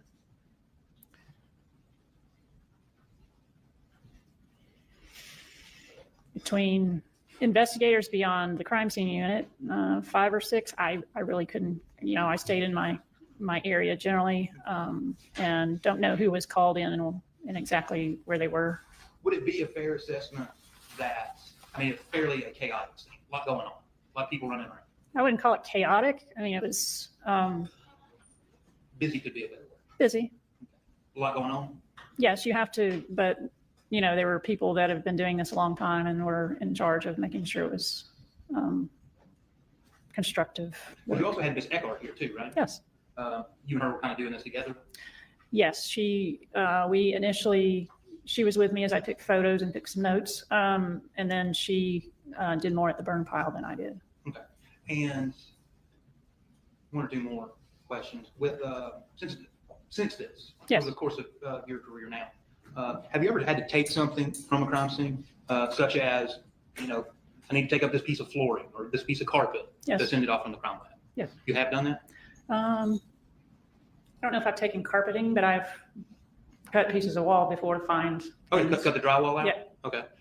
So in this case, just for example, you could have, or your superiors could have cut sections of the carpet out to send it off to It's testing. always a possibility, yes. Nothing further at this. Thank you, Judge. Technician, actually, let me just go back through some, so we can get on the same page here.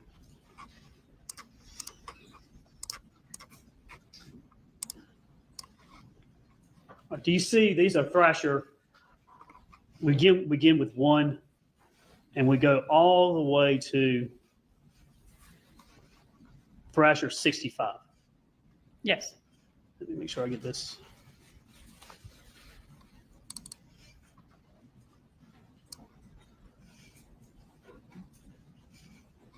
All right. All right, Thrasher 47.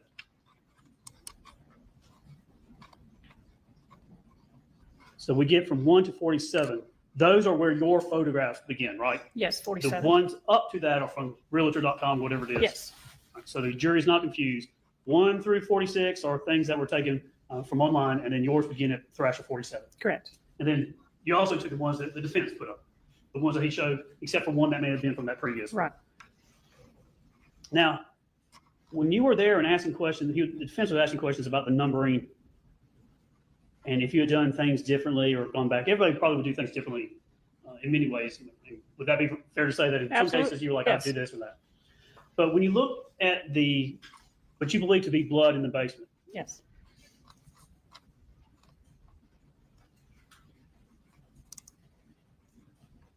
actually 251. When you look at those placards, and you saw the blood there. As you were, it's fair to say, all right, we're down here in the basement with evidence marker EM1. We're going to put it right here. And we're going to work our way because 9 is back at the top of it, or 10 is back at the top of it. Right. Stairs, right? While you were looking at that thing, did all of a sudden did you go, oh my goodness, that blood doesn't look like that blood, or that was totally different than that? No, I did not. And you think, I'm just, that was really old, this was really new? No. Did it ever cross your mind that these things weren't connected or related, or one was out of place, as another one wasn't? No, it did not. And EM1, evidence marker 1, evidence marker 2, that those were taken and tested, and we're going to get the results of that test to see if it matches anything else down there too, right? Right. And if you did it over and you swab that blood, it's either his blood or someone else's blood. Right. I guess it could be not blood, but definitely the ones that were tested, they're going to come back to wherever they are, right? Right.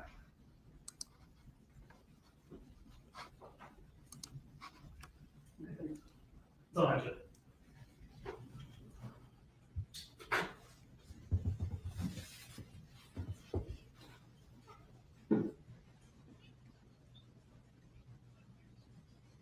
Anything else? All right, you sit down. Thank you, ma'am. Thank you. You got a short witness, or you want to take a break? Long witness. All right, let's take we'll try to keep the 5-minute recess to 10 minutes, and y'all can step out and use the other jury room. And I'm going to come down and mess with the mouse, so y'all can use it as a. Judge, they coming down. Gonna mess with the mouse. Let's see here. So we are going to zoom past this part, getting a lot of pictures, a lot of information in regards to this house, boy. I see his debates going. Wow, where was he? Pew-pewed at? Was he pew-pewed upstairs? Was he pew-pewed in the basement? Was he pew-pewed by the doggone burn pile? Where was this man pew-pewed at? Pow at I don't know. Pew pew sounds like baby poop. I don't know if I can do the poo poo. Where was he shot at? Okay. Let's see. Okay, so I'm gonna put us past this part. Only we don't have to, sit here, right? That's the one good thing about this stuff, even though they're taking just a 5-minute break.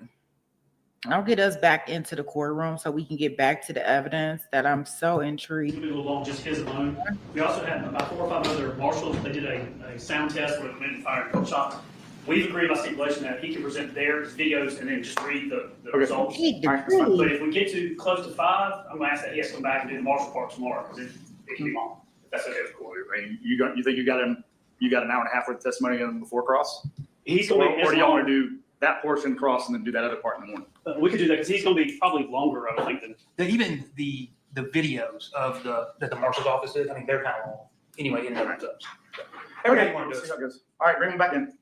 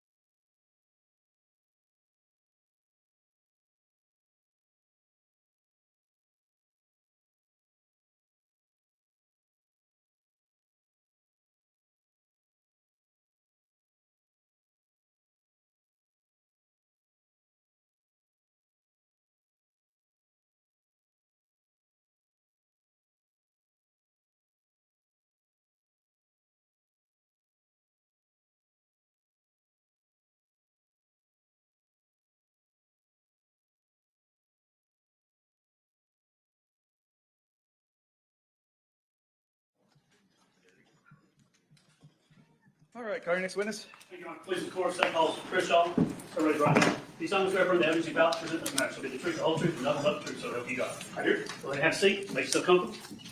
All right, I've replaced your cursor with a large magenta arrow. You're welcome. You would state your full name for the record. My name is Christopher Michael Shaw. Now, where do you work right in the moment? I'm currently a police officer with the Cherokee County School District Police Department, assigned to Cherokee High School. And what do you do at that job? I am the main campus SRO for Cherokee High School. I'm charged with safety and security of the main campus and all the surrounding areas of Cherokee High School.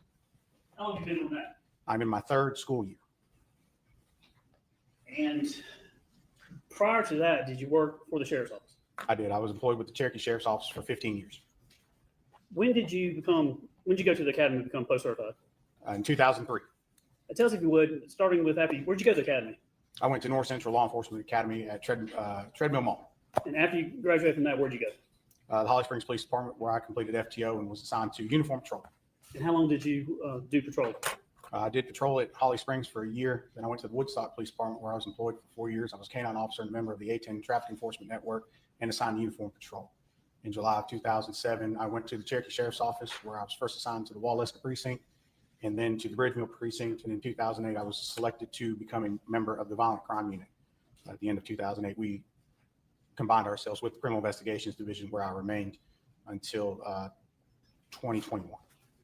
So did you work in the jail capacity at all, or were you straight to the? I was one of the agency's first lateral hires at the Sheriff's Office. I do not have any formal time in the adult detention center. Yeah, so because you have police experience, you're able to come in and just go to patrol? Yes, sir.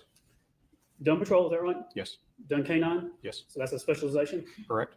Then got into investigations? Yes. Was it like a suppression team in the beginning, or just pure investigations? No, I went straight to the Violent Crime Unit. They were charged with investigating all crimes against persons that did not fall into the domestic violence category as part of the overall criminal investigations.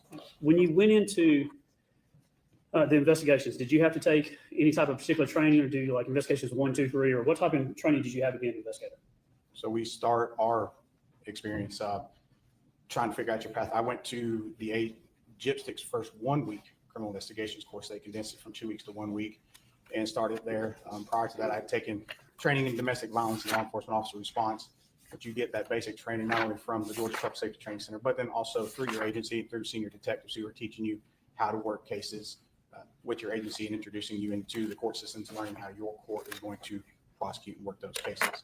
And so it's a lot of on-the-job training, and then from there you can go into specializations.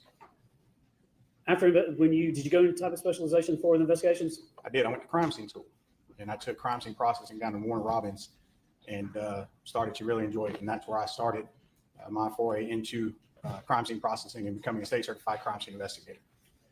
What attracted you to do what I call the CSI crime scene?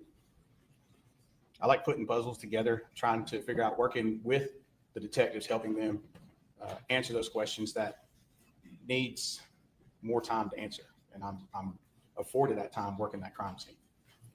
When you first got into crime scene processing or crime scene investigations, you said you went to classes and things like that, and I think you said you're certified or went down, I guess, the professional track.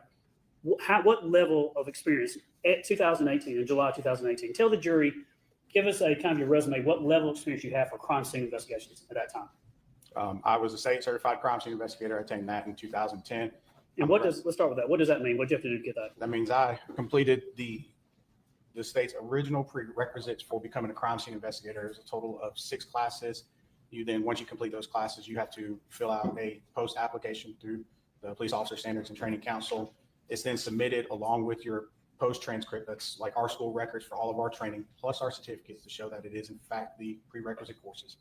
Someone from my agency has to sign off on it and attest that I'm actually working crime scenes. So during my training, I'm working crime scenes with another certified crime scene investigator. Almost like being an apprentice in some ways. It is, because they require 40 hours as well, which I completed at the Gwinnett County Police Department in their crime scene investigation unit.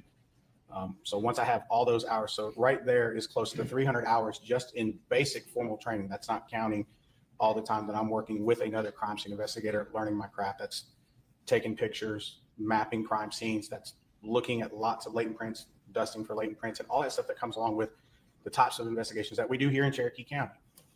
And so you complete that, the state sends you back a certificate saying, congratulations, you're now a state certified crime scene investigator. Now, when you're certified, is that where everybody gets a trophy, or is it you just show up and get it, or does it actually have standards and difficulties? No, you have to pass the classes, and they require a practical and a cognitive test during the fingerprinting portions. Photography requires a cognitive and a practical exam to pass the class. And if you don't pass those, you get sent home. And you have to wait a year to take them again. What kind of practicals and tests and things do you do?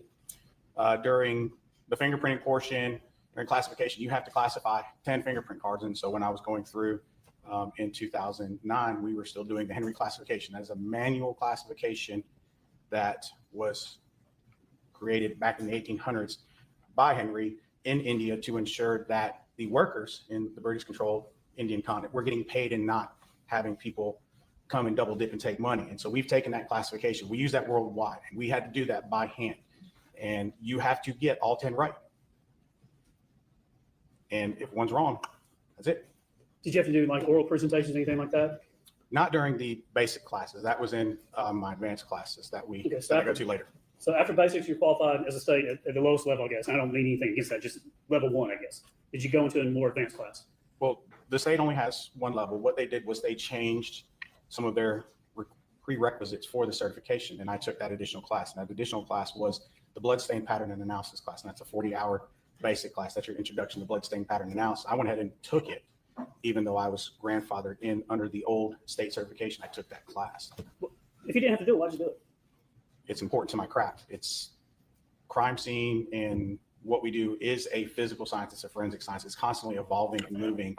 And so if, as a forensics investigator, I don't stay up to date on current trends, I will fall behind, and I will either not see something that needs to be seen, collected, documented, or worse, just completely mess something up in a scene because I'm looking for one thing instead of knowing that the science has changed and changing my way of processing a scene to fit the current sciences.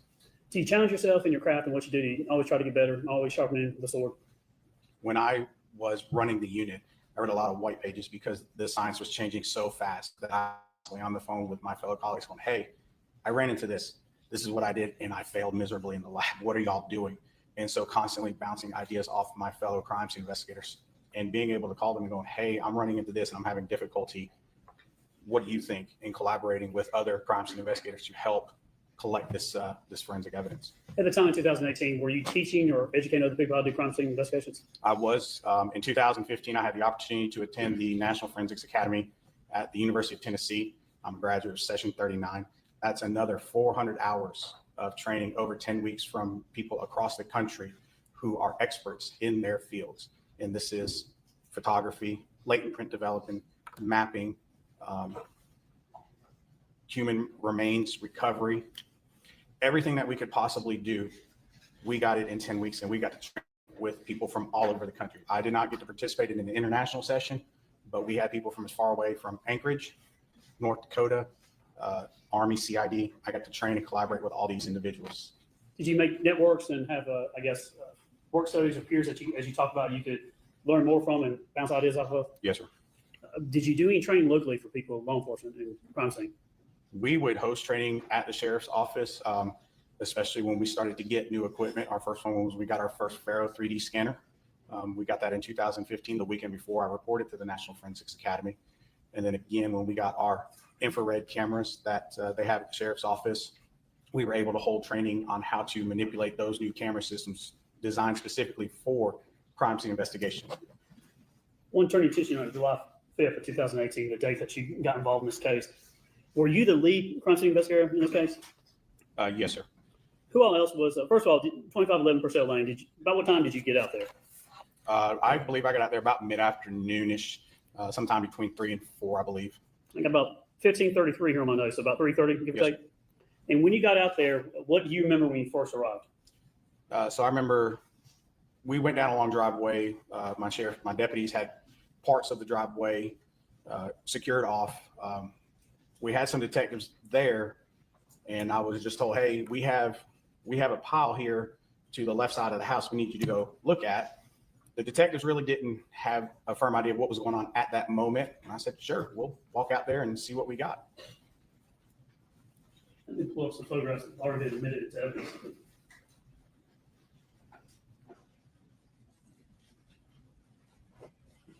This is aerial 3. We follow the pointer here. Can you see that pointer? Yes, see the pointer. When you go up the driveway here, you're talking about you came up, and then right here would be the garage and the house. Is that right? Yes, sir. And then the burn pile was back over here in the woods over here. Yes. This is aerial 16. I'm going to fast forward. You come around the left side of the house.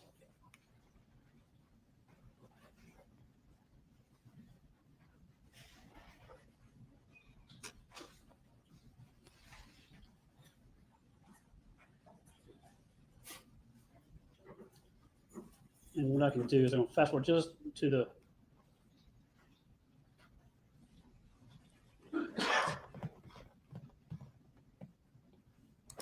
so it's aerial 16. Basically, where this drone is that kind of how the layout from the burn pile to the house? Is that what it looks like? Now, this was a year later, but yes, that was, even being a year later, it was still the same distance. Nothing had changed other than it progressed a year. If you were to walk from the house to the burn pile, are you going downhill or uphill? You were going downhill, a slight downhill angle. Then aerial 17.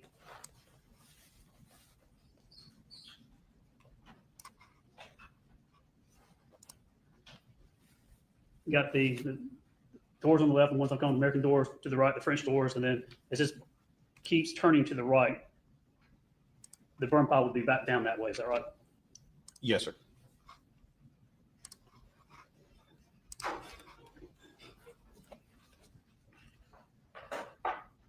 What did you know you were looking at, or what y'all were dealing with when you first arrived?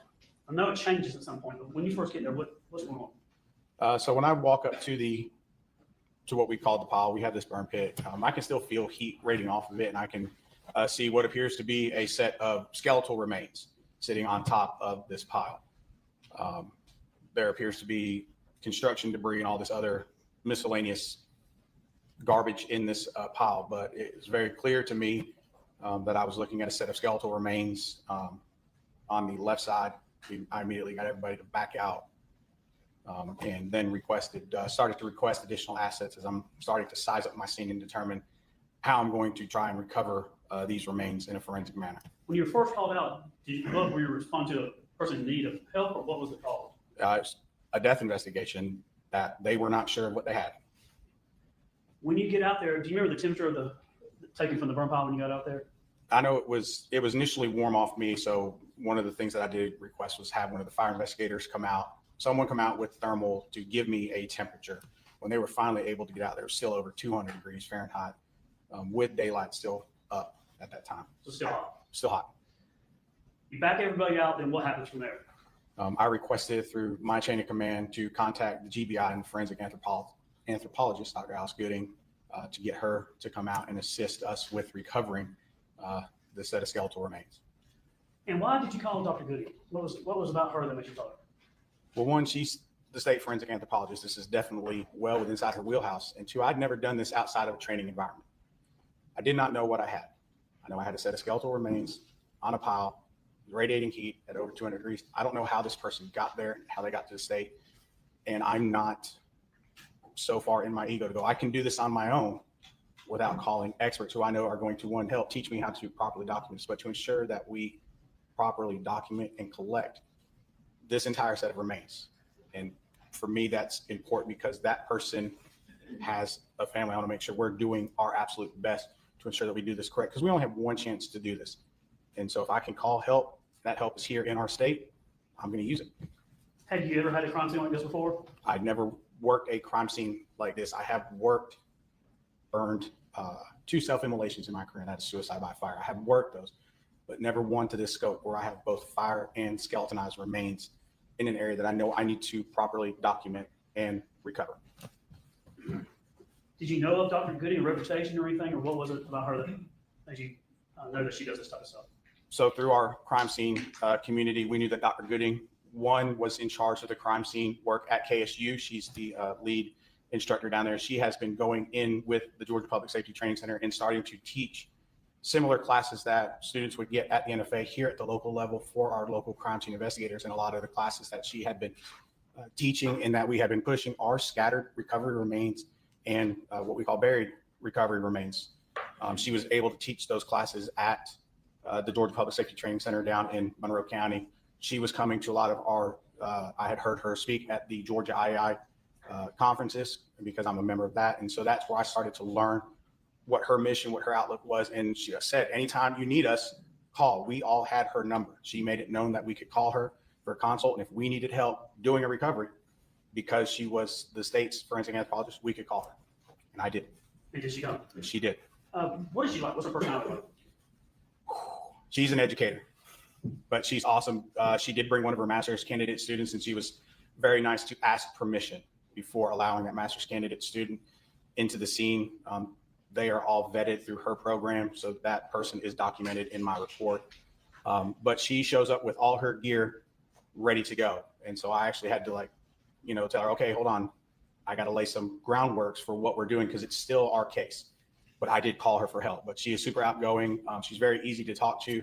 And she started explaining stuff to myself and my lieutenant again, and it started to come back to us as we're laying certain lines to start setting up our recovery. But ultimately, because she's the state forensic anthropologist, I let her take lead on it. That's her purview because she's also going to catalog those remains. She's going to make sure we document the complete skeleton, and she's going to make her notes because she's going to produce a report for us too, because this is a police investigation. Growing up, I like to watch things like Indiana Jones, and then they would go to a site and they would be systematic and have little brushes, little picks, and things like that. How would you describe Dr. Gooding's system as she would get in and start doing stuff? What was that like?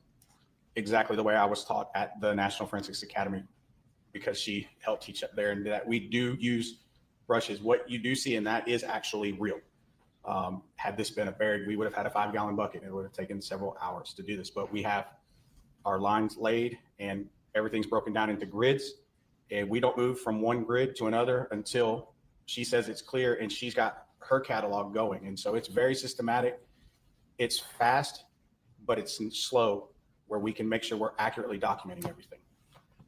She would take the burn pit. Did she divide it into 4 quadrants or 4 sections? Yes. And how would you rope it off, or what we're going to see in the photographs? So what we do is we start to lay what we call a datum line. That's our north-south line. So you're going to see orange string, and you're going to see it broken into quadrants, and you're going to see arrows indicating north. And what we're doing is we're trying to express in 2 dimensions something that is 3-dimensional. So when we attack a scene like this, we're looking at it on 3 axes. We're looking at it from length, from width, but we also want to show height and depth. That way we can explain how far down certain remains are. And it's more defined when we're actually in a vault recovering from the ground.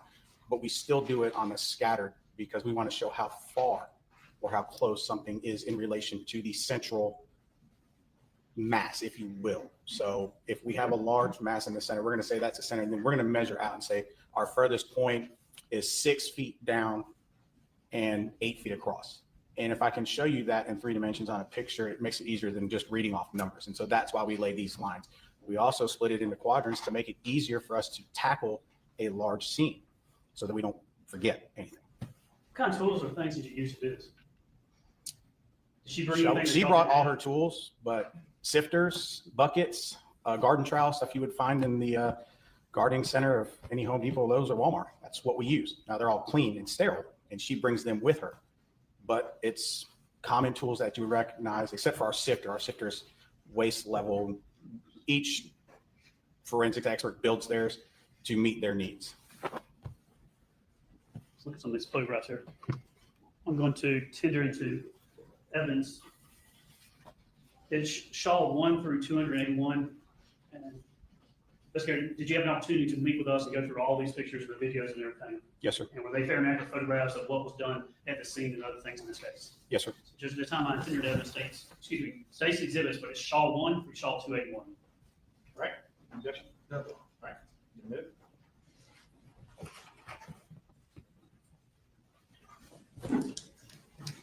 Just in case you should pop a little bit.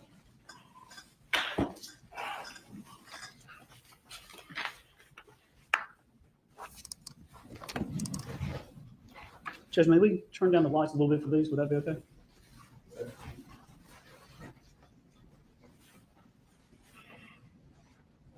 All right, so we're going to walk through some photographs. I may call them States 1 or Shaw 1 or 1, but all these photographs are going to have your name and a number. So Shaw 1, what do we have here?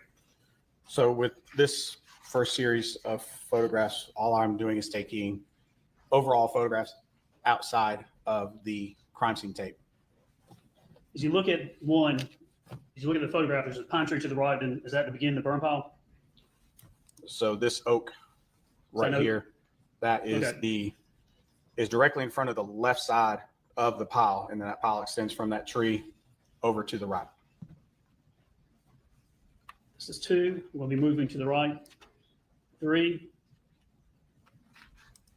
4. Now this stage, there's no really markings or anything. What is this? How early on is this in the processing the scene? I'm waiting for Dr. Gooding to arrive, but I'm still taking pictures, trying to do something to be ahead so that when she arrives, we can tackle the next task. But you didn't dive into the file and start doing anything until she arrived No, sir. on the scene. 5, 6. And was there anything with the pile itself when you first got there that you noticed and thought, here are some things of interest? Other than the skeletal remains, I, for whatever reason, kept getting the smell of citronella, and I don't know why. That's not a normal smell for me at a death investigation. I mean, I generally smell other smells related to the artifact of death, but I kept smelling citronella, and I was like, did I spill some when I was filling mine at my house? I don't know, but I just, every now and again, as I walked around the pile, I could just smell that. 8, 9, just going back.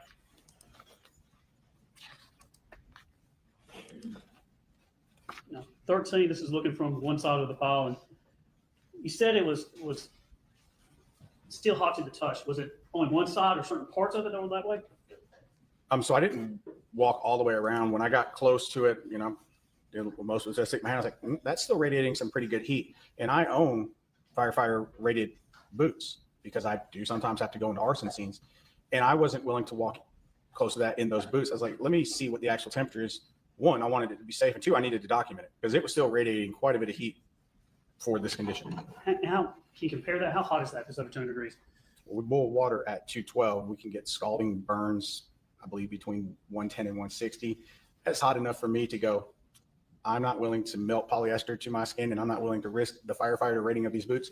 We get an expert out here, see what the temperature is, and see how long we need to wait before we can actually work. Shaw 14, as I zoom in, what did you notice first when you got to the pile? So this one, I'm on the left side, and I'm shooting over. I can see what appears to be part of a hand.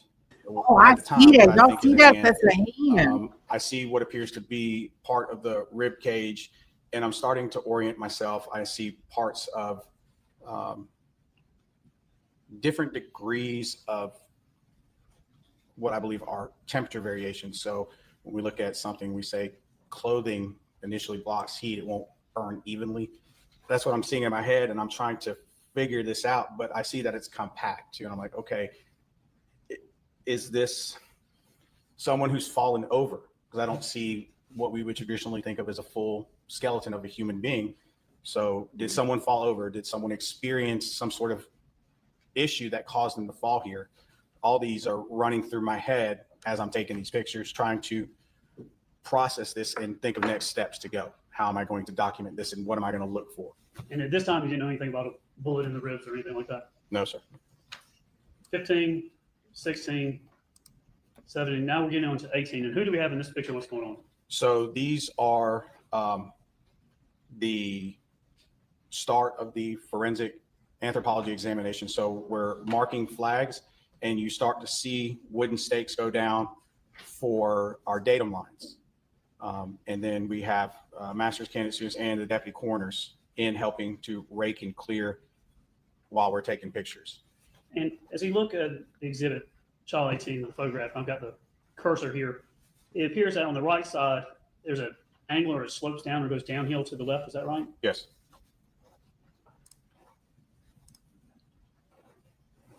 '20 is kind of showing the angle that downhill looking up. Is that correct? Correct.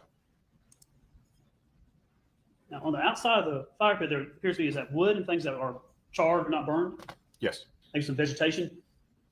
Correct.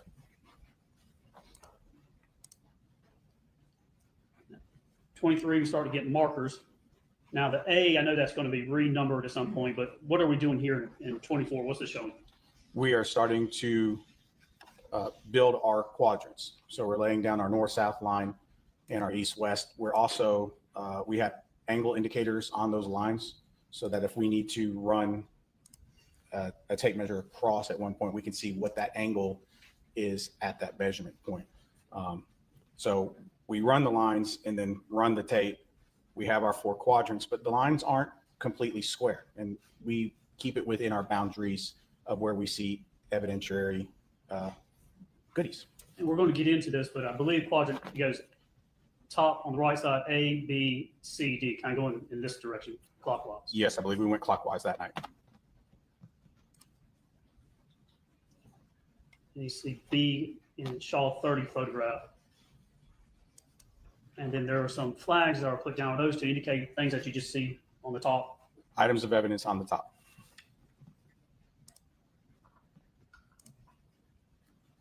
Here shows the Shaw 32 shows the 4 quadrants.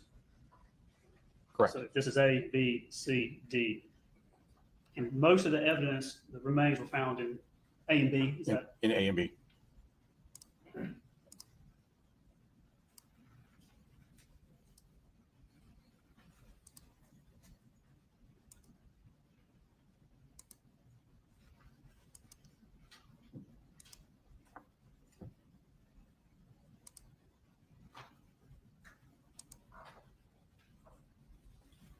when you were there, did you look for any accelerants?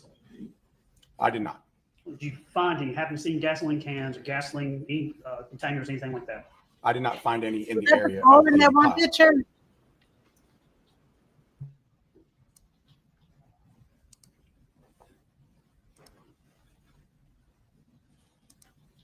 Was there various items, different things, wood, fencing, bottles, cans, trash, all kinds of different items in this fire pit? Oh, there was, yes, sir. Now we've got to Shaw 49.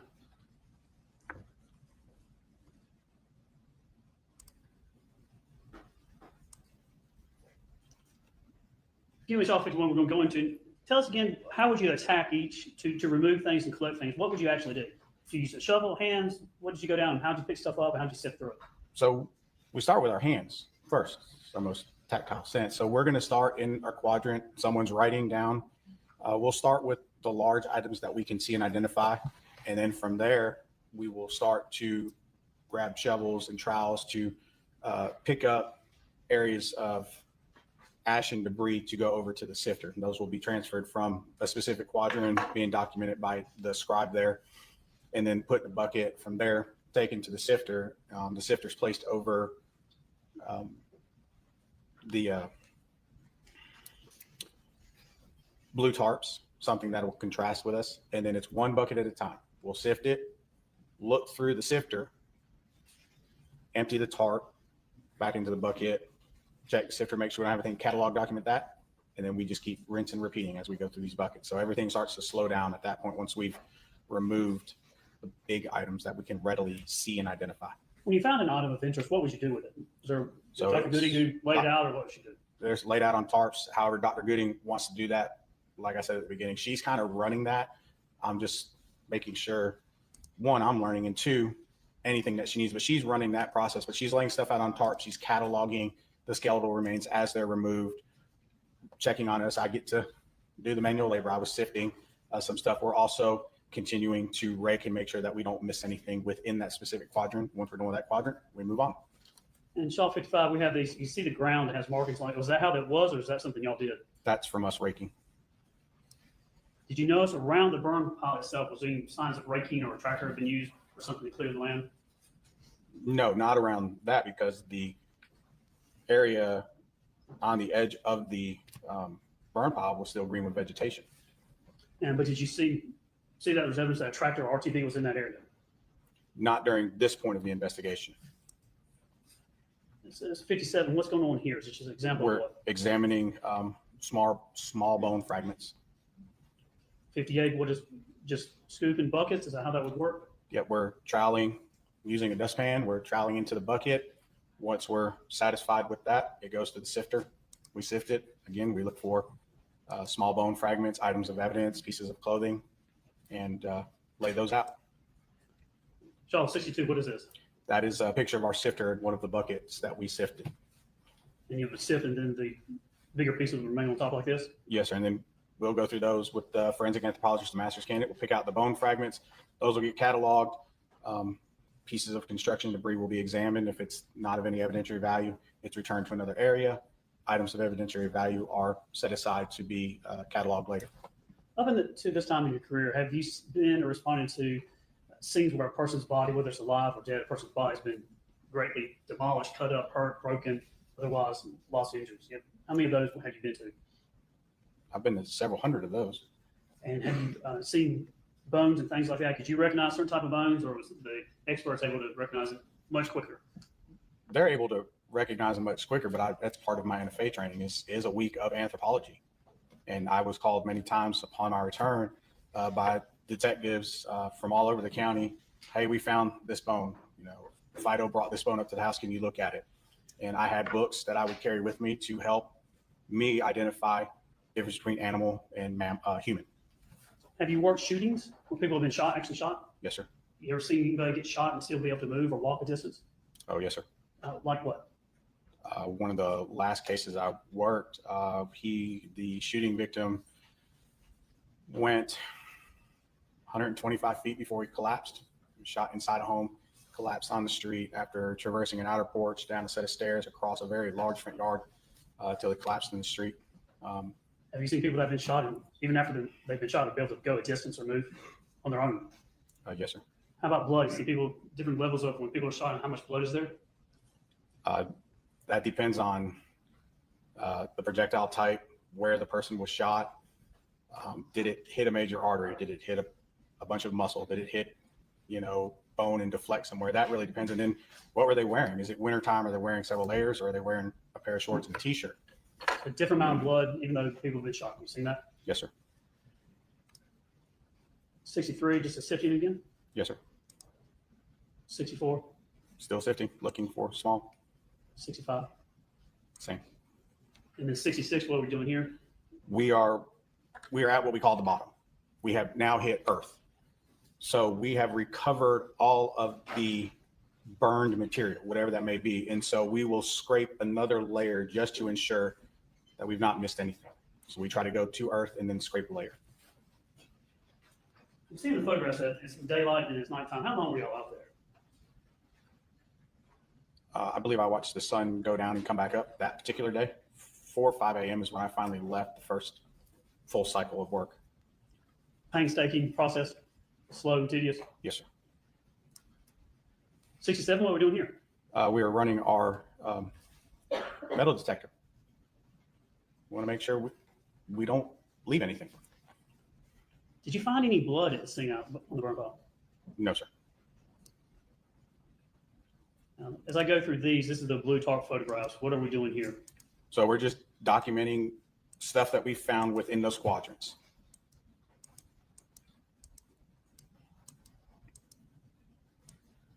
Now we'll get into these. What are this Shaw 83? What are these photographs of? These are photographs of the skeletal remains that were recovered.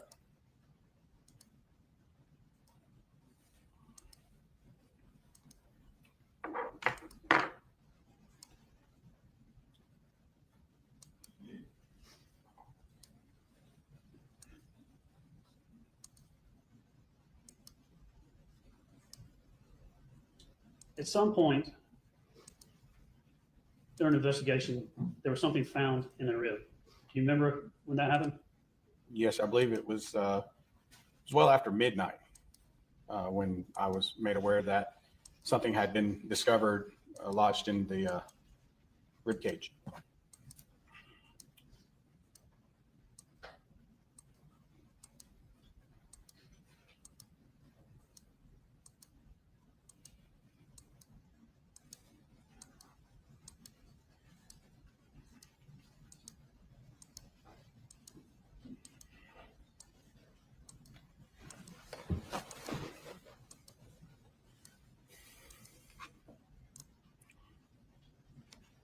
.138. Did you remember how it was described by people at the scene, what was found, how they refer to it as?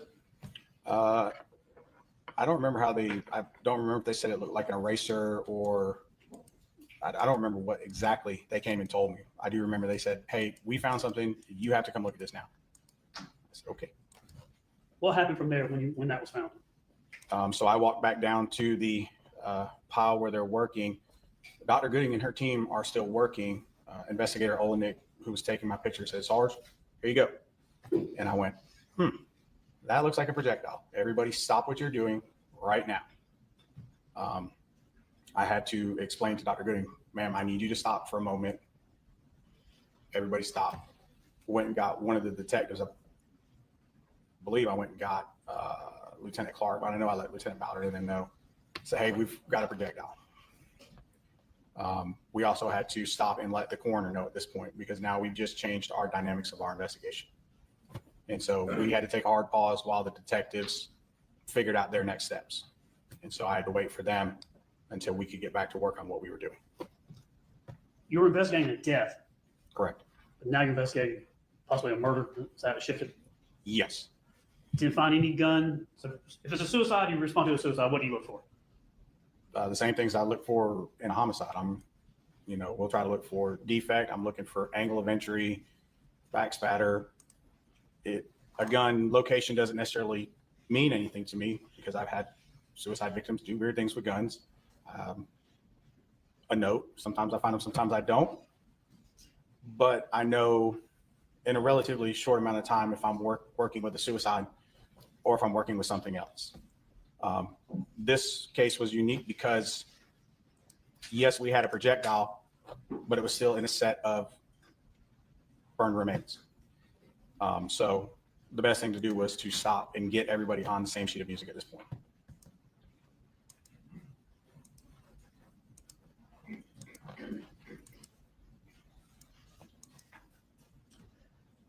Shaw 166. What? Do you remember finding this? Yes, this? I remember seeing that.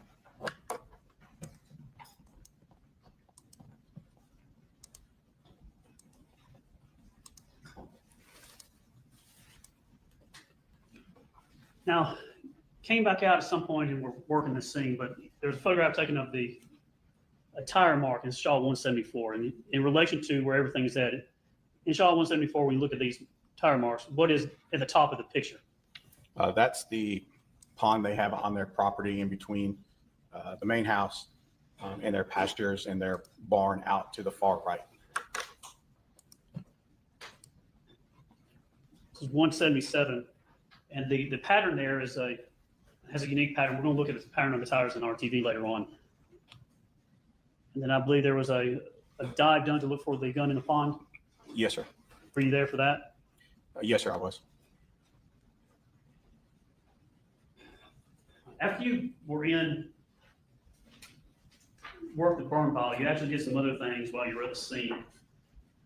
So were you able to go home on July 5th, Thursday? You probably worked into Friday morning, July 6th. Did you able to go get some sleep or come back? What'd you do? I think there was 2 or 3 hours where I was released and then came back when you came Friday, finished the pile. Cherokee Fire Search and Rescue was in the pond. We completely sifted the pile.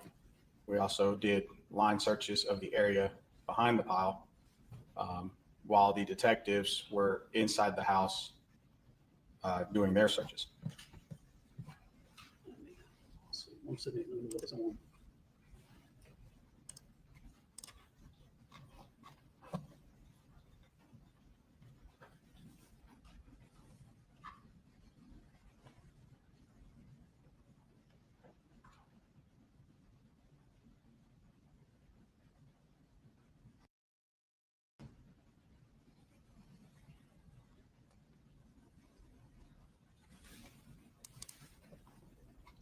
Let me jump. I'm going to come back to it. It looks like you came also back on July 11th, and you were working with Ballard's process of scene, some of the scene, I believe, or was.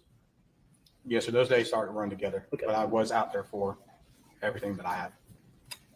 We're going to get to the photographs here, but to July 6th, looked like you came out and there was a blood stain that you thought some interest on the front door on the floor. Yes, while we were still working the pile and I had the fire investigator was collecting some items, I was asked to go in and assist CSI Thrasher and CSI Eckert with some stains that they had located. My command asked me to give it a second look and do some documentation and some field testing.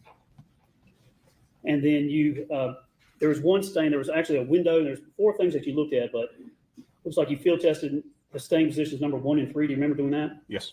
And then I guess they were tested for mammalian blood using a OBITS test? Hexagon OBTIS test. OBTIS, yes, okay. And did stain number 1, was that positive for blood, mammalian blood? I believe that one was, yes. And this test that you used, what is it and what is the OBTIS test? And so it's what we call a field presumptive test that we can do at a scene to see if a stain that we're looking at, 1 is blood, and if it is blood, if it's mammalian blood. So we'll use these at a scene to eliminate certain stains and then prioritize collection of other stains. And then you also, on the 6th, I believe, found a deer camera near the burn pile? Yes, while we were doing our walks, I saw a trail cam sitting on a trail leading behind the pile to the left down a well-worn path, and it was walking a ranch fence. What do you mean by that? The post fence with the wire to keep cattle or horses separate. I call it a ranch fence. And did you collect that in a SIM card and things like that from the camera? Yes, I did. I believe on July 11th of 2018, you came back again, and this is where you were helping. Well, I guess this was at the sheriff's office. Y'all took some items back, and you helped Lieutenant Ballard process the shirt that we're looking at. Yes. I think the shirt was originally found in the house as we're looking at Shaw 178. Is this that maroon shirt that we're talking about? It is.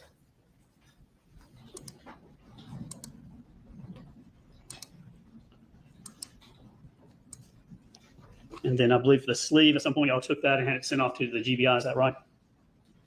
I did not do any further processing after what I did in the lab. I know we did note some stains and let the detective know there was some stuff there that could be sent off. Right. I don't recall if it was. We stipulate to the reports, but items were sent to the GBI and tested. Oh, yes, sir.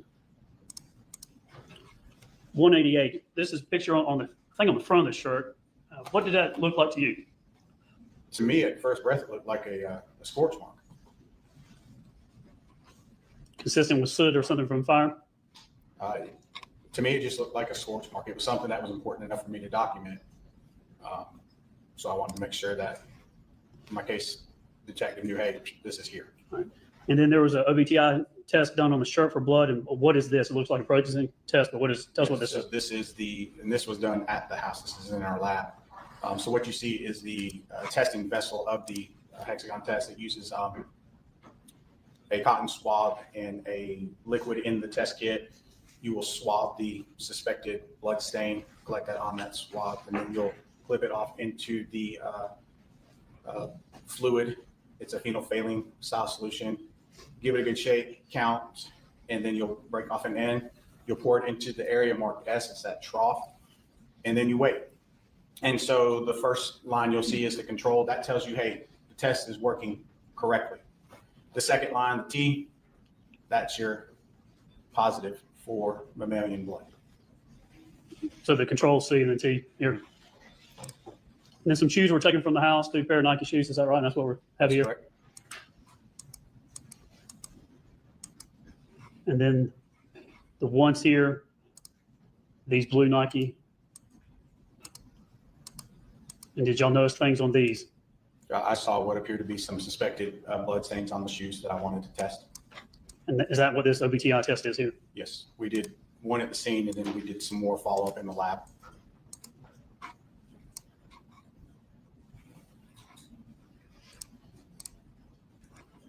Now, the Shaw 211, when you came back, I believe the 7th, check my notes. The 6th, the next day, so July 6th. This is the front door here, so as we're standing here looking towards the kitchen table area, we're talking about this area on the floor here, is that right? Yes.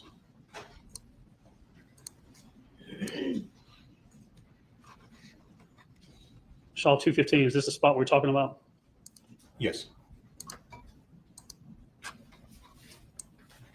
That was 1, and that was tested positive for blood? Yes. Again, going back, I believe the 11th, y'all bring evidence back to the sheriff's office, and we're going to be processing some evidence here. Where is this actually at in the sheriff's office? So this is at our headquarters building in the old section of our jail at 498 Chapman Drive. We have the bottom section, which was our old staff dining that we converted into our lab. Again, the shirt. What do we have here? And so I've put this shirt under an alternate light source. I'm just looking at it. This is 232 for the record, sorry. I'm looking at it under UV light. UV blood is the only liquid in the body that doesn't fluoresce under UV light. It's going to turn brown. All I'm using this for is to help locate and verify what I'm seeing in the natural light is a location that I need to pay attention with when I take pictures or do any field presumptive testing. They brought the shoes back too? Yes. And then you and Lieutenant Ballard processed the, I believe the RTV, is that right? Yes, sir. And swabs were taken from, looks like the RTV, the L2 shifter, the shifter up here on the steering wheel, I believe. The swab was taken from there, GBI item 25B, and that was taken and sent off to the GBI. Is that correct? That is correct.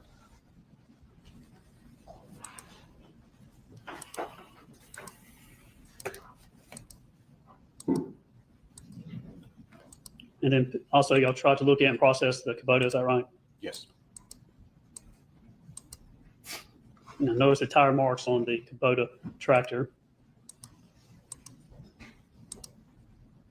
Now this type of tractor, is it one of those kind of easy to drive? You press forward, goes forward, press back, goes backwards? I don't know anything about the operation of the tractor, but I know this one is not one of the models I'm used to where you have to run the handle up on the top side and engage the brake. But as far as the movement, I'm not familiar with it. But you see the pedals here on the right. Yes. This is Shaw 264. What do we see here? So we're looking at a chemoluminescence reaction with the application of Blue Star onto the hood of the tractor closest to the fuel filling station. Looks like something in 264 is blue here as I point to it, and blue below it here. What is that? And there's some blue over here. And that's an indication of blood. Could it be something else? There are instances of false positives with Blue Star. However, when we see those, we'll see those pop like fireworks and then fade away very quickly. Blue Star lasts longer in its chemoluminescence than the other chemoluminescence that we would use. And so not only is it glowing, but you can see where it's attached itself to any trails of blood as it runs.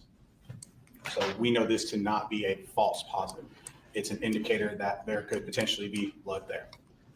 Is your reputation as a crime scene investigator is important to you? It's very important to me. If somebody, not that they would do this, but if someone's there and just says, take a fast picture of this or something like that, are you going to let anybody tell you how to process evidence? Not on my case, no, sir. No, you're not going to just, if it pops real fast, get a real quick picture, are you? No, sir. And we've got some photographs here going through the RTV.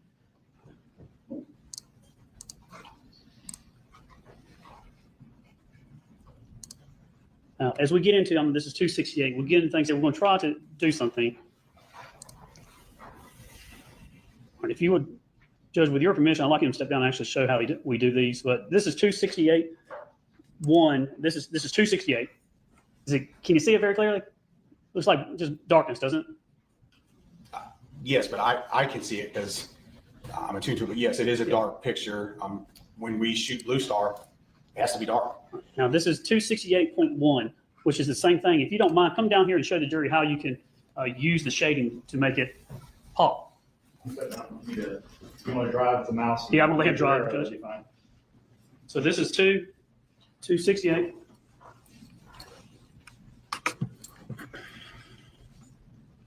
So inside Windows 11, they basically have a free version of Lightroom, which is what I used at the sheriff's office. And so for pictures where we want to do some basic lighting adjustment, if we're shooting in an altered light, we can come over here to the adjustment side.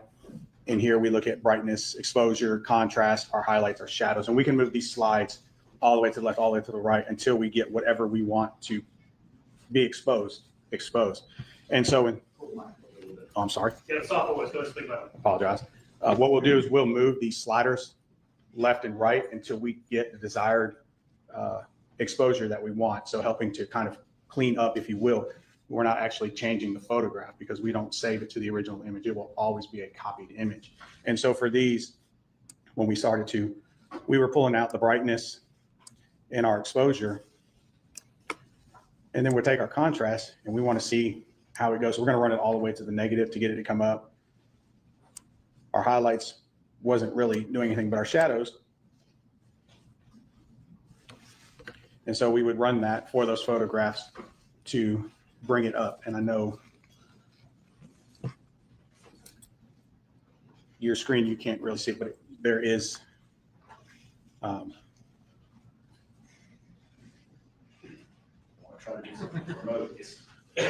My screen looks completely different. Yes, sir. It probably has to deal with the tie-in, but I assure you that there is a change on a computer screen where we can then save it as a copy. And so in this instance where you see parentheses and a number, that is a saved copy. And then we can further explore that inside our metadata and make sure that we haven't altered an image. But that's how we do that in the Windows program. I think if you have a seat, I'll go through that. And I'm going to cancel it because I'm not going to save this one. She's going to be coming back in the morning. If y'all want to test the settings on the monitor and see if I can adjust it. And show that in the morning, that's fine. Yes, sir.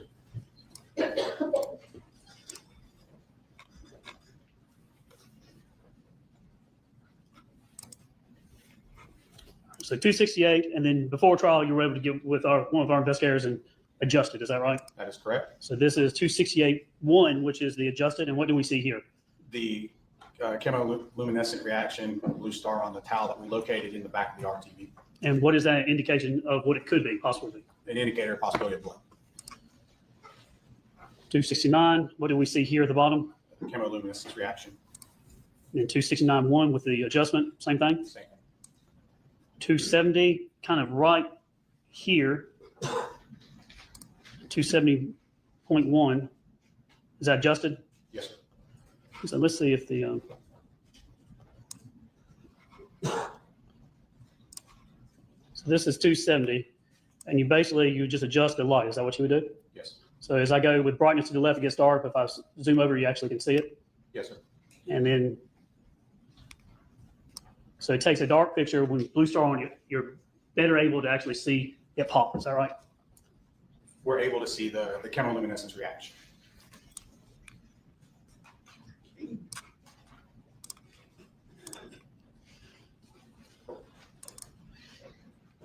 And basically what I just did there is what you do with these photographs. Yes, sir. 270, 270.1, same thing, adjusted, unadjusted, adjusted, Correct. 271, 271.1, 272, 272.1, 73.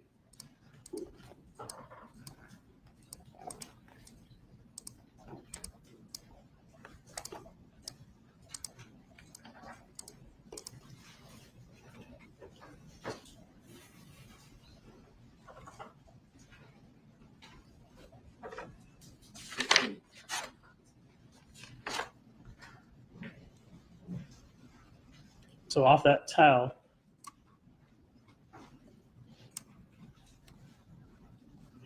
he has some illumination from Blue Star. Did you process the RTV, the tractor, the shoes, the shirt, the floor in the house? And we're going to probably talk about probably tomorrow, and we'll get in, but you also assisted with some other things in the case. Did you go back out when they were, went back out, and I think about a year later, looked for some casing on the property or some, there was a shooting range or something like that on the property. Did you go back out and help with that? Yes, sir. Tell the jury what y'all were doing there. What were you trying to do? We went back out a year later. We flew the drone footage.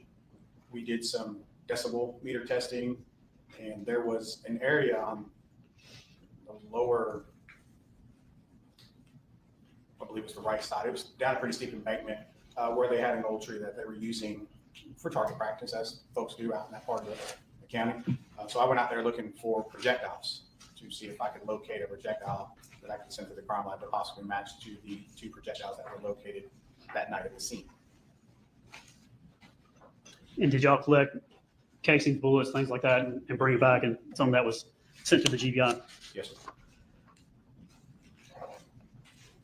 They won't get into tomorrow, but did you also come back out on July 18th, I believe, was it that year or the next year? I think it was the same year. And do with the marshal's office, actually do some sound testing. That was July 18th of 2019. 2019. About a year later, I believe, and then y'all came back out and had some equipment to actually do a test fire and then measure the loudness of those gunshots. Is that right? Yes, sir. I'm going to stop here, Judge. I'm not going to go into the test fire until tomorrow, probably. I'm just going to, can I tender it to them for their cross? I think it would be easier for me to do it all at once, if that's okay with the court. Let's do something for. Yeah, let's try to split it up into what he's testified about now, and then we can cover this stuff tomorrow. Okay. All right, turn the lights. You need the photographs or turn the lights back up? Oh, please turn back up. You don't need to stretch off or.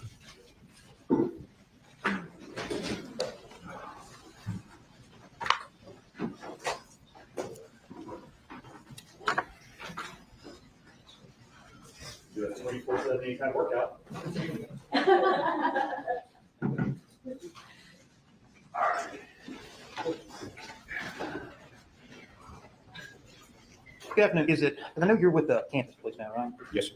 Is it Sergeant still or Officer. just Officer Shaw? Yes, sir. Officer Shaw, my name's Michael Ray, representing Ms. Farris. Let's find this logical. Okay, let's start here. So from what I gathered from Mr. Bogus, going over all of your experience, was you're state certified in crime scene investigation, right? Yes, sir. You also attended the National Forensic Academy. Yes, sir. And at this point on July the 5th, 2018, you were the lead crime scene investigator at the Purcell Lane House. Yes, sir. Okay. So in terms of crime scene investigation, the buck stops with you. Right? So, and then the person above you would have been Lieutenant Bowden. Correct. Right? So the witnesses before you, I've been yelling at them about things not being done, that's your fault. Fair to say? Fair to say, yes, sir. Okay. Now, so let's get into kind of what you did.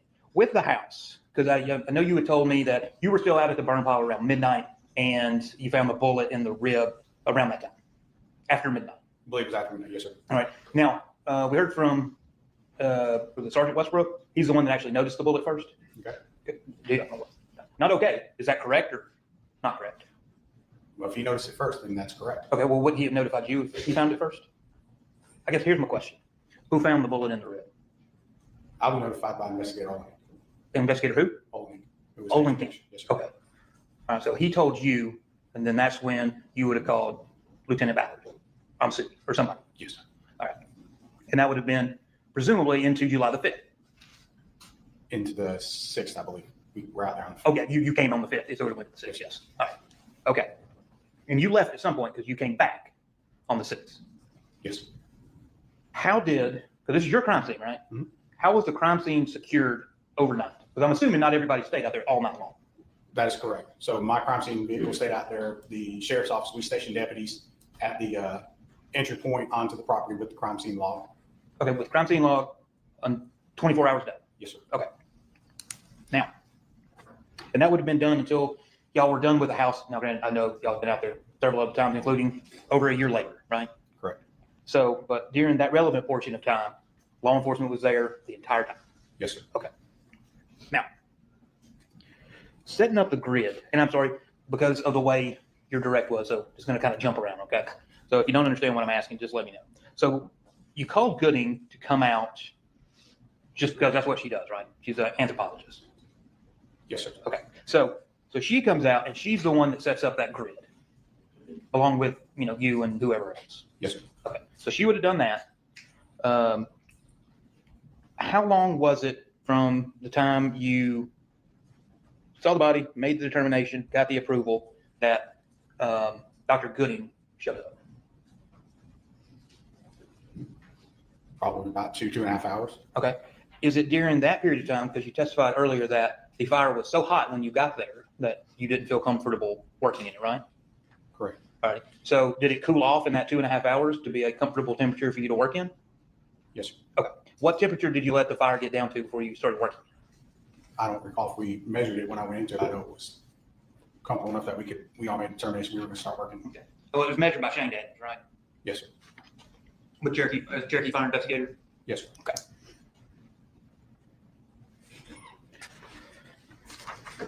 When you were out at the scene or at the burn pile, you're looking at the remains. Did you touch any of the remains? Did you disturb any of the remains? I did not. Did any of the other investigators, as far as you know, touch or disturb any of the remains? From the time I arrived on the scene, no one touched the remains until Dr. Gooding arrived. Okay. So if Dr. Gooding comes and testifies, she was like, this is where we found this, this is where we found this, this is where we found this, then that is where it was, at least when you got there. That is correct. Okay. Have you heard anything about anybody moving anything around prior to you getting there? I was not made aware of anything. Okay.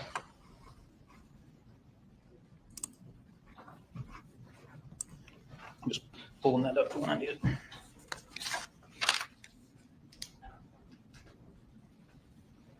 You had talked about this citronella smell and that you kept smelling around the burn pile, right? Yes, sir.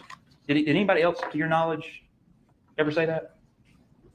I didn't hear anybody say it, no, sir. It Okay. was my observation. Did you put it in your report? I believe it was in my report. Okay.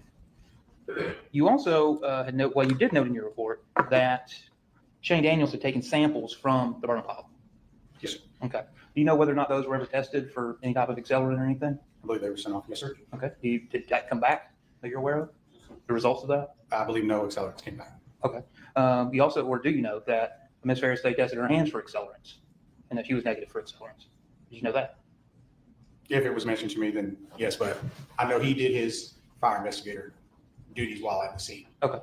So, best you know, there's no accelerants, right? Correct. Correct. All right. Now, well, I'll come back to that.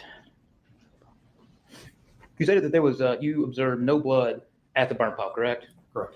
And that would be, let me pull this because this is a kind of a tricky picture.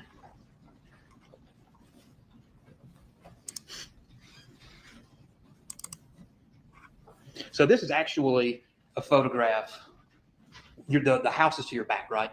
Yes, sir. Right. And so going from the house down to the burn pile is somewhat sloped, right? Correct. So you didn't observe any blood going from the house down to the burn pile, right? I did not know, sir. Okay. And you didn't observe any blood anywhere around the burn pile, right? Correct. Okay.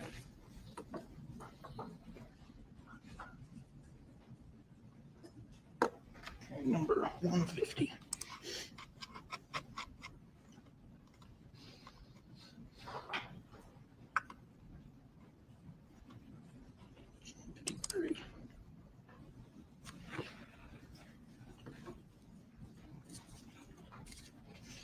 So that is what you had originally referred to, or some of the investigators referred to as the eraser. Yes, That looked like an eraser. All right. When that was taken, did Dr. Gooding or the coroner take that into evidence?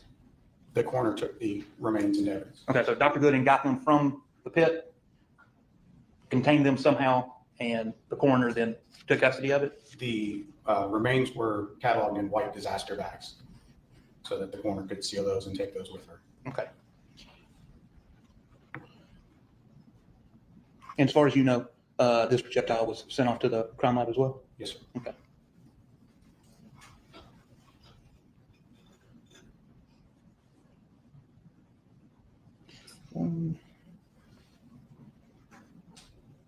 Bear with me, this thing scrolls kind of fast. So going back to 174, Mr. Fogus had asked you about the tire pattern here, 174, 175, 176, 177. Any imprints or anything done on that? Or did you take any imprints of that, or did you just take photographs of it? What do you mean by imprints, sir? I don't know, like you see Bigfoot walking around, like make a cast of it, so you can compare it to other things later? No, I did not cast that at the scene. Okay. Did you do anything else with it other than just take the photographs? No, sir, because I've got a top-down 1 to 190-degree photograph of it. Okay, so you didn't need to do anything else with it? I did not feel at the time I needed to do anything else with it. Yes, Okay. sir. Just since it's the order of the photograph, so that'll just make it the least confusing. So this red shirt, I understand you did not find the red shirt, right? Correct. All right. Do you know where the red shirt was found? It was in the house, sir. Okay. You don't know where in the house? No, sir. Okay. Do you know where the blood, because this was 190, was your test of the blood? What location on the shirt did you use your test? If you go back to the picture with the OB ABFO square, that's where we tested.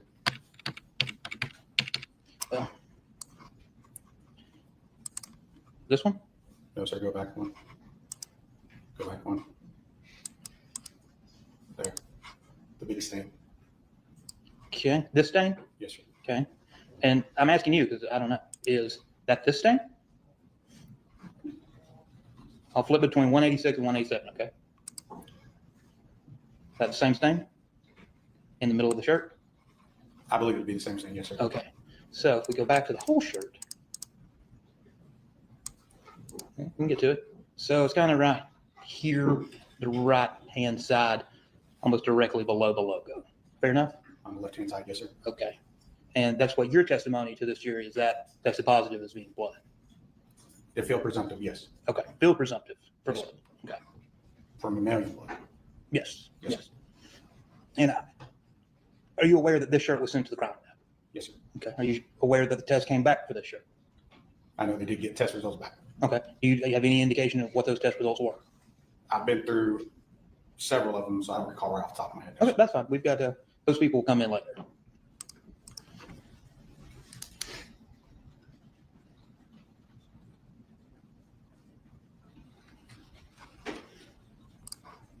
So the next thing with these shoes, I believe then you try to do a test on these shoes and it was negative. One shoe did test, one shoe did show negative and one did show positive. Okay. And one of them was also sent to the crime lab as well, right? Yes. Okay. And on stage 209, at the top on the right-hand side of the shoe, that's the spot where you tested? Yes, the biggest thing, yes, sir. Okay.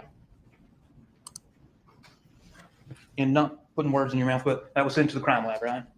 The shoes were, yes. Yeah, but you're probably not been enlightened as to what the results were on that degree.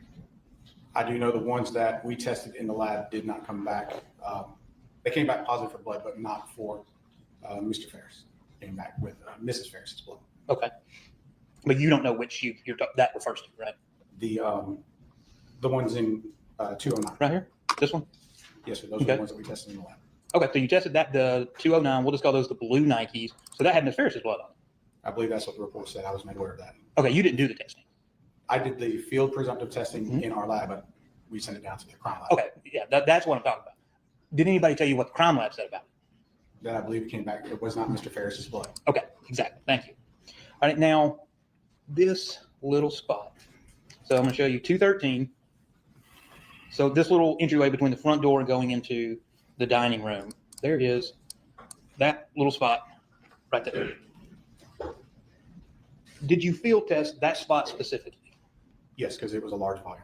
Okay, so that is what you wrote in your report. That is stain 1. Yes. Okay, so that tested positive for blood.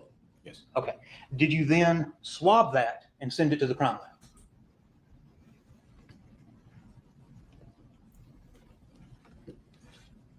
I don't recall if I swabbed it or not. I'm pretty sure I did. Now, whether it went to the crime lab, again, I don't know. I was never asked to complete that process and send it down. We already established that this is your investigation, right? So who do you got to ask to send evidence to the crime lab? So I conversate with the case detective. So it'd be Detective Hayes. Yes. I Okay. would not make assumptions on the directions of his case. So you would leave it up to him to decide what evidence you test and don't test while you're actually investigating the crime scene? The crime scene itself was already investigated. This is follow-up forensics investigation. And so No, this we is wouldn't- this testing that you did right here, this spot, states 217. That's on July 5th or 6th. That was tested at the scene and field tested positive for blood. And then what my question is, because your report says nothing about it, did you swab it, bag it, tag it, and send it off to the crime lab? If it is not in my report, then I did not swap it, nor did I collect it. Okay. So if it wasn't swabbed and sent to the crime lab, we have no idea whose blood that supposedly is, or even if it is actual human blood. Correct. Now, you also had talked about with Mr. Fogus, there was another stain, you call that stain 3, and it was negative, correct? Yes. Then there was also what you had reported being stains 2 and 4, but they were too small for testing. Correct. Okay.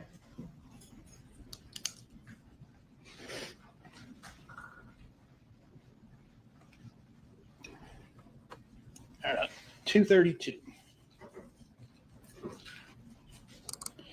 Because I was just confused about this. So, states 232, the ultraviolet shirt. This is still the red shirt, just under ultraviolet light. Yes, sir. Let me see if there's that a better explanation. So 131 shows the shirt, the red shirt, and then that's it under the ultraviolet light, correct? Yes, sir. Okay. Now you were talking with Mr. Fogus that blood is the only thing, and I'm maybe paraphrasing. Blood is the only thing that will glow brown under ultraviolet light. Is that what you meant? No, it doesn't fluoresce. Not found where blood fluoresces under ultraviolet light. So blood doesn't fluoresce under ultraviolet light. Correct. Okay. So presumably, what I'm assuming what you're implying is that it's your belief that some of these other spots were potentially blood. They could potentially be, yes. Okay. So I'm assuming when you put this light on this shirt, you would then pull out those handy little, what do you call them? OB TIS kits? The OB TIS? The hexagon OBTIS kits. Yeah, okay. You could pull out one of those and tested those spots, right? No, sir. Okay. You just did it on that one little spot where we had previously identified kind of in the middle of the shirt. Correct. Okay. So any of these other spots you didn't test, and you're not familiar with what, if anything, came back from the crime lab? We did not test those for field presumptive positive or negative testing in our lab. It's a documentation, and then if it's sent off to the lab, we let the crime lab do their testing on it. Okay. And but you don't know what the crime lab testing was? Correct. Okay. Now, let's go to the RTV. Now, a lot of the RTV stuff, this photograph, this is when you brought it over to the jail, right? Which you call it your lab, but your lab's at the jail. Yes, sir. Okay. So this is brought over to the lab. You actually did a lot of the Blue Star testing actually at the residence, right? Lieutenant Stewart did get samples out there for us. Okay. Well, that's what Lieutenant Stewart just did. Just took photographs that you were doing the actual Blue Star. Not at the house. All my Blue Star was done here at the lab. Okay. Do you know who did any Blue Star at the house? If anybody. If anybody, it was the GBI. Okay. Let me ask you this, just while, because I know you had to go up the chain of command to, I'm assuming, hire Dr. Gooding to come out here to remove the remains, right? Like you had to call Ballard, Ballard had to call Captain Pinion, and Captain Pinion had to give the okay, right? Yes, sir. Okay. And somebody, I'm not 100% sure, I don't know if it was you or was it Lieutenant Ballard, made the decision to call out the GBI, Lane of Coffee. Who made that call? Lieutenant Clark. Lieutenant Clark. Right. What was Lieutenant Clark's role in this? He was the person's unit lieutenant. So he would have been over. You kind of got a deep voice, so a little louder. I'm sorry, he was the person's unit commander. The person's unit? Crimes against person. Oh, crimes. Okay, crimes against person. So he was that commander. So he made the call to call out the line call. Well, I had to start with him because it was done outside of my purview. Okay, so he's over here, and him or somebody made that decision. Yes, sir. They didn't ask you. Correct. Right. Even though you're the lead crime scene guy. Correct. All right. How many crime scenes? I know you had said you'd worked in Gwinnett and stuff like that. How many of these investigations, larger investigations, have you done being at Cherokee? Probably a dozen or so large scale investigations to this magnitude. Yeah, that's what I'm not talking about the little things. Have you seen the sheriff's office call out the GBI before? Yes, sir. Okay. Have you seen the sheriff's office call out the GBI to essentially conduct the investigation? Yes, sir. Okay. Do you know why the GBI was not called in to conduct this investigation? Because we could do our own. Okay. Who makes that decision? And if you don't know, you don't. I understand if that's above your pay grade, but to the best of your knowledge, who makes that decision? To call the GBI? Yeah. Well, that would come from the command staff. The command staff? Yes, sir. Okay.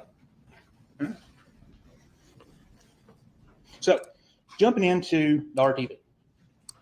With that, hold on, I lost my spot. You had done some swabs on the RTV, right? Especially the L2 shifter. That was at least one swab that you had done. We actually don't have, there's no photographs of the R2 shifter, at least that are in evidence. So Mr. Focus had put up what is 266. All right. And I'm assuming here in the top left-hand corner on the gate of the Kubota, that's where you're saying is maybe blood. Yes, so sir. that's what Blue Star is telling you, right? Yes, sir. Okay. So I'm assuming, and again, immediately you see that, you got to swab it, send it off to the crime line, right? No, sir. Okay. Why?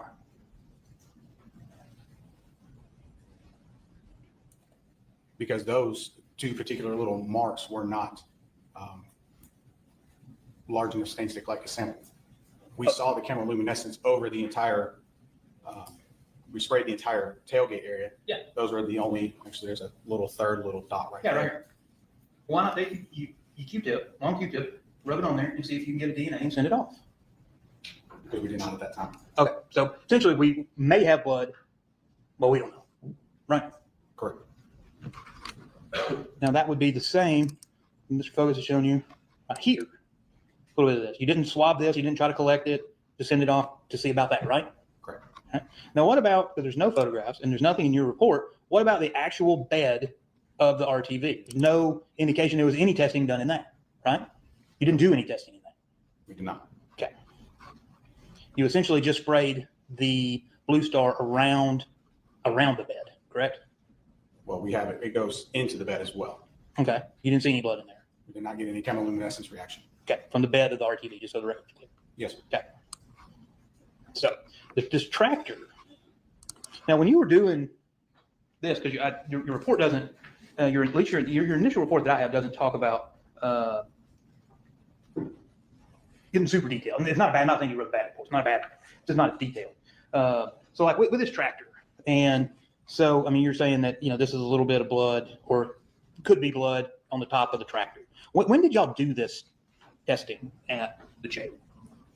I believe this was done several days after we finished our work at the actual house. Okay, so this is y'all had to load up the tractor in the RTV, haul it over to the jail, and keep it there before, and then you just tested it a couple days later. Well, I think we also had to get search warrants to do our processing, I believe. Okay. And then yet again with this wasn't swabbed and collected and sent to the crime lab for identification, correct? Correct.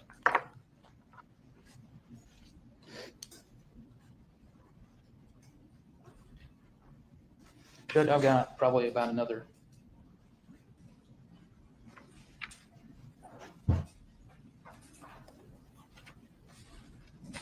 Maybe another 10 minutes or so. That's whatever you want to do. The towel that was collected. You just did the testing on this towel. You didn't locate the towel, correct?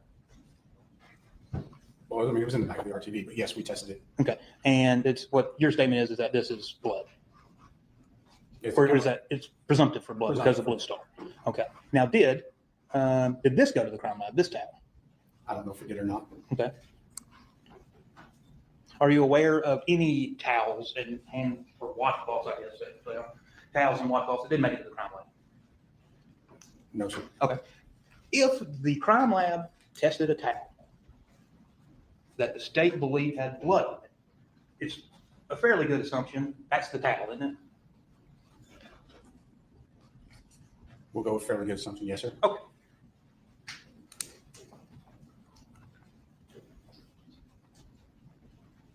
Now this changing things.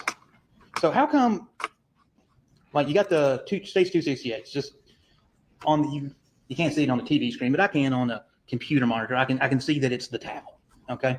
So, and then you change the settings and stuff so that you can actually see the Blue Star, right? Yes, sir. So, all right. Now, why do you have to do that on this, but you didn't have to do that on the tractor? We had enough ambient light in the evidence bay. There's a single emergency light that must remain illuminated in our evidence bay. Mhm. That provided enough light for the camera to capture the chemoluminescence. When we did the towels in the lab, we can turn off all our lights. And so we were trying to adjust our cameras out to pick up the reaction and see the outline of the towel. I'm confused. I thought you needed total darkness to be able to see Blue Star. Okay. If I sprayed it right here on the table, and look, there's blood there, would I see it light up? Well, if there's blood on the table, we would need to use the Blue Star. Okay, fine. There's blood on the table. I wiped it off. Now I sprayed the Blue Star on. It would need to be dark in here to see the chemoluminescence, and we would use the ambient light in order to adjust the camera out to take the picture. Okay, so basically you have to get the light setting to a certain point to allow you to be able to see it. But it's not total darkness. Correct. Okay. We're shooting on full manual functions on our camera. Okay, so why don't you, for some of those towel photographs, instead of manipulating the contrast and the brightness of the photograph, just take it somewhere so you can actually take a proper photograph? Because if you keep reapplying Blue Star, you'll lose the reaction. And so we have to try our best in our reaction time, because if you keep saturating the towel, you're not going to get a reaction at that point. Well, wouldn't it be a smart idea to do the testing the first time in a place where you know you have the proper light? We did in our lab. I mean, obviously not if you got to sit there and change the settings on the photograph to be able to see it. And you don't need to do it on all of them. Yeah, and what we did is acceptable. I didn't ask you if it was acceptable. I Moving mean, and let's changing make it that. easy. It did. No, because it's not in a written. You have manipulated the photograph by taking out what it actually is so you can see something, right? Mhm. Exactly. You didn't have to do that with the tractor because the tractor is in a proper spot to be able to see what you're trying to see, right? It has enough light to be able to see it. Yes. Okay, but you're testing the towel in a place that you're intentionally testing it there. And you can move it. I mean, it's a towel. You can pick it up, move it wherever you want to, and you can move it somewhere else so you would not have to manipulate the photograph. Correct. Oh, I could see the reaction in my camera, and I could see it in my lab. But we just can't see it in any of your non-manipulated photographs, right? Like 268. Do you see any luminescence? I do. Okay.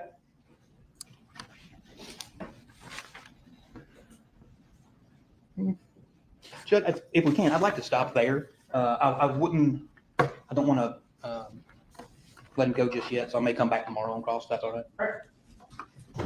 All right, anything else? All right, we'll break for now. Same instructions I gave you yesterday. Let's get here at I've been informed by the folks that are going to be monitoring your parking spaces, wherever they were. I think I was wrong. They were outside, right? But anyway, or out, not underneath the parking deck, but wherever they were, apparently y'all found them. They're not going to be there before 8:30 to man it. So y'all get here between 8:30 and 8:45. There'll be a parking space for you, so you don't have to get here earlier. And we'll be up and running at 9 o'clock. Remember, don't look up anything about the case, anyone about the case, any people, witnesses. Don't Google any terms that you have heard in the case so far. Don't Google anything, because you're going to find stuff about this case if you do, because it's gaining traction and you don't really want to know anything about it, or you can't know anything about it. Y'all can look all that up when we're done, and there'll be a million hits on it by then. All right, with that, anything else? All right, y'all can be excused. Okay, guys, so we got day 2 in the book. I'll talk to the juror who sent me the note about I'll talk to the lawyers about it, but they said I don't have an let him appointment, go and because I he need to need make to an come appointment back. too, He because I need to missed mine talk from to last us week, and so I talk want to do some the same more. day. So we may tell everybody We to need to schedule all hear their some things. more from We him. may take an extended lunch break that day. Right now, we're looking for October 17th. If someone has an appointment that they can't change, so I'm going to. So there we go in regards to that. Okay, so now my question to you guys is, okay, do y'all want to hear the Brian Walsh testimony today, or do y'all want me to play it in the morning? I mean, it's up to you guys. I haven't heard it. I just seen little snippets of what was going on. We will listen to it on a very fast speed if we listen to it today, or even if we listen to it tomorrow. It's just totally up to you guys what you want to do. Because I know it's like 3 on the West Coast, which is the best coast. And then it's 6 on the East Coast. And then it's 4 right here where I'm at. And then it's 5 somewhere else. I think like Texas Central. You know what I mean. You know what I mean.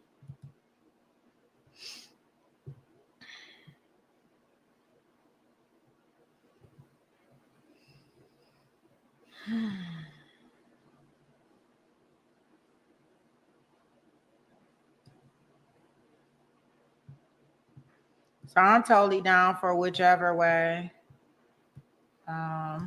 Whatever y'all want to decide to do.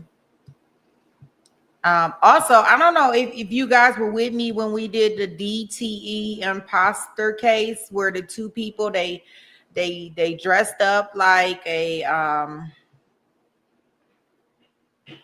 like they were DTE workers, and they went to the pawn man's home and end up unaliving him, and then kind of like I guess kidnapping his wife, right?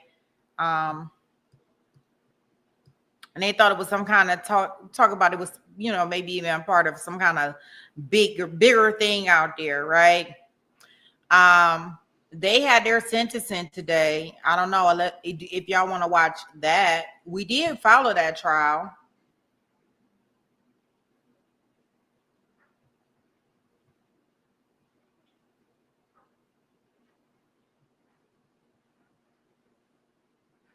Wait, what? He testified? Who testified?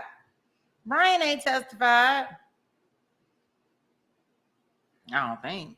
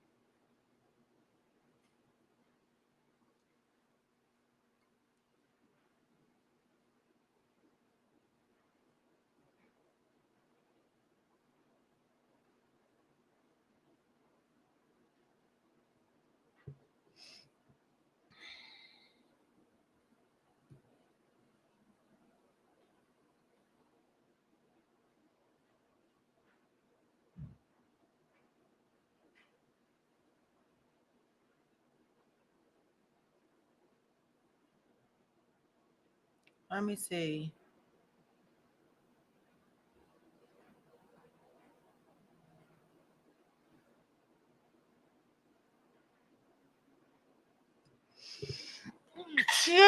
Oh, excuse me.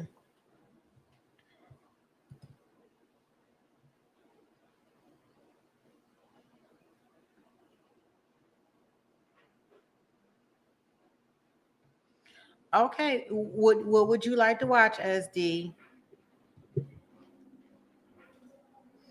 You want to watch? Thank you.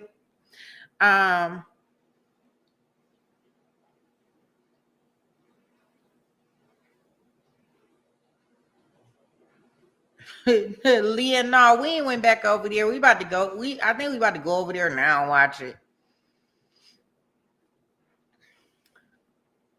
Yeah, I think we're gonna go over there now and watch the rest of it. We're gonna watch the rest of it on 2.20, 2.225. Yeah, yeah, that's only unless you want to watch some more Melody and we watch Wash in the morning. We can go into Melody day 3 and we can watch Wash in the morning because considering that they like to kill all my TiVo time. But I definitely, yeah, that's all we watched up until Leon is up until lunch.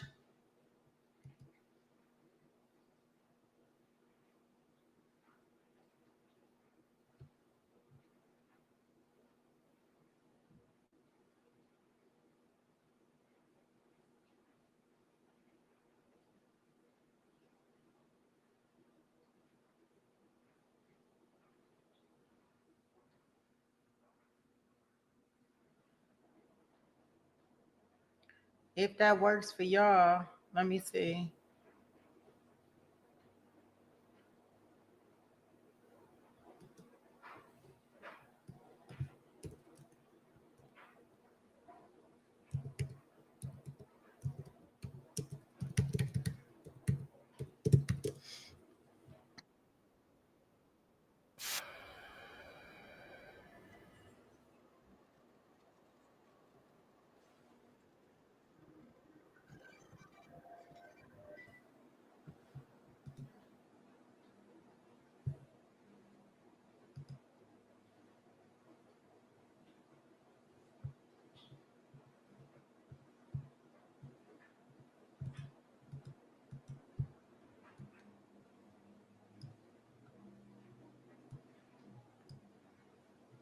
I'm trying to see. Okay. I skipped watching till they finally get to the witness who said they found the Yeah, we didn't even watch that part, just Shamrock. We ain't watch none of that because we didn't watch any of the afternoon. That's when they got to the afternoon portion and we didn't see any of that just yet. Just so you know, like we didn't watch any of that.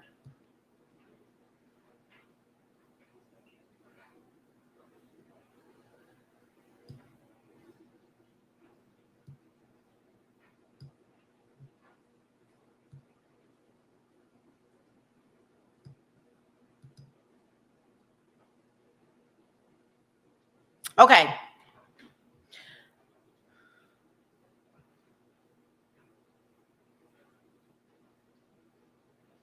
Yeah, that's my thought.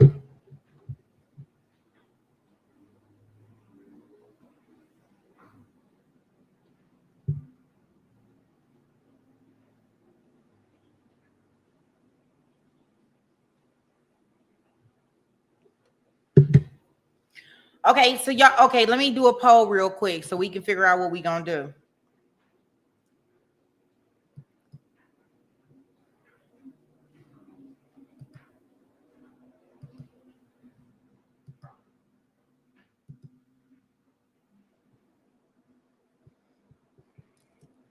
Wait a minute.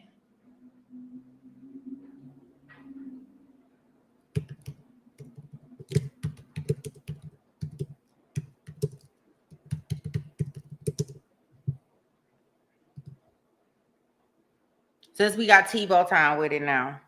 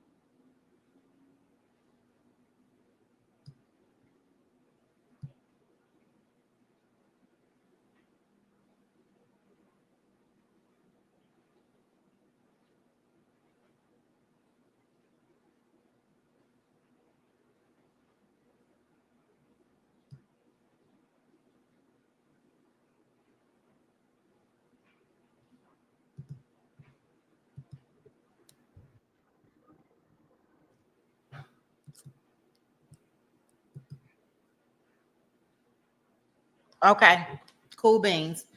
All right, let's do this. Let's do it. Lean with it, rock with it. Let's do it.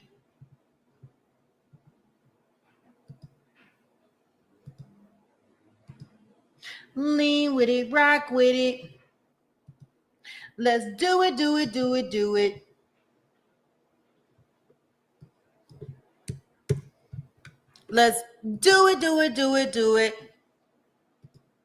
No, I ain't got nothing better to do. Lean with it, rock with it. Let's do it. Okay, so I have put the link in there in order for you to teleport over. Therapist is first. That's what I can tell y'all. She is right in line. She is the champion of champions. She has definitely had her Wheaties today. We are going to meet therapists over there, and we are going to start our Brian Wash afternoon after lunch session, and we'll probably listen to it on 1.5, if not 2. All right, guys, I will see you over there now. Lean with it, rock with it.